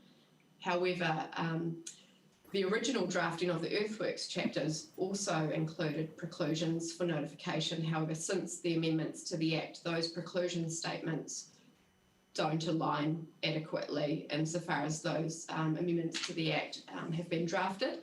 So the interpretation is that the earthworks provisions no longer benefit from those non-notification clauses, and therefore there's often a case where because the earthworks non-notification clause doesn't apply, the applicant presenting a proposal for a development that otherwise complied with all bulk and location parameters needs to go to quite a comprehensive level of detail to demonstrate shading effects on adjacent parties. And there have been examples where proposals have either been notified as a result, or the other situation that I often see, and perhaps is one that's quite perverse in terms of looking to have a planning framework that's not too complex, is that applicants will often unbundle applications in that regard and put in one tranche of an application seeking the enabling works that don't benefit from the non-notification clause, and then put in a subsequent application for the actual intended development, as opposed to having one comprehensive package. Yes. What I understand exactly what you're saying. To what extent is the more rigorous change in activity status where bundling occurs a factor in, not a factor in getting rid of the preclusion, because that'll go anyway, but a factor in deciding that some form of notification is necessary under Section 95. Sorry, 2 points to that. So in the case that I've referenced, that rather convoluted example that I've referenced there, in every case it was a restricted activity, discretionary restricted activity. Yes. And I certainly, in my professional opinion, consider that non-notification clauses are really only appropriate in relation to restricted discretionary activities. Okay. Once you're elevating the activity status to discretionary or non-compliant, there's broader matters that can be taken into consideration beyond what the plan has specifically considered in forming those non-notification clauses. Okay, that's useful. Thank you for that. Just a couple of things further, Mr. Chair. If the panel was of mind to run with further non-notification preclusions, to what extent should the plan capture the justification of that, if at all? Should there be an explanation in the plan as to why that preclusion exists? Are there explanations currently?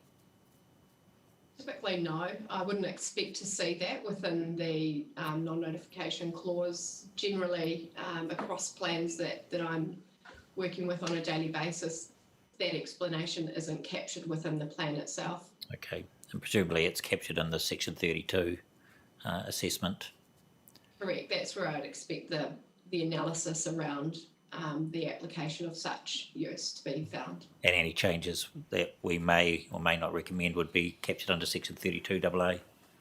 Correct. Yes. Okay. The final question I've got is, if in subsequent hearings we are mindful to entertain and recommend further notification preclusions, would there be some assistance from the general parts of the plan, how the plan works, some sort of insertion in there explaining the concept of bundling and notification preclusions? Would that assist the plan reader? And I'm thinking, and I'm not sure whether you or Mr. Whittington has come across a similar entry in the Auckland Unitary Plan, where the plan has gone to some, or the commissioners in that case have gone to some effort to capture this very situation with bundling and multiple consents, multiple activity statuses, and multiple or different variable aspects of notification statements.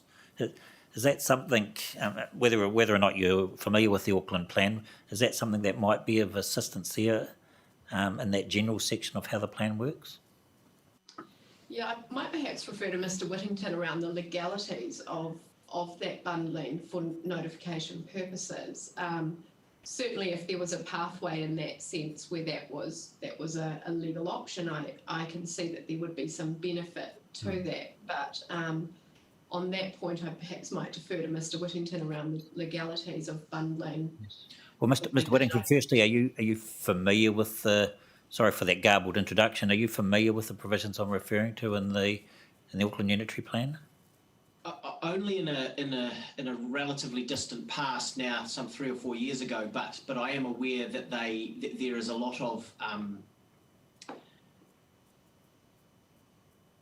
introductory matter that is designed to assist plan readers, and certainly from an advisory perspective, it's helpful, I think, to people who use the plan to be able to have a general, or to obtain a general understanding about the sorts of things that the council will be looking at for a resource consent application and how to go through the process.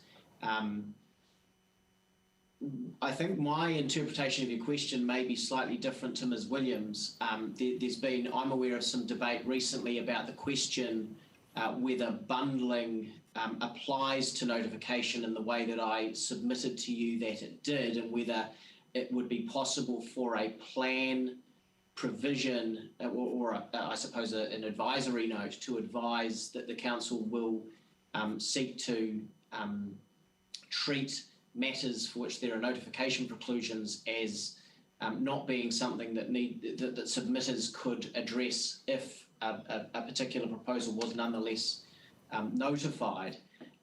I don't think that would be lawful. I didn't understand that was what the Auckland Unitary Plan provisions did, but no, it wasn't. I might be wrong No, on that. it was more of a generic introduction on how bundling operates and some guidance on, I guess, some cross-reference back to the specific zones for each activity where there might be specific preclusions operating.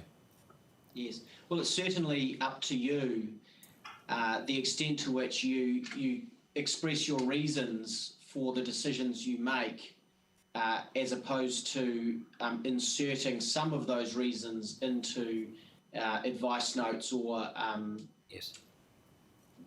introductory matter in the plan to assist the reader. Right. But it's certainly available to you to do that. Sure. I guess what I'm generally doing on behalf of the panel is inviting you to familiarise yourself with those provisions in the Auckland Plan, and when you come to present on each hearing string, to perhaps advise us whether there's any merit, assuming there is scope, to run with something similar in this plan. And that's an invitation, obviously, to the 42A officers also. Yes, well, thank you for that. And certainly when we get to the residential zones and we're talking about the notification preclusions, it will be a matter that will be addressed in Kāinga Order's evidence that justifies why, in relation to particular rules, a notification preclusion is appropriate. And in saying that, if we're about to move topics, I just note as well another matter that I perhaps ought to have mentioned earlier when asked about the sorts of matters that the panel will have to consider when deciding whether to impose a notification preclusion is also policy 6B of the NPSUD, and that's the provision which generally provides for those making planning decisions that involve significant changes to an area to identify that those changes may detract from the amenity values appreciated by some people, but that's not necessarily in and of themselves an adverse effect. And so when you're considering whether a particular rule might, if engaged, might signify that a particular cohort of people might have some reduction in amenity or perceive that they have that reduction in amenity, that's not necessarily a reason to not have a notification preclusion. Can I follow up on that, Mr. Whittington? I've had that discussion with other council who have basically told me that that particular provision of the NPSUD deems it not to be in effect. Do you press it that far? Or you just saying, the way you put it just there was, it's not necessarily in effect, but it may be? I'm the latter. I certainly don't press it so far as to say that it's deemed not to be in effect. And I think that comes from the introductory words where it says that you must have particular regard to it.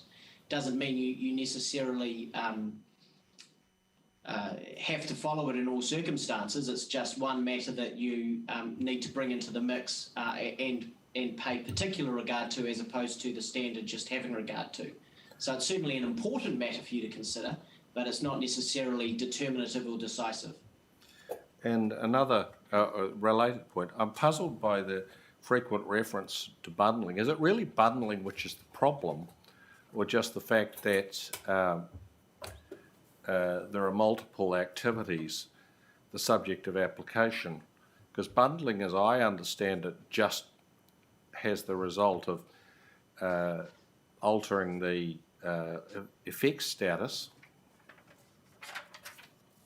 Is that what we're talking about, or is it just the fact that multiple activities are the subject of application? Well, I've always, to get right to the to sort of the fundamentals of resource management, I suppose, there are a number of cases where you can see the courts taking the approach that each rule engaged, each rule which requires resource consent, is effectively a new activity. But there are also cases, in particular one that Principal Environment Court Judge Kirkpatrick made shortly after being made an environment judge called Arapata Trust in Auckland Council, in which he made it clear that a land use is an activity. So if you have a residential development which engages bulk and location standards, which require it to get a resource consent, it's still one activity. It's the development of a residential dwelling or a residential development. It's not multiple activities for each rule that's engaged. There seem to be some cases which take the opposite approach, and I don't know that it's fully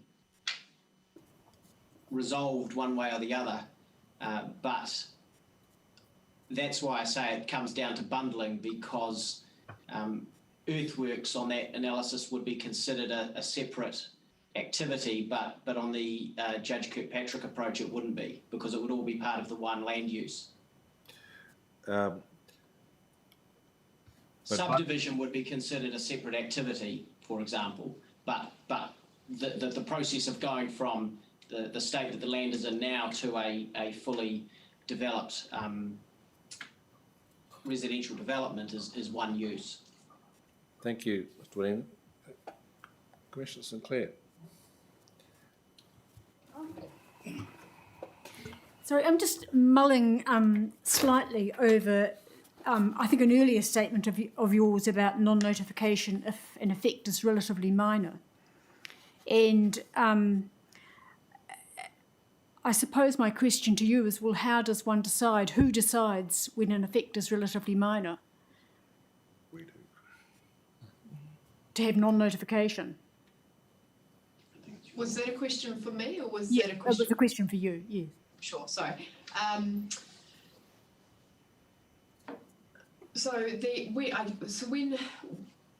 When determining whether or not a non-notification clause is appropriate for any rule at the time of, Section 32 analysis or Section 32AA, the range of effects that could be attributed to a rule of that nature are what should be considered and assessed. Now, sometimes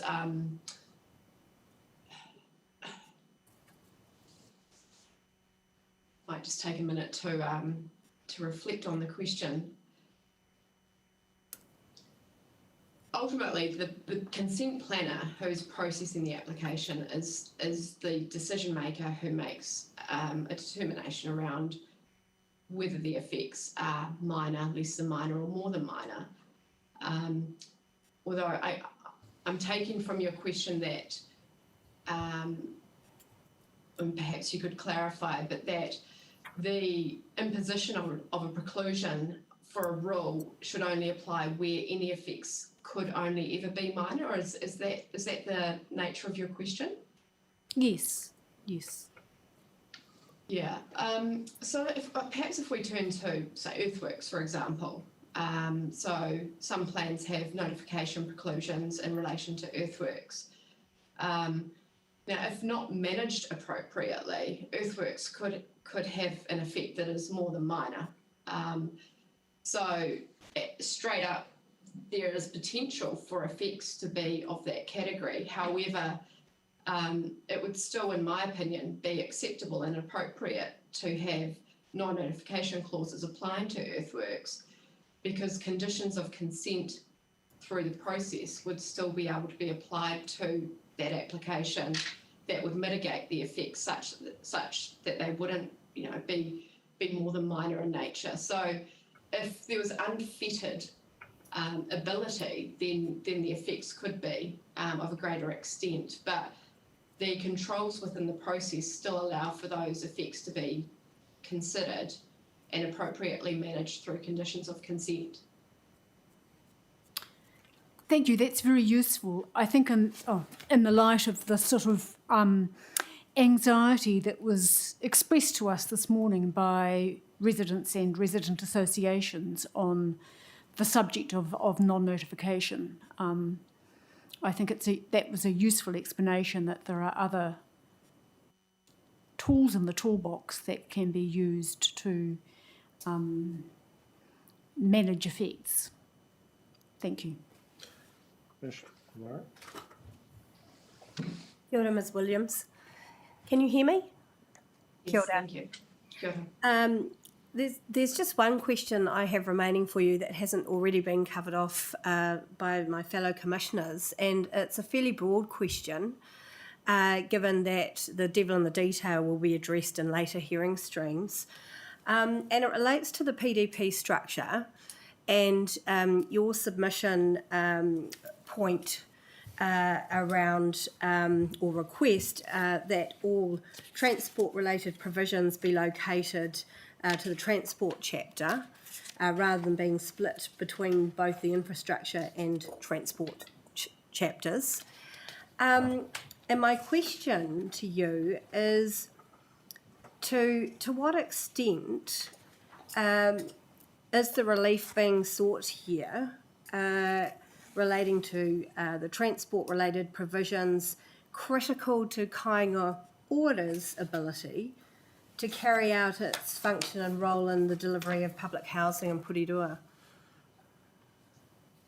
Yeah, so the role of Kāinga Ora with Eastern Porirua is there's a regeneration project underway, and so as part of that, the transport provisions come into play in a number of matters. So neighbourhoods will be redeveloped, and as part of that there'll be redesigned street networks. So the transport provisions will be relevant to Kāinga Ora from a road design perspective. Kāinga Ora in other cases won't be looking to undertake wholesale neighbourhood changes, but there'll be multiple connections being made to the public infrastructure, being the road, from access ways. So there'll also be the lower scale interaction in that regard.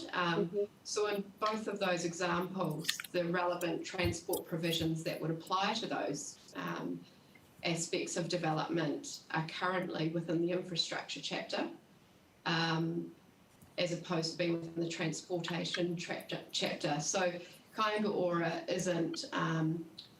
obviously isn't a road controlling authority like the council or Waka Kotahi NZTA. So as a developer, they will be looking to undertake new street network design and development. Thank you very much. That's helpful. Oh, sorry, you want to go first?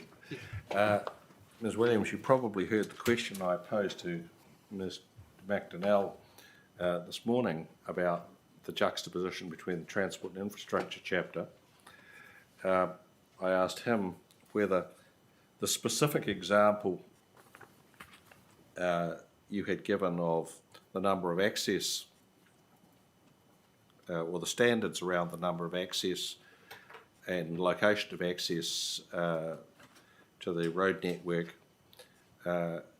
might be right, but there is still a logic in having the provisions governing what a road control network does in the infrastructure chapter and having the provisions what everyone else does vis-a-vis the road transport network in the transport section. What is your view on that question? I can see some logic in that at a high level principle perspective. What I would say is that every other district plan that I've reviewed has all transportation related matters within the transport chapter, and that includes recently notified plans within New Plymouth and Selwyn, for example, where that has been the case since the planning standards have come into effect. In my view, it's not only infrastructure providers who are creating roads, for example. Developers, often in a large-scale development or subdivision, will be designing and developing roads to a standard that will then become vested in the council. So it just, to me, while I can understand the logic at a high level around the transport network, having those provisions within an infrastructure chapter and an in-principle basis, in reality, an application of logic, I would see it better placed within the transport chapter. Is the end result of that that, or potentially, that currently there are policies enabling road control network, road control authorities to create roads in the infrastructure chapter that would then be duplicated in the transport section, or would all road creators lose the benefit of those enabling provisions? The provisions that specifically relate to the transport network, I'm suggesting would be located in the transport chapter. And while transport providers would look to benefit from the infrastructure provisions in a more general sense, those relating to, say, regionally significant infrastructure, for example, those provisions would remain in the infrastructure chapter. They would still have benefit of those enabling provisions in that regard. To me, it would make much more logical sense to have an integrated and comprehensive transportation chapter where all matters relating to the transport network are contained and assessed within that space. Haven't you just described a situation where they're not, that doesn't occur? Because, as you say, the more general provisions for regionally significant infrastructure are still in the infrastructure chapter. You're just shifting the boundary a little. Insofar as it relates to infrastructure generally as an infrastructure provider and having enabling rules to work from in that regard, I'm not sure that equates to my saying that this separation and division of all transport-related provisions into a transport chapter goes against that. Commissioner McMahon, you had a follow-up. No, just for a point of record, and Mr. Whittington and Ms. Williams, you may have heard this morning, but both of you at 6.4, Mr. Whittington, and 5.9, you, Ms. Williams, said you couldn't find the rationale in the Section 32 report for the split, and Mr. McDonnell this morning admitted that there was an error in his 42A, and he gave the correct reference to the Section 32 report in a supplementary statement this morning, and I just wondered whether you'd received that. I have, yes. Thank you. Yes, thank you. There wasn't a question there, really. Go for it. Just in relation to that, the shifting between infrastructure and transportation, I couldn't find in my review where it was set out in the relief in the submission. Could you tell me the number, please, so I can look that up? Yes, so you're correct. I haven't provided an amended set of new transport provisions that would reflect that shift from the infrastructure into the transportation chapter. The reason I've set out in my evidence for that is the wider Kāinga Ora submission also disputes some of those provisions in and of themselves, and so we would seek to provide a complete revised set as part of that transportation stream.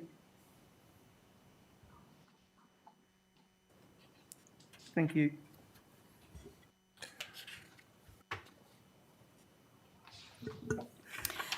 Ms. Williams, I just would like to have a quick conversation about design guidelines and whether they're located within or outside the district plan.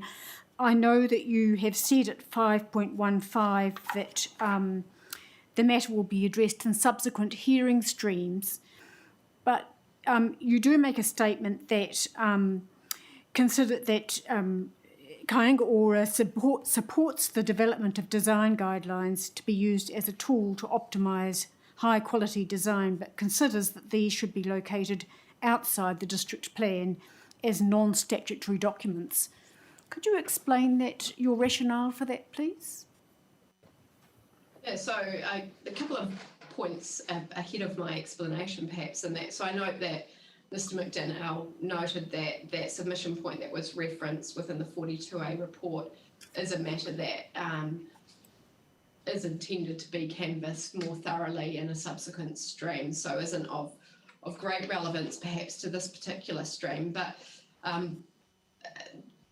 to your point, so the position of Kāinga Ora nationally is that design guides, while they're an incredibly useful tool and can and should be used in the assessment of a development, that they should sit as a non-statutory document outside of the district plan.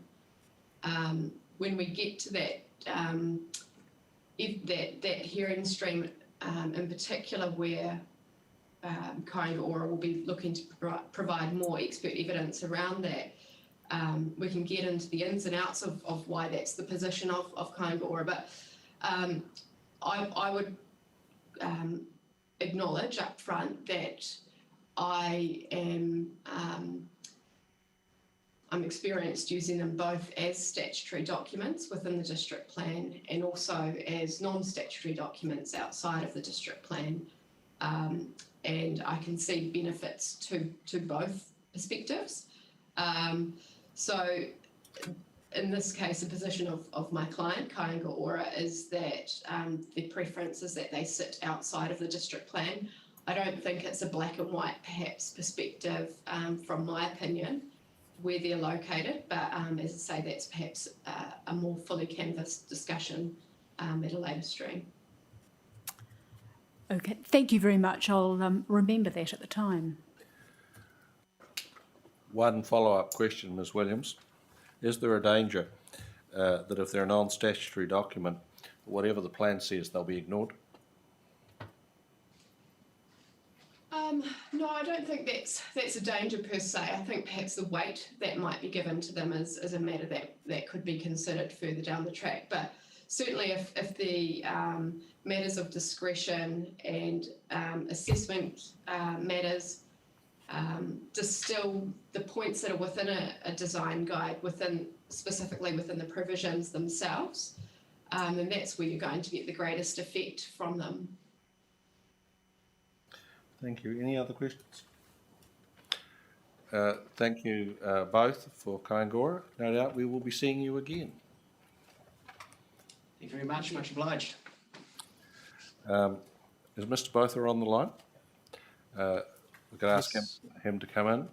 Apologies for the slow takeoff, Mr. Botha. You've been waiting patiently for a long time, but we do appreciate that you continuing to hold there, and also appreciate the very detailed PowerPoint that you provided for us in advance that we've all read, and I think for my part, I think I have a pretty good handle on exactly what you're talking about, and I'm interested in talking about the solutions.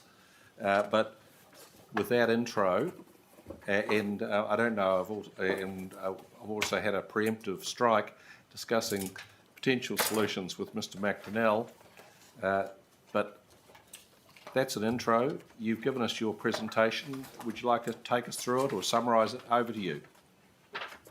Yes, thank you very much. I take it you can hear me. We can.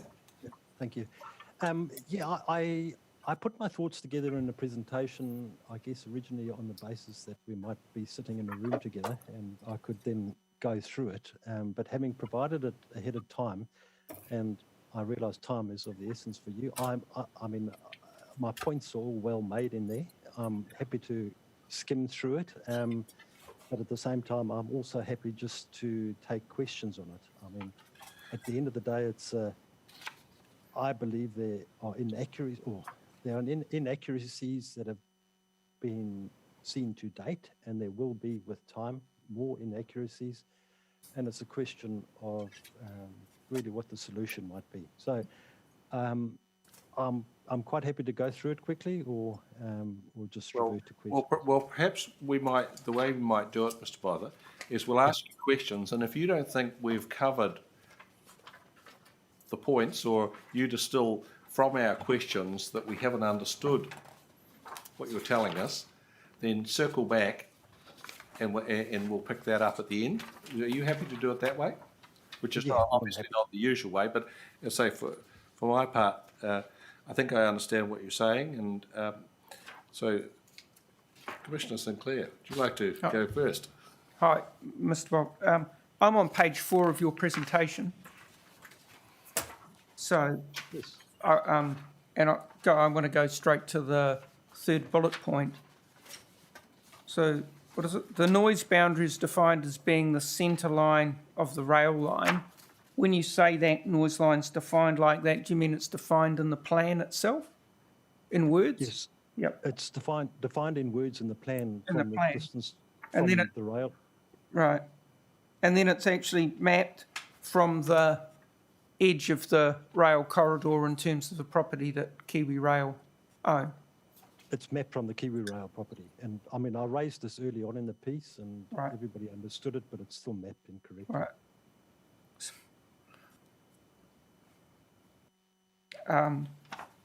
And I guess just further to that, my concern is that incorrect mapping ends up on everybody's property limbs and things like that. Yeah. You know, so if it doesn't tie in with the words, then it's incorrect. So, well, yeah, well, one of them's incorrect. Maybe it's the text in terms of the definition, but so I just wanted to clarify that. And then the flood mapping in terms of the culvert position. So is that a flood mapping that's just within the Porirua planning GIS, or is it further back in terms of that's derived from something that the regional council did in terms of LiDAR or something like that? Have you been able to work out what the problem is? Yes, so the mapping was done by Wellington Water and I believe contracted to Porirua City Council for the purposes of this plan. In my original submission, I show where they deemed the culvert to be, and on page 7 of my PowerPoint here, I show where it actually is physically located, and they're not one and the same. So No. there is an error there. Yeah. Okay. And the SNA boundary. Before you go on, Commissioner, can I just clarify that? Yep. I've just turned up page 7. Can you assist? I'm trying to figure out what you're... So on page 7 of my presentation, there's a little red circle shown kind of on the northeast corner of our property. or without wishing to be over technical, an ellipse, perhaps? Yes, in ellipse. Rather than a circle. Yeah. And then if you follow that diagonal line that goes down to the bottom of the page to the left, up in the flood mapping that was undertaken, the culvert's shown at that point on the property. It's the wrong end of the swamp. So it should be further south on that same line. No, it is, the actual culvert is where the red ellipse is. Right. And where's it shown? Further south. South. Is that at the intersection of the green dashed line and the yellow dashed line? Yes, somewhere around there. Right. I believe it, in my original submission, I think that map is included. Okay. So then my question from that one was that, sorry, have you observed any other inaccuracies or whatever things on the plan that you've included in your submission? I know you've paid attention to your property, but are there other ones that you've identified in the terms of helping us in the community out, as it were? I haven't. To be honest, I haven't looked further afield. Okay. Yeah. All right. And then, in terms of the last bullet point, the SNA digitised boundary, when you say it's been, there's 3 versions, you haven't said which is the correct one. And I just wondered, did you know, is there a correct version of the lines that are there? Which is the right one? Or are they all 3 wrong and you need another one? Or more to the point, Mr. Botha, are they evolutions in the boundary, and which one represents the one that's in the plan? Well, the green one represents the one in the plan. but as of Friday, there's a new one that's proposed. So when we get to the hearing on SNAs, I'm assuming version 4 is going to be tabled, right. which is probably closer to the truth. Yeah. But I guess my point here is that, I mean, I'm an interested party in this exercise, and I suspect there's a lot of uninterested parties or people that kind of care less, maybe, and that haven't been part of the process, or have chosen not to be part of the process. And so it's not until you actually start scrutinizing it with more detail that you pick up kind of almost obvious errors and issues. So which one is correct? And certainly version 4 is going to be much closer to what I think is acceptable and is more correct. So version 4, we will see it hearing stream 2. Yes, it was in part of the Section 32 report that came out on Friday. And then on page 8,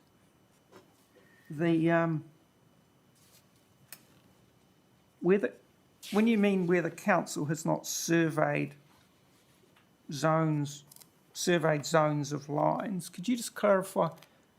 I'm trying to understand what are you happy to accept a cadastral boundary as a zone, or what is it that you anticipate to be addressed there?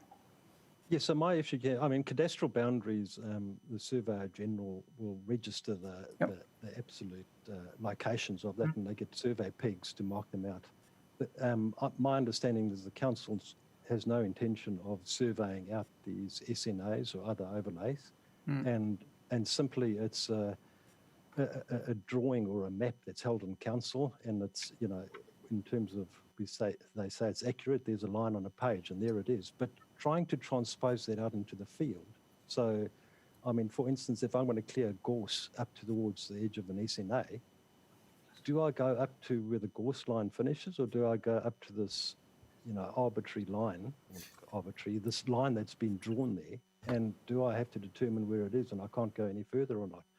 And I mean, that might be a bit of an overreaction example on my part, but it's that type of thing. As a rural property owner, whether you're undertaking an activity to this map that it's not represented on the land in any way, shape, or form, one has to determine where it is, and that's why my suggestion of having some accuracy or tolerance around it is an appropriate way forward, I would have thought.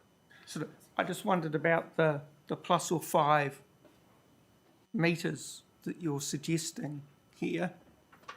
Which way does in whose favour does the plus or 5 metres go? I'm trying to know who or what does it apply to?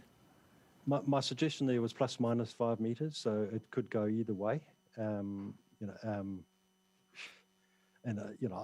would say that if there's clearly a bit of bush on the edge of an SNA that's actually on the wrong side of the line, then that would get left. But likewise, if it's going in the other direction, you'd be able to clear or to do whatever activity was going to be done adjacent to it. Follow-up point, Mr. Boffett.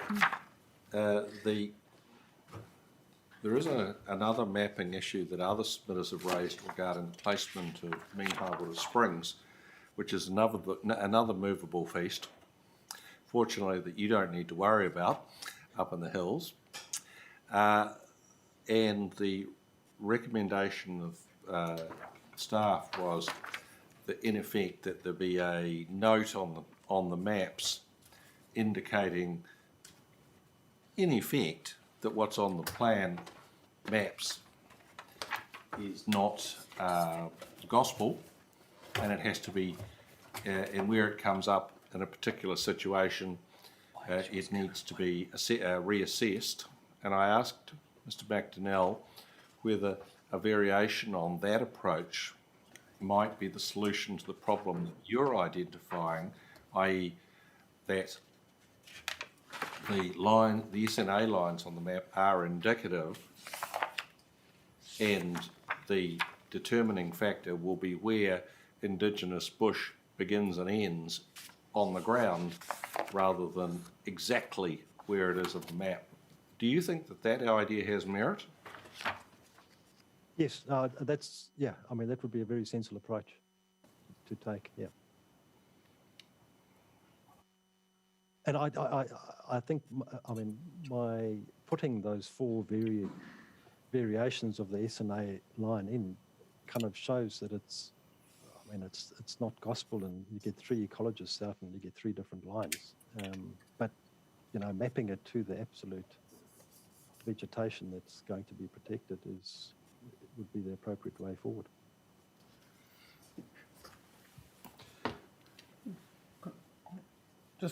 Just following on, just on the plus or 5 metre part, can I ask, that's in your presentation that you forwarded to us today. Is that detail captured in your original submission to us, about the plan?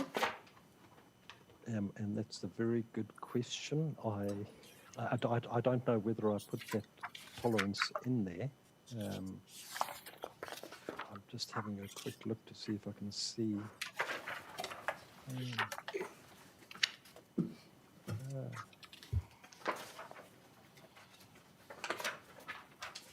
No, I don't. Yeah. I'm having a quick scan. I don't. I was looking at pages 15 and 16 of your submission. It's just where I anticipated that it might be. But you just have those final 2 bullet points under figure 21. Yes. Yeah. No, I didn't. Okay. I didn't include a number there. No. Okay. Thank you. That was very helpful. Thank you. Kia ora, Mr. Botha. The Chair took the words right out of my mouth with his rewording perhaps on the mapping, but I wondered if you'd taken into account the fact that whatever line is drawn on a map for the SNA will change over time anyway. I mean, do you have, as someone who has obviously worked with the GIS mapping situations, have you anything you'd like to say on that?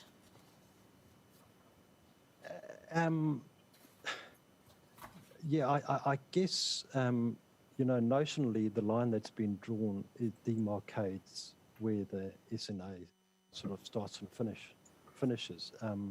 I guess as a landowner, if you let that area increase in size, I mean, even if it grew out to 10 or 15 metres in one direction, does that automatically become part of the SNA, or is that something different? I mean, I would have said notionally the SNA remains where it was originally, but you know, there is a kind of varying tolerance on that line where it was. Yeah, and likewise, I mean, you know, we have had fires out this way before, and you know, I don't know what happens to the SNA if it does, perhaps, you know, get partially burnt or something like that. You know, does it automatically retract or not? So, you know, I would have said notionally the SNA is where it's drawn, but, you know, if the activities, when you're scrutinising detail of it, there can be the tolerance or variation as discussed. Can I just pick up on that point? I'm not sure if it's what you meant, but I'm picking up that the line of an SNA on a plan may actively dissuade an owner from letting that area grow bigger, because it might preclude, it might limit the activities that can be undertaken. I know that's not what you said, but is that a logical conclusion? Well, it could potentially be. I mean, there might be more benefit for a landowner putting up plantation forests for carbon sequestration and the likes of that. I mean, there's financial benefits to a big landowner to do that, take that approach, in which case, you'd put in plantation forestry rather than let the SNA get any bigger. You know, depending on what the landowner was looking to do. I mean, for myself, you know, I've let that bush re-establish itself, and you know, it probably will grow bigger in places. But at the same time, if there's an area that naturally fits outside of the SNA but has been mapped in, I don't want to be caught up in the politics of where the line is. Okay. You know, having that variation would allow an activity adjacent to it where it doesn't fall within the intended protection. Thank you, and I guess that will be canvassed at the next hearing stream. But can I just go back to, because you've got two sorts of mapping. You've got the mapping of an area, an SNA, which you know is under debate, but you also have mapping of. You've talked about the inaccuracy of the flood mapping areas, which I would have thought were quite fixed and known points that you feel have been mapped inaccurately. Is that right? With a culvert and all? That's correct, and you know, don't get me wrong. I like the approach of having the GIS, you know, the plan linked in with the GIS. It's very helpful for a landowner, but at the same time, it needs to be acknowledged that some of these digital databases are not entirely correct, and you know, Porirua City Council makes reliance on other providers for such databases. And, you know, those inaccuracies might not all show up at this point in time, but no doubt if I can find a few inaccuracies just on my 4.5 hectares of land, I'm sure there are going to be more. And how does one deal with those when they pop up in the future? Right, thank you.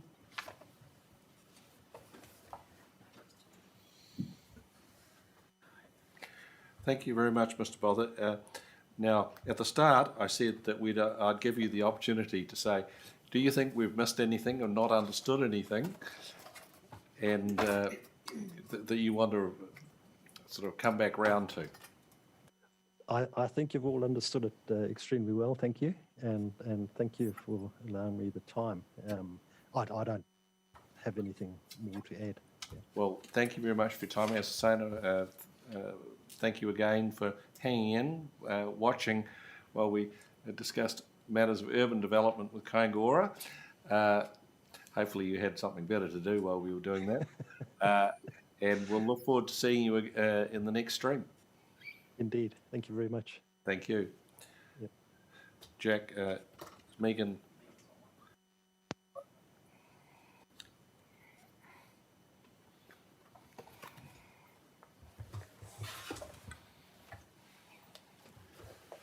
Kia ora. Kia ora. Ms. Barrett, thank you for coming on. Thank you for having me. And to cut to the chase, you said that because of the stance you had, you didn't know whether we needed you, and Yeah, that's I exactly asked right. that Yep. if you might come on the line, because I have one question only for you. I don't know whether you've already been prepped. The question is in relation to the use of the term minimise in the plan. Yep. Does minimise mean as little as possible or as little as practicable, and should it be defined as one or the other? And as a result of the discussion we had earlier, should we be having this discussion now anyway, or should we be thinking about what it means in the context, or what we might want it to mean in the context of specific provisions? Now that's a multi-headed question. So the starting point is, how do you define the term minimise? Yeah, sure. So I'll just introduce, so I wasn't involved with the original submission, but upon reviewing the Section 42A officer's report, and in my opinion, minimise is an appropriate term to use in the context of this objective. And so, yeah, so in my opinion, the provision seeks to reduce this to the most extent possible. And this is particularly important in the context of what is being protected, in this case, protecting regionally significant infrastructure. So going back to what you're saying, in terms of whether a more practicable or more possible answer is more appropriate, I suppose. And in my opinion, I think the most extent possible is appropriate. Yeah. The issue that I've had this discussion already today with the friendly folks from Transpower, yep. And they have they have a concern because they're in the business of building new lines, and they don't want a minimise provision to mean, for instance, that they had to underground 220 kV lines at colossal expense and impact on their maintenance obligations. Mm-hmm. And at the same time, they've got the same reverse sensitivity concerns as you, that they don't want other people doing things near their lines that would compromise the national grid. Now, does First Gas have the first problem, or is it just in the business of utilising existing assets? Yeah, sure. So in that sense, practicable would be more appropriate. I think, I was referring more to that specific policy, which we had scope for in the evidence. But in terms of protecting those wider assets, practicable is possibly the way forward, I would say. And the last question is this a question we should look at on a policy by policy, objective by objective basis? I believe so, yes. And that comes back to what is being protected.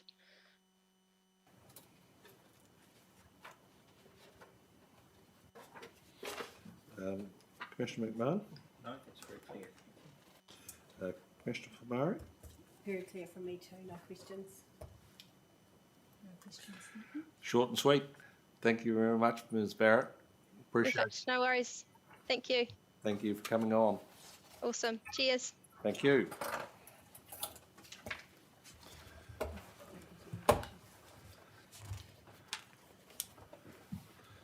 So, Mr. McDonnell, Commissioner's just suggested we might have a cup of coffee or a drink, which is probably a good idea since we're settle in for a further discussion with you. So have a glass of water or whatever. And we'll resume at 10 to 4.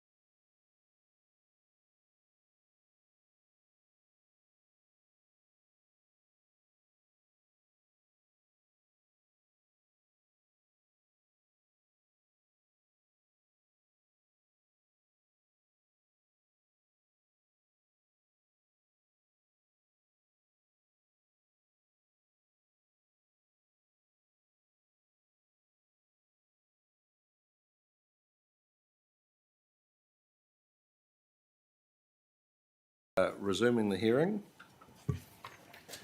Mr. McDonnell, thank you. Waiting patiently, and having said confidently that we'll start on page 26, Commissioner McMahon would like to talk to you about Mr. Botha's point. Thanks, Mr. McNeil. I was going to raise it anyway, regardless of Mr. Botha's presentation, but I have trouble with paragraph 150 of your 42A. I can understand how there would be various iterations in an evolutionary sense of the SNA boundary of Mr. Botha's property. I would expect to be iterations as the investigation became more pointed and there was a move from reliance on generic aerial photos to more specific ones, and you would hope ultimately some ground truthing. So to hear that there's now a version 4 doesn't surprise me or worry me unduly, but I expect version 4 to be reasonably accurate because, and that's the nub, the line then becomes the line. And for the purposes of resource consent, it's whether you're inside the line or outside the line determines whether you breach a rule or not, presumably. And you know, if there's an inaccuracy, the resource consent applicant will argue that at the time of the resource consent process, as opposed to going through a first schedule process. So I guess what I'm wanting to understand from you is how accurate how much confidence can the panel place on the lines on private individuals' properties in terms of them capturing what is to be protected in terms of Section 6 of Indigenous vegetation, and how much sort of a buffer, or how much buffer is there inside those lines? And I appreciate this will be the subject of hearing stream 2? Two? Which presumably that was the 42A report that came out on.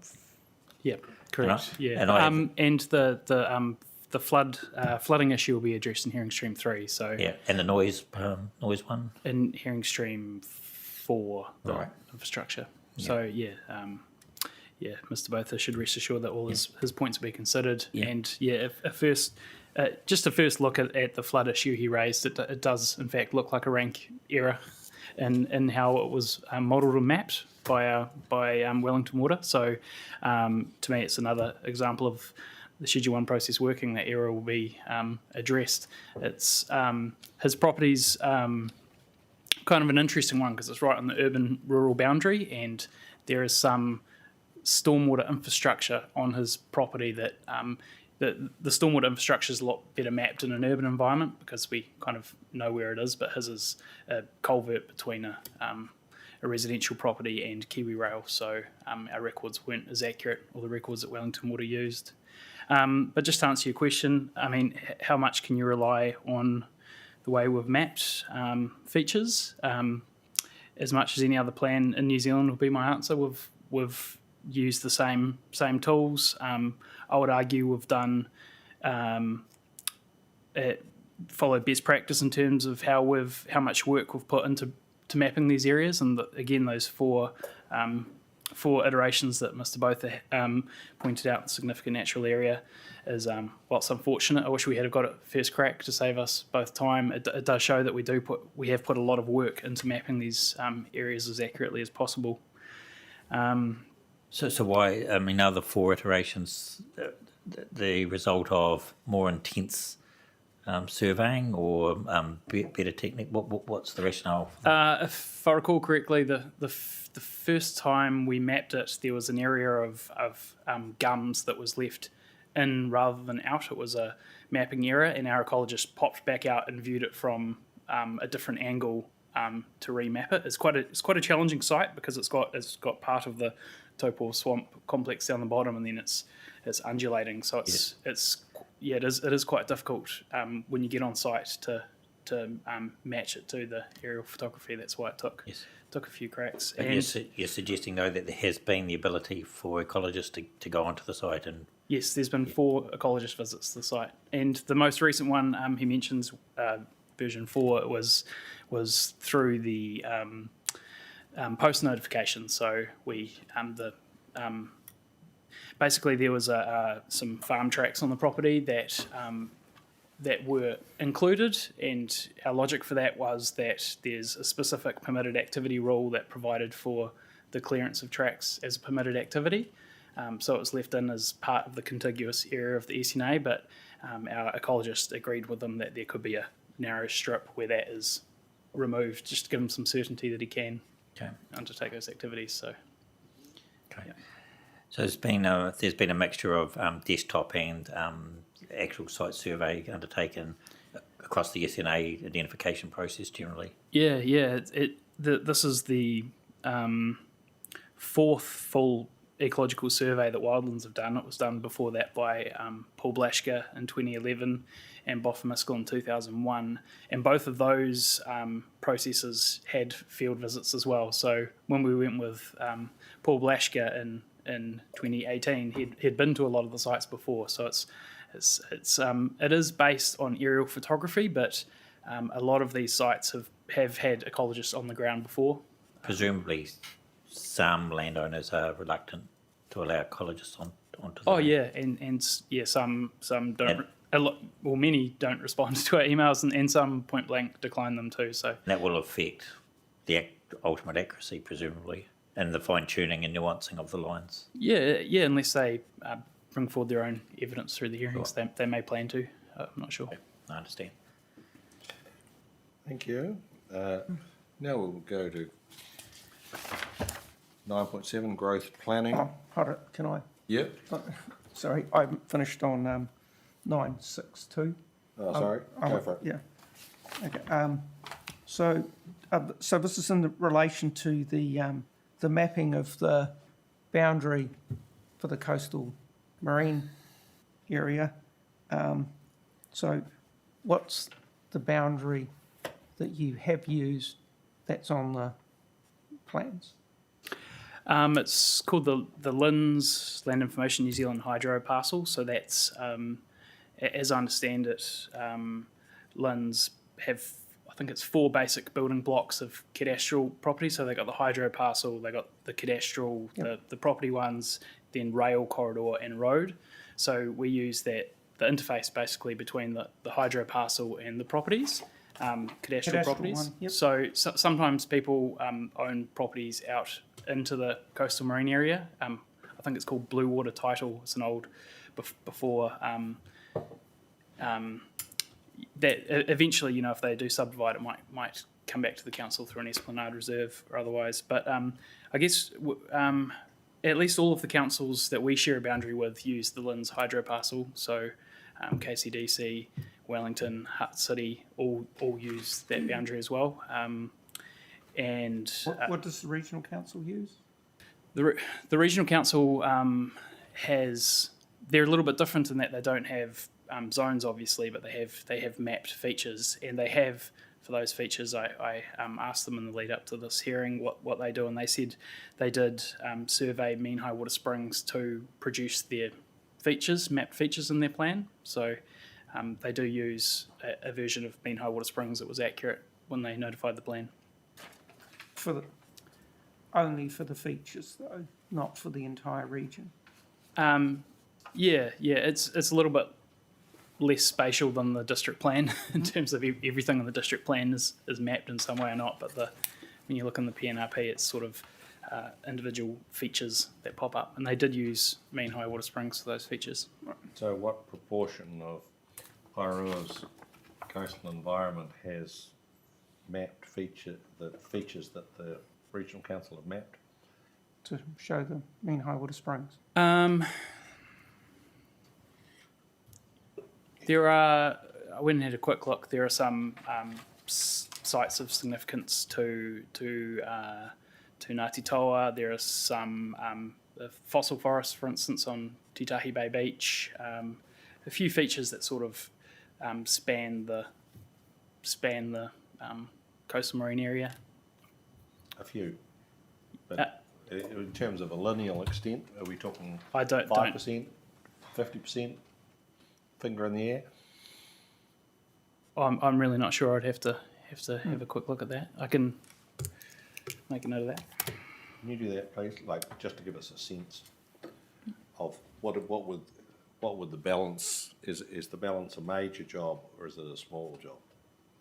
Yeah, I'd add that when an activity takes place and there's some uncertainty, that they would require the same site-specific surveying of mean high water springs that applied at the time of to determine the jurisdiction. So that's pretty common for a seawall, for instance. So it's basically, it would be the same process that's followed that I'm proposing through the introduction chapter. In paragraph 149 of your 42A and the quote there, it refers to that the PDP doesn't include a definition of the line of mean high water springs. Where's, in terms of mean high water springs and what's it mean, where's it defined?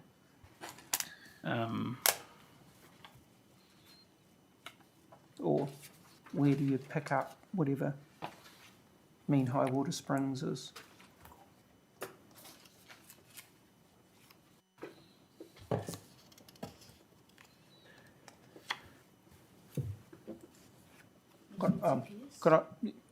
If you look at the definition of coastal marine area, that might assist you.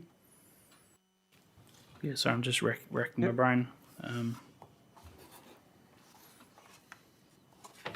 I'm just cultivating the appearance that it looks like I was prepared for the questions. Yeah. Yeah, I'm just looking at coastal marine area now. So that's same meaning as in section 2 of the RMA. So the landward boundary is the line of mean high water springs, except where it crosses a river. Yeah, so there's a process there to determine jurisdictional boundary. So with the jurisdictional boundaries when it applies to rivers, is that's set out in an appendix to the PNRP? Is that translated into the Porirua plan to show that where that No. So isn't it? Using the coastal, the combination between the coastal and the hydro parcel boundary and the cadastral boundary, what are you using when there's a defined mean high water spring mark relative to in a river at that boundary?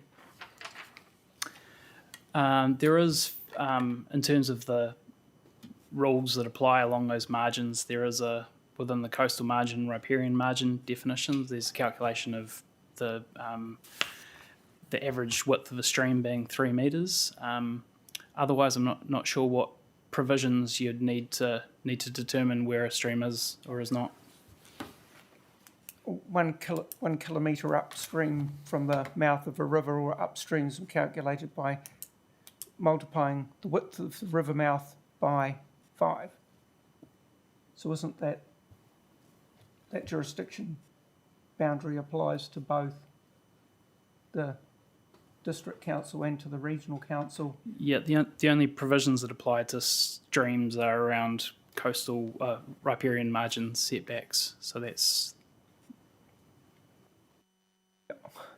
But I understand what you're saying, but the definition. Where the bridge is the bridge within the coast. It could be that the bridge goes over what is coastal marine area, and then it's not. But if it's defined that way, I'm trying to understand whether what's in the regional plan, if they've done all that work, has that been transferred for that actual boundary thing just to address it? Is that in the Porirua proposed plan? No, it's not. Okay. Are there any submissions seeking that? No, not that I'm aware of. No. Nothing further. I'm seeking clarification. Sorry, I'm not that I dozed off, but I think I just want to clarify something. So is there as far as the CE is concerned, is there an inland boundary defined in the plan? Is Yes. Yes. Okay, and that's Yeah, it's on the planning maps. right. But it's not a zone, is it? Or is it? Because CE stands for, on the glossary it gave me, coastal environment, which is a chapter and section heading. So, but presumably policies and rules will refer to the coastal environment. Yes. Yeah. Yeah. So it's Is it overlay? Is it? it's a mapped feature, I suppose you could call it an overlay, because it's other additional provisions apply to land that's within the coastal environment as opposed to without. So Yes. And presumably within the CE, there are other specific map features, yes, there are. Although outstanding landscapes or features or whatever. Or... yeah, if I could just back up for a second though, the definition of overlay is limited to schedules. Schedules 2 to 11, I think. Meaning that it's not defined. The coastal environment's not defined as an overlay within the PDP, No. but it is akin to an overlay in terms of it being a mapped feature. Yeah. Okay, and I remember this was a significant issue for the Kapiti district plan, and there was a precise line defined, and it was subject to dispute from the Director General and other parties. But apart from presumably apart from the submission from GWRC seeking amendment to the coastal environmental map, is there any other submissions? Three that I know of. There's one from Forest and Birds questioning if it should reflect coastal hazards and sea level rise. And there's another one from Pikariri Farms Limited questioning the location of that in terms of a natural feature on the property, a ridge line or something. So those submission points will all be addressed as part of hearing stream 3. Sure. So Understood. Yep, thank you. So related to that though, isn't table 20 got at the top of it coastal environment overlay in the NPS National Planning Standards? So I'm just trying to understand. Table isn't 20. it overlay table 20, page 52? Of the district plan. Coastal environment overlay has to be shown in. of the district plan, sorry. Yeah. What page, mate? Page 52 of the National Planning Standards in Oh. relation to a mapping standard. Sorry, Mr. McDowell, it could be that there's a difference between what it says in here, that it's not internally consistent, but I just wonder, is it an overlay or is it not? And if they just labelled it incorrectly, Yes. where when you were referring to a definition of what an overlay is, you said it only related to certain matters. Can you? Just quickly, Yep. if you don't mind, have a look at that table. No. What page again did you say it was? Page 52, table 20, symbol representation, symbol name, coastal environment overlay.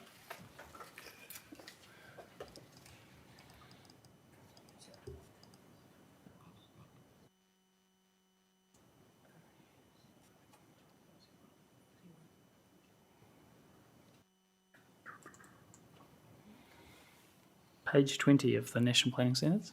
Page 52. Oh, 52. 52, it's table 20. Oh. 52, mapping standard. And it's the first one at the top, coastal environment overlay. Yeah, I guess that would indicate that it is an overlay. Yeah, but Potentially let's not an give them oversight. Too much credit yet. Yeah. It just says that. Yeah. So is what you said though earlier when you talked about what an overlay was? Which part of the National Planning Standard are you referring to, where it might suggest otherwise that it's not?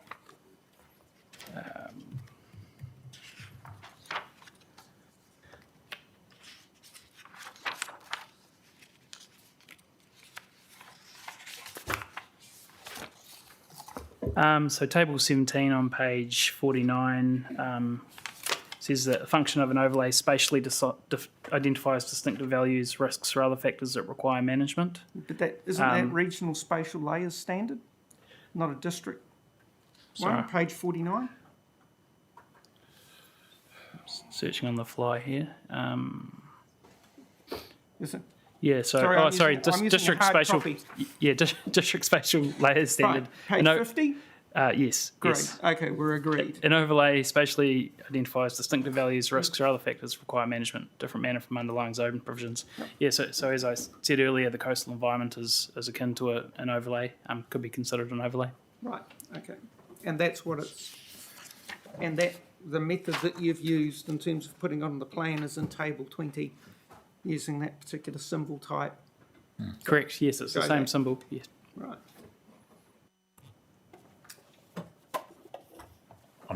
I'm just going to jump in there, Mark, Yep. if you don't mind. Are there? Sorry. No, sorry, Karen. My question is: are there any settlements within the coastal environment? Oh yeah, there's the whole of Te Tahi Bay's within the coastal environment, so the whole suburb of Te Tahi Bay. So that's that'll be addressed in other hearing streams in terms of some relief that's sought. Really restricting what can and cannot occur in the coastal environment. Boffimus will identify the coastal environment for us, and based on current practice and case law, and it does include large areas of urban.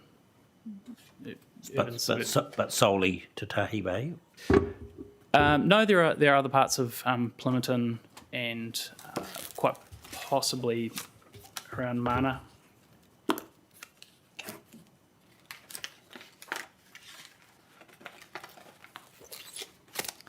Okay, but it's not. I mean, with the company plan, the inland boundary was the base of the foothills, so included all settlements within Kapiti district. So, as you can imagine, that was quite a limitation. I understand there was something about salt spray, and that's a coastal process and travels far inland. Which differed to the boundary to the north for Horowhenua district at the time, there's quite a disparity between the two. Yeah.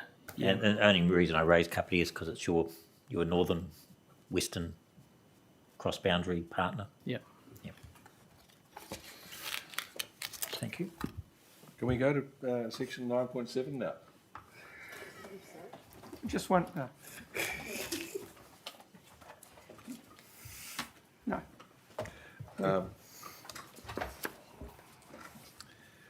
Paragraph 168, Mr. McDonnell.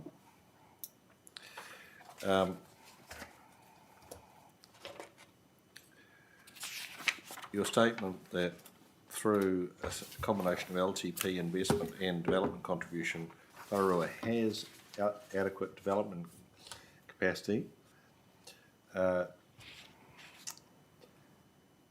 Is that have as at this minute, or will have at some identified future point in time, given the presentation we heard from Mr. Shaw? I guess it depends on what metric you use. So if you take the what's likely to be a limit in terms of E. coli in streams, we do have a big legacy problem in Porirua in terms of wastewater overflows. Our future growth planning provides for growth in terms of specific projects in the long-term plan to enable growth, but there is still an underlying legacy problem to address. That's councils. It's also on private property as well. There's a large amount of stormwater infiltration and from private properties into the wastewater network. So there is a large infrastructure issue for the city to address one way or another.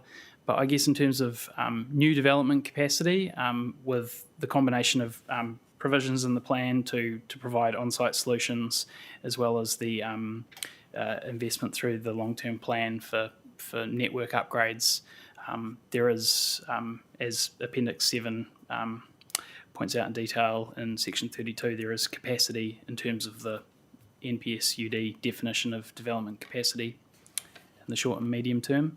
The development contributions... Like, just to be clear, like you're saying through future upgrades, there is capacity. This is a chicken and egg thing. Do you need the future upgrades before there will be capacity, given the focus of the NPSUD of integrating your development with your infrastructure? Yeah, well, I guess that's the reason behind the Three Waters chapter in terms of, requiring for multi-unit buildings and new developments to provide on-site solutions, so we're not making the problem worse. Does provide capacity. Some of the issues around wastewater overflows and the number we get per year, and depending on where we draw our line in terms of level of service, that is a long-term investment through the long-term plan that will start to reduce those wastewater flows down. But potentially not all the way. There might in 30 years' time there might be some really heavy investment, and there might still be wastewater overflows. So it's an extreme events. If you get a 1 in 100 year storm. So I guess the submission point I was responding to was that there should be no development until the sewer lines replaced, and wastewater and pollution entering waterways should cease before there's any development, and that might not even be feasible even in the long term. So just related to that, that's in the Three Waters chapter of this one that was and that I'd missed. Yeah. So when it says that, it talked about what it talked about for wastewater, the level of service, Chapter 5, Section 2.3 of Wellington Water Standard for Water Services, May 2019. That's in the rule, R5. What is it? Is it a Three Waters rule, R5? So what's that? And can we have a copy, please? Also in the policy too, mate. Yep. So in the policy, it's in 3, is it? Yeah, P3. Yep, P3. It's referenced in there as well. Yep, I can get a copy. So of what I'm trying to understand is what this water services standard is that the sort of thing that would permit a continuation of development in those areas before such time as the issues have been addressed. That's what I'm trying to understand, to see how the rule, the policy and what was put forward by the submitter link together.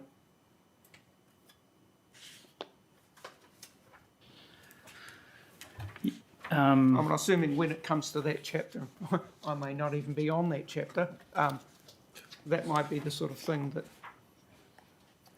if I was and am, I'd be interested to know about. Guess what you are? Oh, okay. I'm on that one. Yep, so you want to understand how the rule works in conjunction with the documents and what does reference? the standard that you've referenced outside, so someone's going to have to hang on to that. What is that standard and how does it work? How does it relate to the growth of the city in terms of, is it something that would come along, well, actually, no, you're not a permitted act, your residence, your proposal is not permitted for a multi-unit development because at the moment it doesn't fit in with our infrastructure thing, or does it say something different without having that documented? Yeah, well, I will get you a copy of, or at least an excerpt of that part of the document. But basically, the permitted activity rule says if you're proposing any of those activities, retirement villages, multi-unit housing in those zones is permitted where, in instances where it's connected to the reticulated water supply, and it complies with the levels of service that it is a permitted activity. So the levels of service are expressed as a range of criteria. Some of them are quite specific, some less so. So they levels of service include adequately conveying wastewater to an approved discharge point, ensuring gully traps are above a 1% AEP event, ensuring overflow protection provided at pumping stations. So there's a range of matters there that form the level of service for the permitted activity. Right. So the points that Mr. Shaw was raising, things about that there's no overflow protection, i.e. there's no storage at the pumping station. Yeah. So if you're proposing a wouldn't meet, therefore that wouldn't meet it. Yeah, if you're proposing a multi-unit housing, and I'm not sure off the top of my head what the capacity is at along Mana Esplanade, but if it's I assume it's at or over capacity. If it's having regular overflows, then a multi-unit housing development would likely require a resource consent, and they'd have to demonstrate that they had on-site measures to wastewater detention tanks to pump it into the system during low flow events. Yeah. And is multi-unit, is that defined in that document you're referring to, or is that relying on a document in the district plan? What does it mean? It is defined as any development that result in 3 or more residential units on any site. The submitters picked one form of development, but I think his submission point is equally valid to all development in that catchment. It's equally relevant to greenfield development. But I guess what would differ is the scale of the solutions, where you might have for a multi-unit development to Mana Esplanade, the solution will look quite different to a large greenfield development where you've got more economies of scale. Going back to Mr. McDonnell to the discussion, the sense I got from you was that these rules don't require that the existing problems be fixed, but do control new development so it won't exacerbate the existing problem. Is that your belief? Correct. It is possible that they could help to improve the situation. So, if, for instance, if a development take stormwater, some large detention dam that was hydraulically positive rather than hydraulically neutral, they might actually resolve an issue that's downstream of that. So, but yes, the intention is that certainly we don't make things worse and if possible make things better. But it is I do acknowledge what Mr. Shaw was saying, that there is a large legacy issue in the city. I don't think anyone denies that. And we'll deal with this in detail in Stream 2. But how staunch is the rule and policy position to ensure that that actually occurs? How staunch is it? Does it use the word avoid? Does it use the word avoid, for instance? Oh, I get you. Is it non-complying, for instance, if it doesn't meet those standards? No, the restricted discretionary is as far as those rules escalate. So there is discretion to decline a development if it doesn't provide adequate capacity on site. Is discretion, how strong is the policy directing that it should be declined if that doesn't happen? Policy 3, number 1. Policy 3, the first paragraph. Yeah. It's quite specific and incorporates measures that appropriately mitigate any adverse effects on the Tree Waters network. Perhaps look at the wording towards the end of the second line. Second Only allow line. use and development where. When it can be demonstrated. Yeah. So that is quite strong, and only allow as a. Yeah, typically the way our plan structures, if it's a policy that sort of has a line of sight through to a non-complying activity, it would usually start with a void, the chapeau. And there are ones that say avoid unless it can be demonstrated. So this isn't, it isn't as stringent as one of those policies.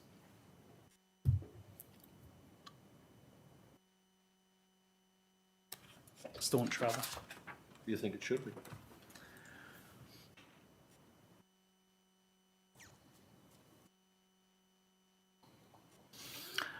I mean,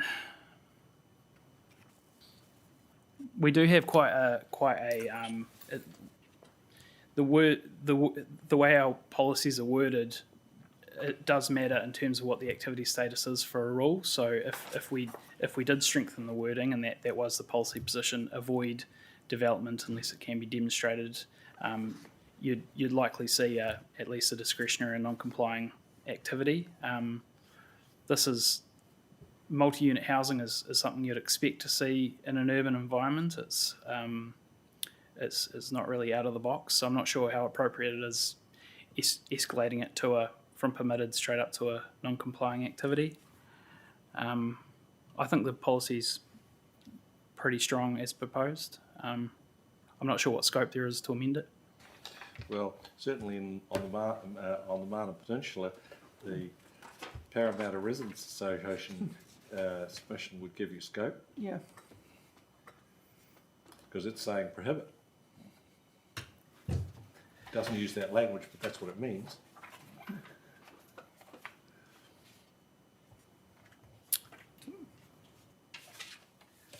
I guess, Mr. McDonnell, the question is whether, when you look at the objective and the policy and the rule and the issue as described by Mr. Shaw, whether they align and that there's an obvious sort of direction and impetus from the Three Waters capacity objective is quite specific. I mean, it requires development to go hand in hand with infrastructure, have sufficient Three Waters network capacity to accommodate demand. So that's a clear objective. The policy only allow use where, and then the question becomes whether the RDA is sufficiently robust to capture that. Given the pressure, given the inevitable development pressure in the opposite direction, which, in the cold hard light of day, will just put further pressure on the council to solve the issues. Yeah, the objective had sufficient capacity to accommodate the resulting demand.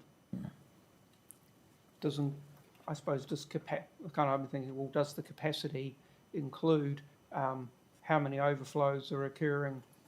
What are the effects beyond, of those overflows or what have you? Is that does that fall within having sufficient capacity?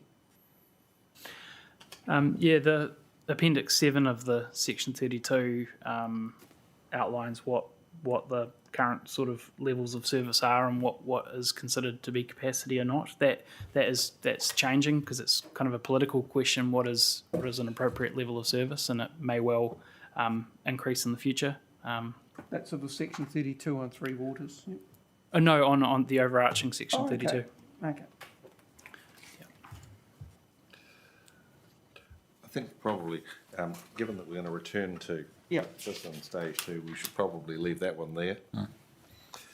So you doing the Three Waters? Three Waters will be Hearing Stream 4, I believe. Did you get the short straw for that one too? No, I'm not author of that chapter. Suffice it to say, you should probably tell whichever one of your colleagues who's doing that we may have one or two questions to ask them about this on this subject. Yeah, I think there are a good number of submission points on that chapter. We submitted on it ourselves, in fact. So,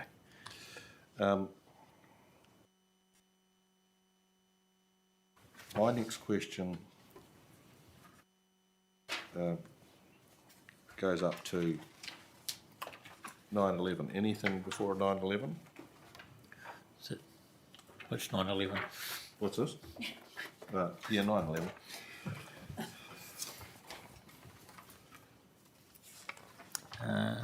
This is the use of certain terms.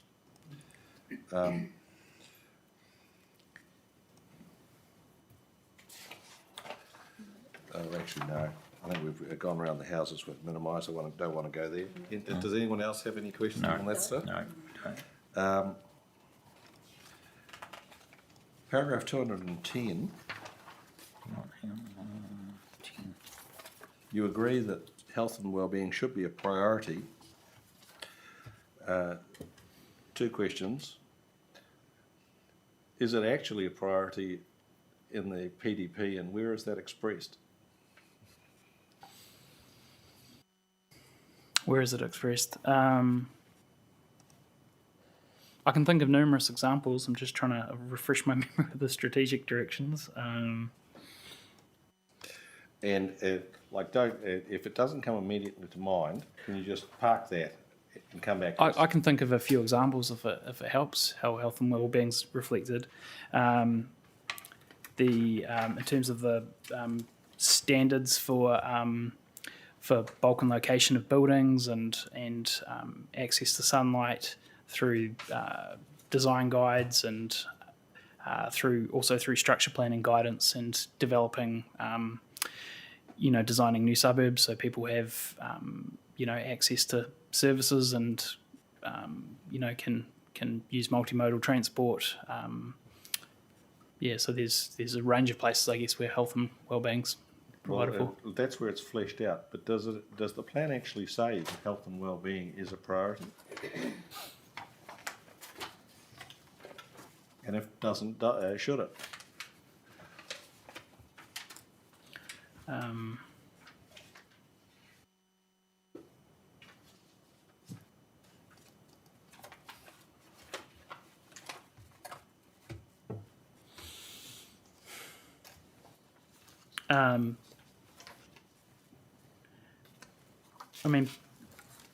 Potentially. I think the plan does provide for health and wellbeing.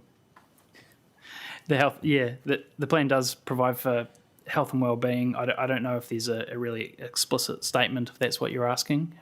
Yes, that is the point. I think I think possibly it's something that could be addressed. I know the variation is looking at it in terms of the NPS UD, in terms of the urban environment and what a well-functioning urban environment is. Off the top of my head, I don't know. I'm not sure if there's an explicit statement that health and wellbeing is important to our city, but I emphasise I'm not suggesting some higher statement that doesn't mean anything.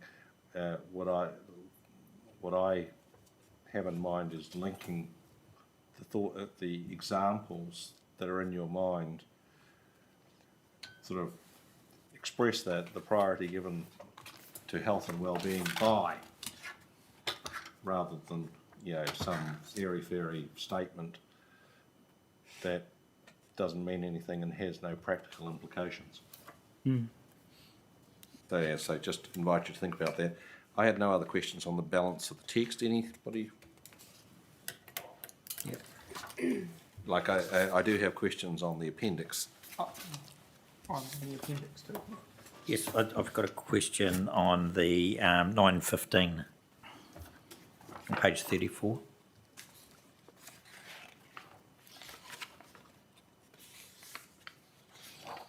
strategic objectives. Yes. I'm just trying to find that, actually.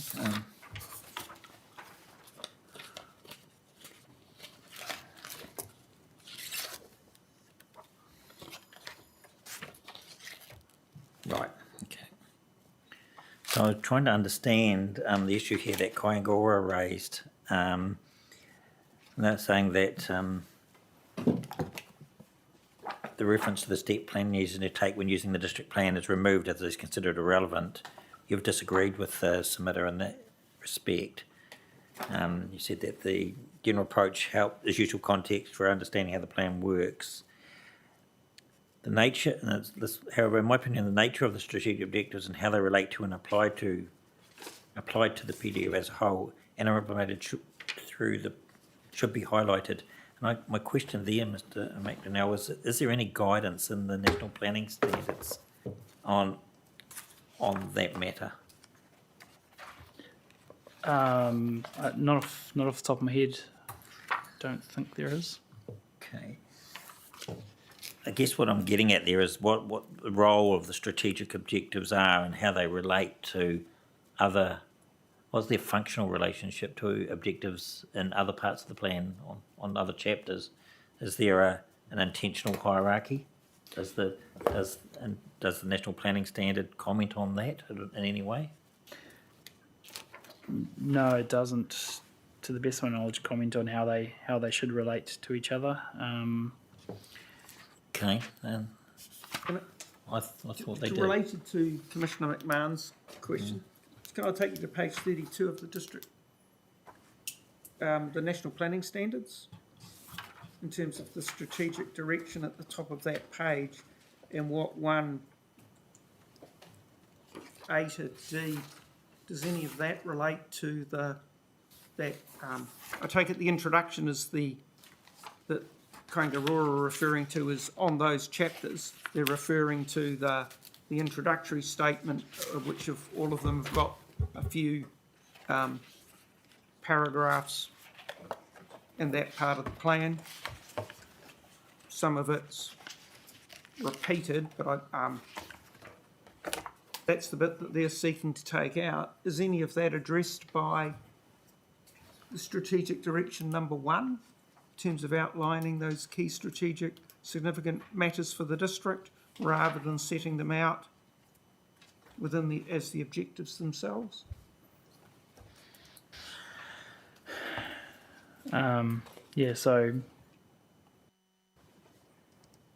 To me it looks like if these strategic direction matters are addressed, they must be under a strategic direction heading, which our plan is. Yep. Outline of the key resource management matters for the district.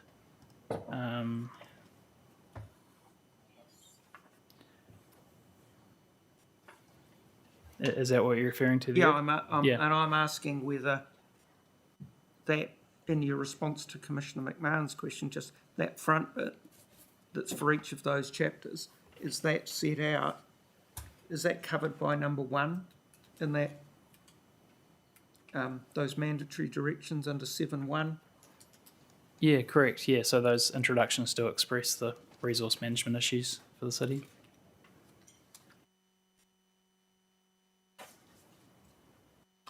Mr. McDonnell, is the value in Kaingaroa's submission seeking they be deleted?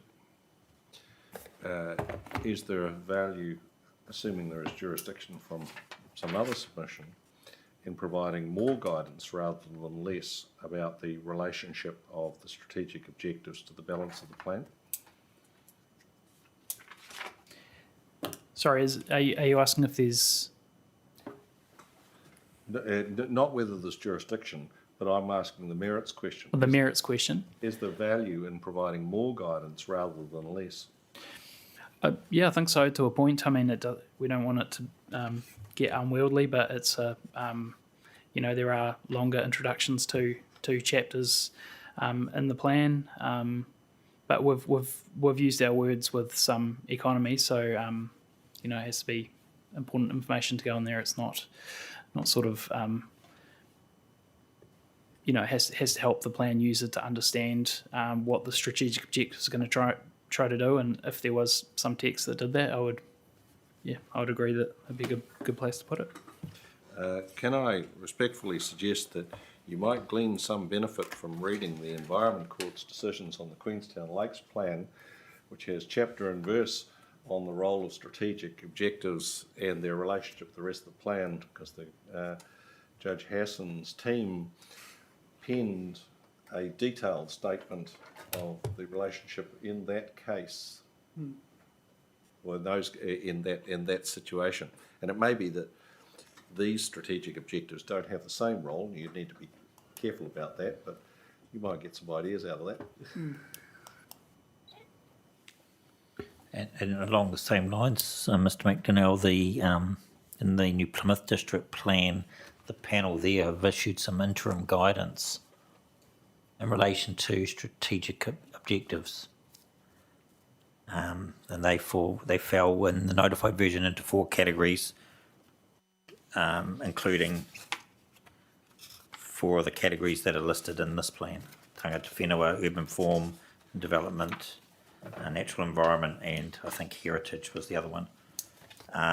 But the panel thought in that case it would be useful for submitters and future hearing streams to understand what the panel's interim thinking might be on the role of strategic objectives and how that might inform their evidence going forward on other site-specific chapters.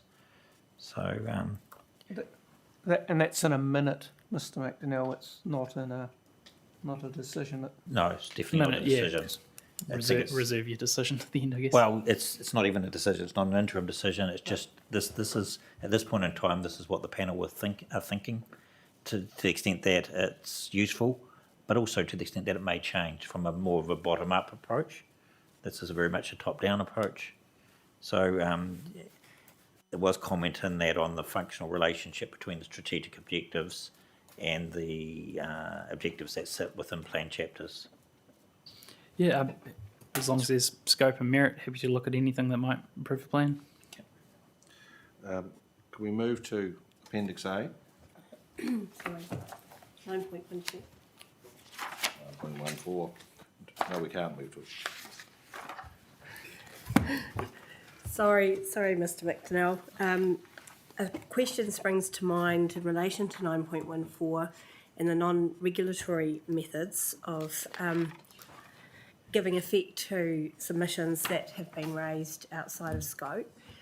And specifically there, I'm wondering about some of the issues that were raised by Te Runanga o Toa Rangatira in the context of the advice that was provided to the council in developing the PDP. And I'm looking specifically at page 84 of the Section 32 report, where, and I'm sure you'll be familiar with this anyway, where there are a number of matters relating predominantly to the manner in which the PDP is implemented, was raised by the Runanga specifically, and how the wider council works in partnership with Ngāti Toa. And there are a number of matters listed there that the council are required to give effect to under Clause 4A, and having regard to those issues as they relate to the implementation of the PDP. And they include initiatives to improve plan implementation, to do with standard operating procedures, training workshops, etc., building capability of council staff in Te Ao Māori, following best practice in terms of engagement principles, and recognising that there are evolving and emerging issues and opportunities that matter to Ngāti Toa and that require working together to address these. I just wasn't clear whether, to what extent those matters are being dealt with in the context of the PDP as opposed to being dealt with by other non-regulatory type methods. Yeah, good question. I guess in terms of the PDP, the tangata whenua chapter, which we developed in partnership with the team at the Runanga, does articulate some of those things, particularly in terms of consultation and them being an effective party. But there's a whole raft of stuff in terms of our organisation's partnership with the iwi that's obviously outside the district plan. We do have an MOU. We at a sort of day-to-day level have processes to alert the Runanga staff if they're potentially an affected party on a resource consent. So there are processes that are set out outside the district plan itself, but are really important for implementing the district plan, because that's obviously partnership is one of the principles of the Treaty of Waitangi, and participation, of course. So those are processes and methodologies that are already currently being used and in existence. Clearly, the Runanga was looking for more, in terms of the PDP and in association with it, to ensure that the implementation of the plan is conducted in a way that meets their aspirations and objectives. All those things you've described are obviously potential avenues through which further traction, I guess, by Ngāti Toa and the council working together could be gained in addressing specific aspirations. Are they the only methods that have been identified, or is this a working? It's a work in progress. It's things are changing quite rapidly. Even at a sort of governance level, there's changes afoot in terms of representation on council. So, there's a large amount of work that council does that it's not necessarily articulated in the district plan that sort of help to deliver the principles of the Treaty Waitangi as it relates to the plan. If that makes sense. So, how we internally resource. Staff better understanding Te Ao Māori. That's definitely improved since I started council. I don't know if that answers your question. And it's not. Apologies. It's not. The whole program isn't really clearly articulated anywhere, which is, I guess, what you're trying to get a handle of. But so that'll be developed outside of the PDP process predominantly. There are consultation issues and things that are included. And to some degree where Ngāti Toa's values and vision statements to do with the harbour and things have been sort of referred to and considered in the development of the PDP, and that's dealt with within the context of the PDP. But generally, building capability of council staff, as you've acknowledged, is obviously a really big area, and that's fundamental to implementing the PDP in a way that meets Ngāti Toa's objectives. So that will fundamentally be something that's developed outside the PDP process. Yeah. Okay. Thanks for clarifying that. Just in terms of, in the Section 42A report, there's no acknowledgement of those matters. Should there be, do you think? I guess I'm responding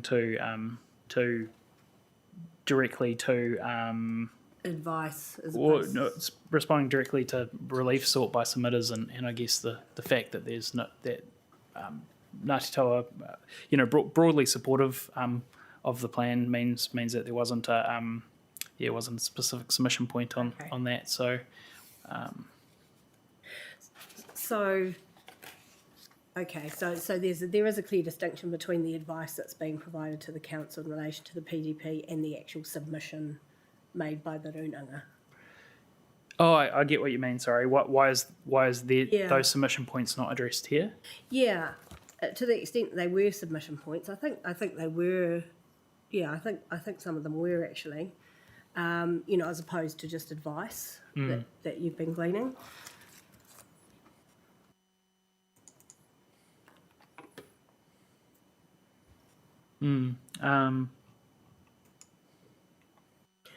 Perhaps that's something that you could reflect on and come back to. I'll review those submission points and make sure they are. I'll check where they are captioned, that they are properly covered. Thank you. Thanks. No further questions. And if they're in a different stream, then that's a good answer as well. Going to Appendix A, the suggestion, like I have a. Sorry, I just had one thought. If those submission points I was thinking of were pre-draft advice from Ngāti Toa, it wasn't part of their submission after the plan was notified. Yes, I wondered that. Yeah, so because we have to, under clause 3A, have particular regard to Ngāti Toa's comments on a draft district plan, but that's the reason why it's not in this report, because those points weren't carried through to their submission. So there's no submission points in terms of. Are you able to just clarify on Yeah.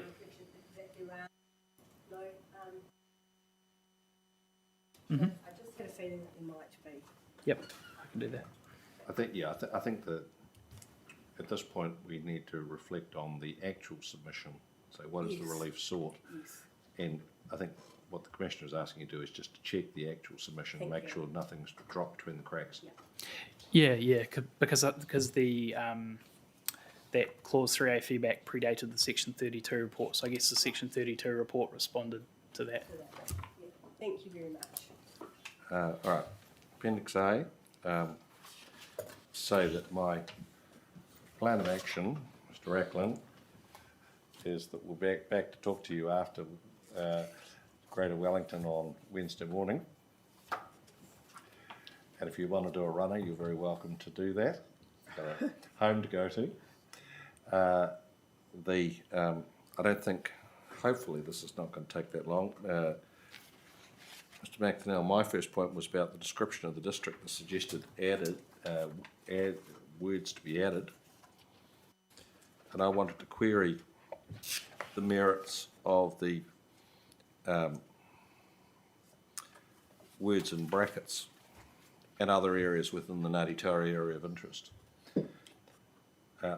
I'm not saying it's wrong, but the question is the relevance in this context.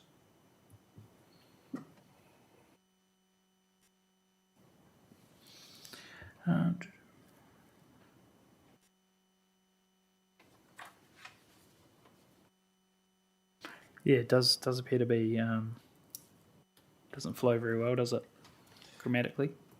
Well, yeah, there's that too. Yeah, I can. Think about that. Yep. If anyone has any points in meantime, I go to cross boundary issues. The suggested addition above the two indented paragraphs, sort of noting that the above mentioned councils fall within Ngāti Taua tribal boundaries. Is that the point, or that Ngāti Taua's interests, values and interests themselves cross the district boundary, rather than that they have an interest, for instance, in Kapiti, to which my reaction is, well, so what? But if the interest is goes from one side of the district boundary to the other, then that's an obvious reason for them to be involved. So is the focus wrong? Question. I don't think so. There are issues that cross our boundary. We need to work sort of in partnership with Ngāti Taua and the adjacent council. A shared wastewater treatment plant with northern suburbs of Wellington is one example. The Whaitua process crosses boundaries. So I guess the intention of the runanga there was just noting that we'll consult with them concerning cross-boundary issues, which I agree of, and I guess it's just a simple note saying that the councils mentioned above are also within their rohi. So, well, I think my point was not that they shouldn't be consulted, but rather that the reason they're consulted is that their interests, that Runanga's interests, cross the boundary as well, rather than just saying they have an interest in another district. It's like they align, like the whole rationale for having a special rule for cross-boundary issues aligns with Ngāti Taua having a wider sphere of interest that also crosses those boundaries. Mm-hmm. It's the crossing the boundary rather than they have an interest some other place, which I thought should be the focus. okay. I can have a look at the wording of that. Just think about it. It's clearly not wrong. Next point I had, the definition of hauhaki. Is it hauhaki? Hauhaki. What does E add? Because I thought it made the whole thing circular.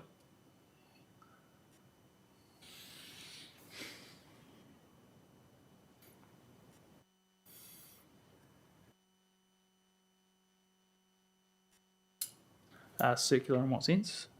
In terms of the definition means anything that Tangata Whenua recognises customary harvesting.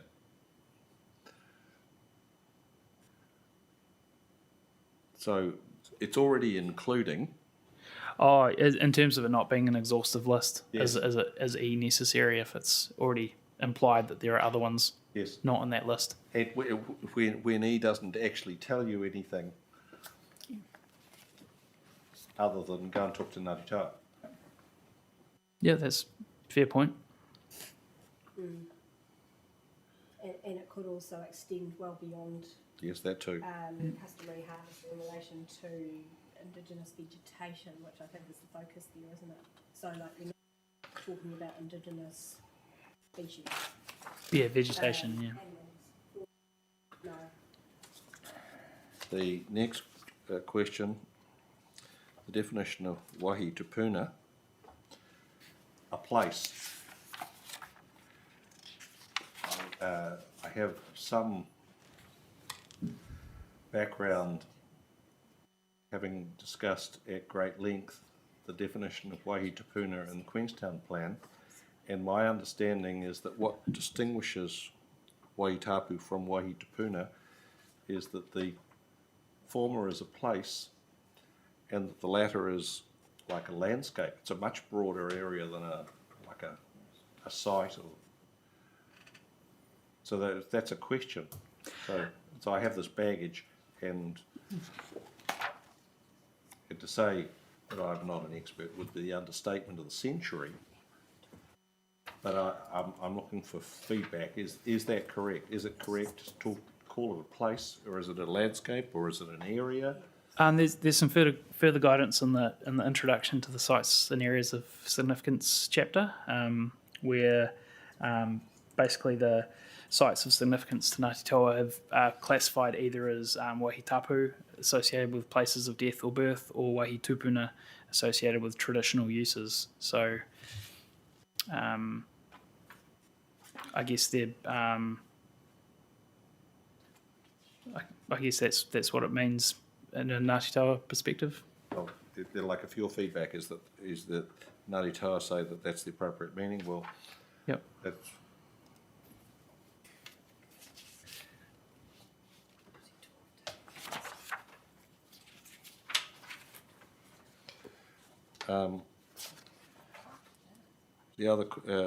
The last question I have, fortunately, question on national policy statements and New Zealand coastal policy statement. Should this be referring to the now superseded NPS-FM and NPS-UDC?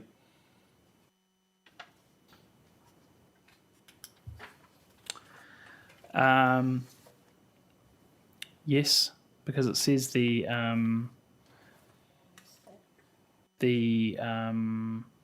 district plan, the review of the district plan was undertaken in relation to those NPSs at notification.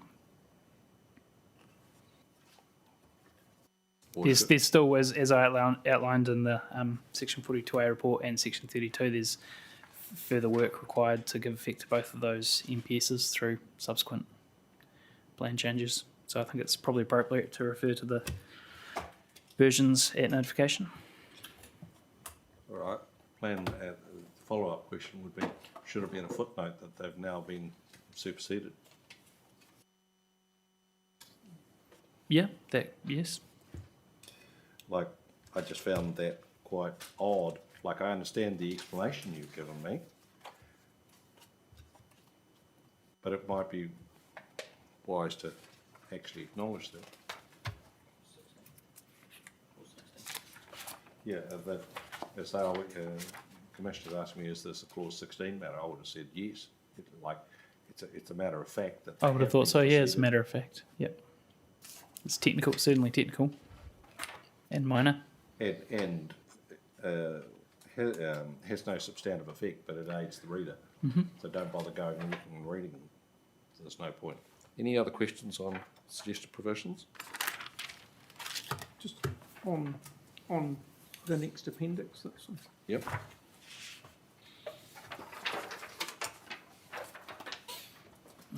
My question on Appendix B was just one, just for the future hearings, was that about, could you put page numbers on the individual appendices as well, just starting at 1 and that?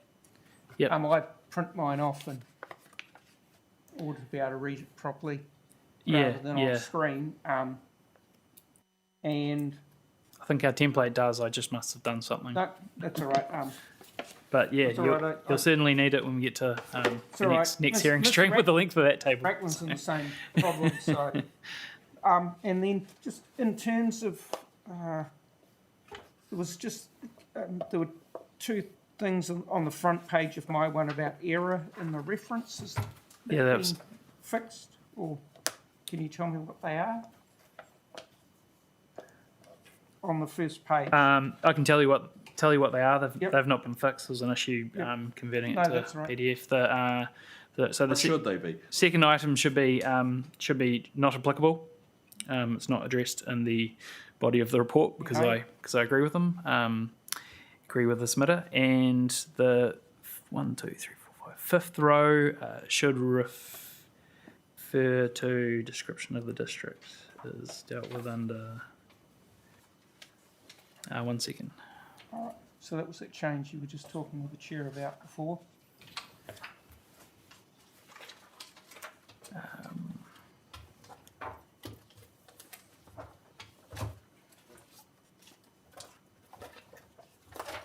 Oh, apologies. That might be. I That think one it's- might be dealt with in the table as well. So, not in a section of the report. You know. That's fine. Yep. Thank you very much, Mr. McDonnell, for accommodating us going backwards and forwards. Yes. And then, first thing, thank you, Mr. Rackman, for waiting patiently and not actually having to front today. We will adjourn the hearing until 9 a.m. on Wednesday, the 29th. And when we start with Ms. Smith, and then hear from representatives of Greater Wellington.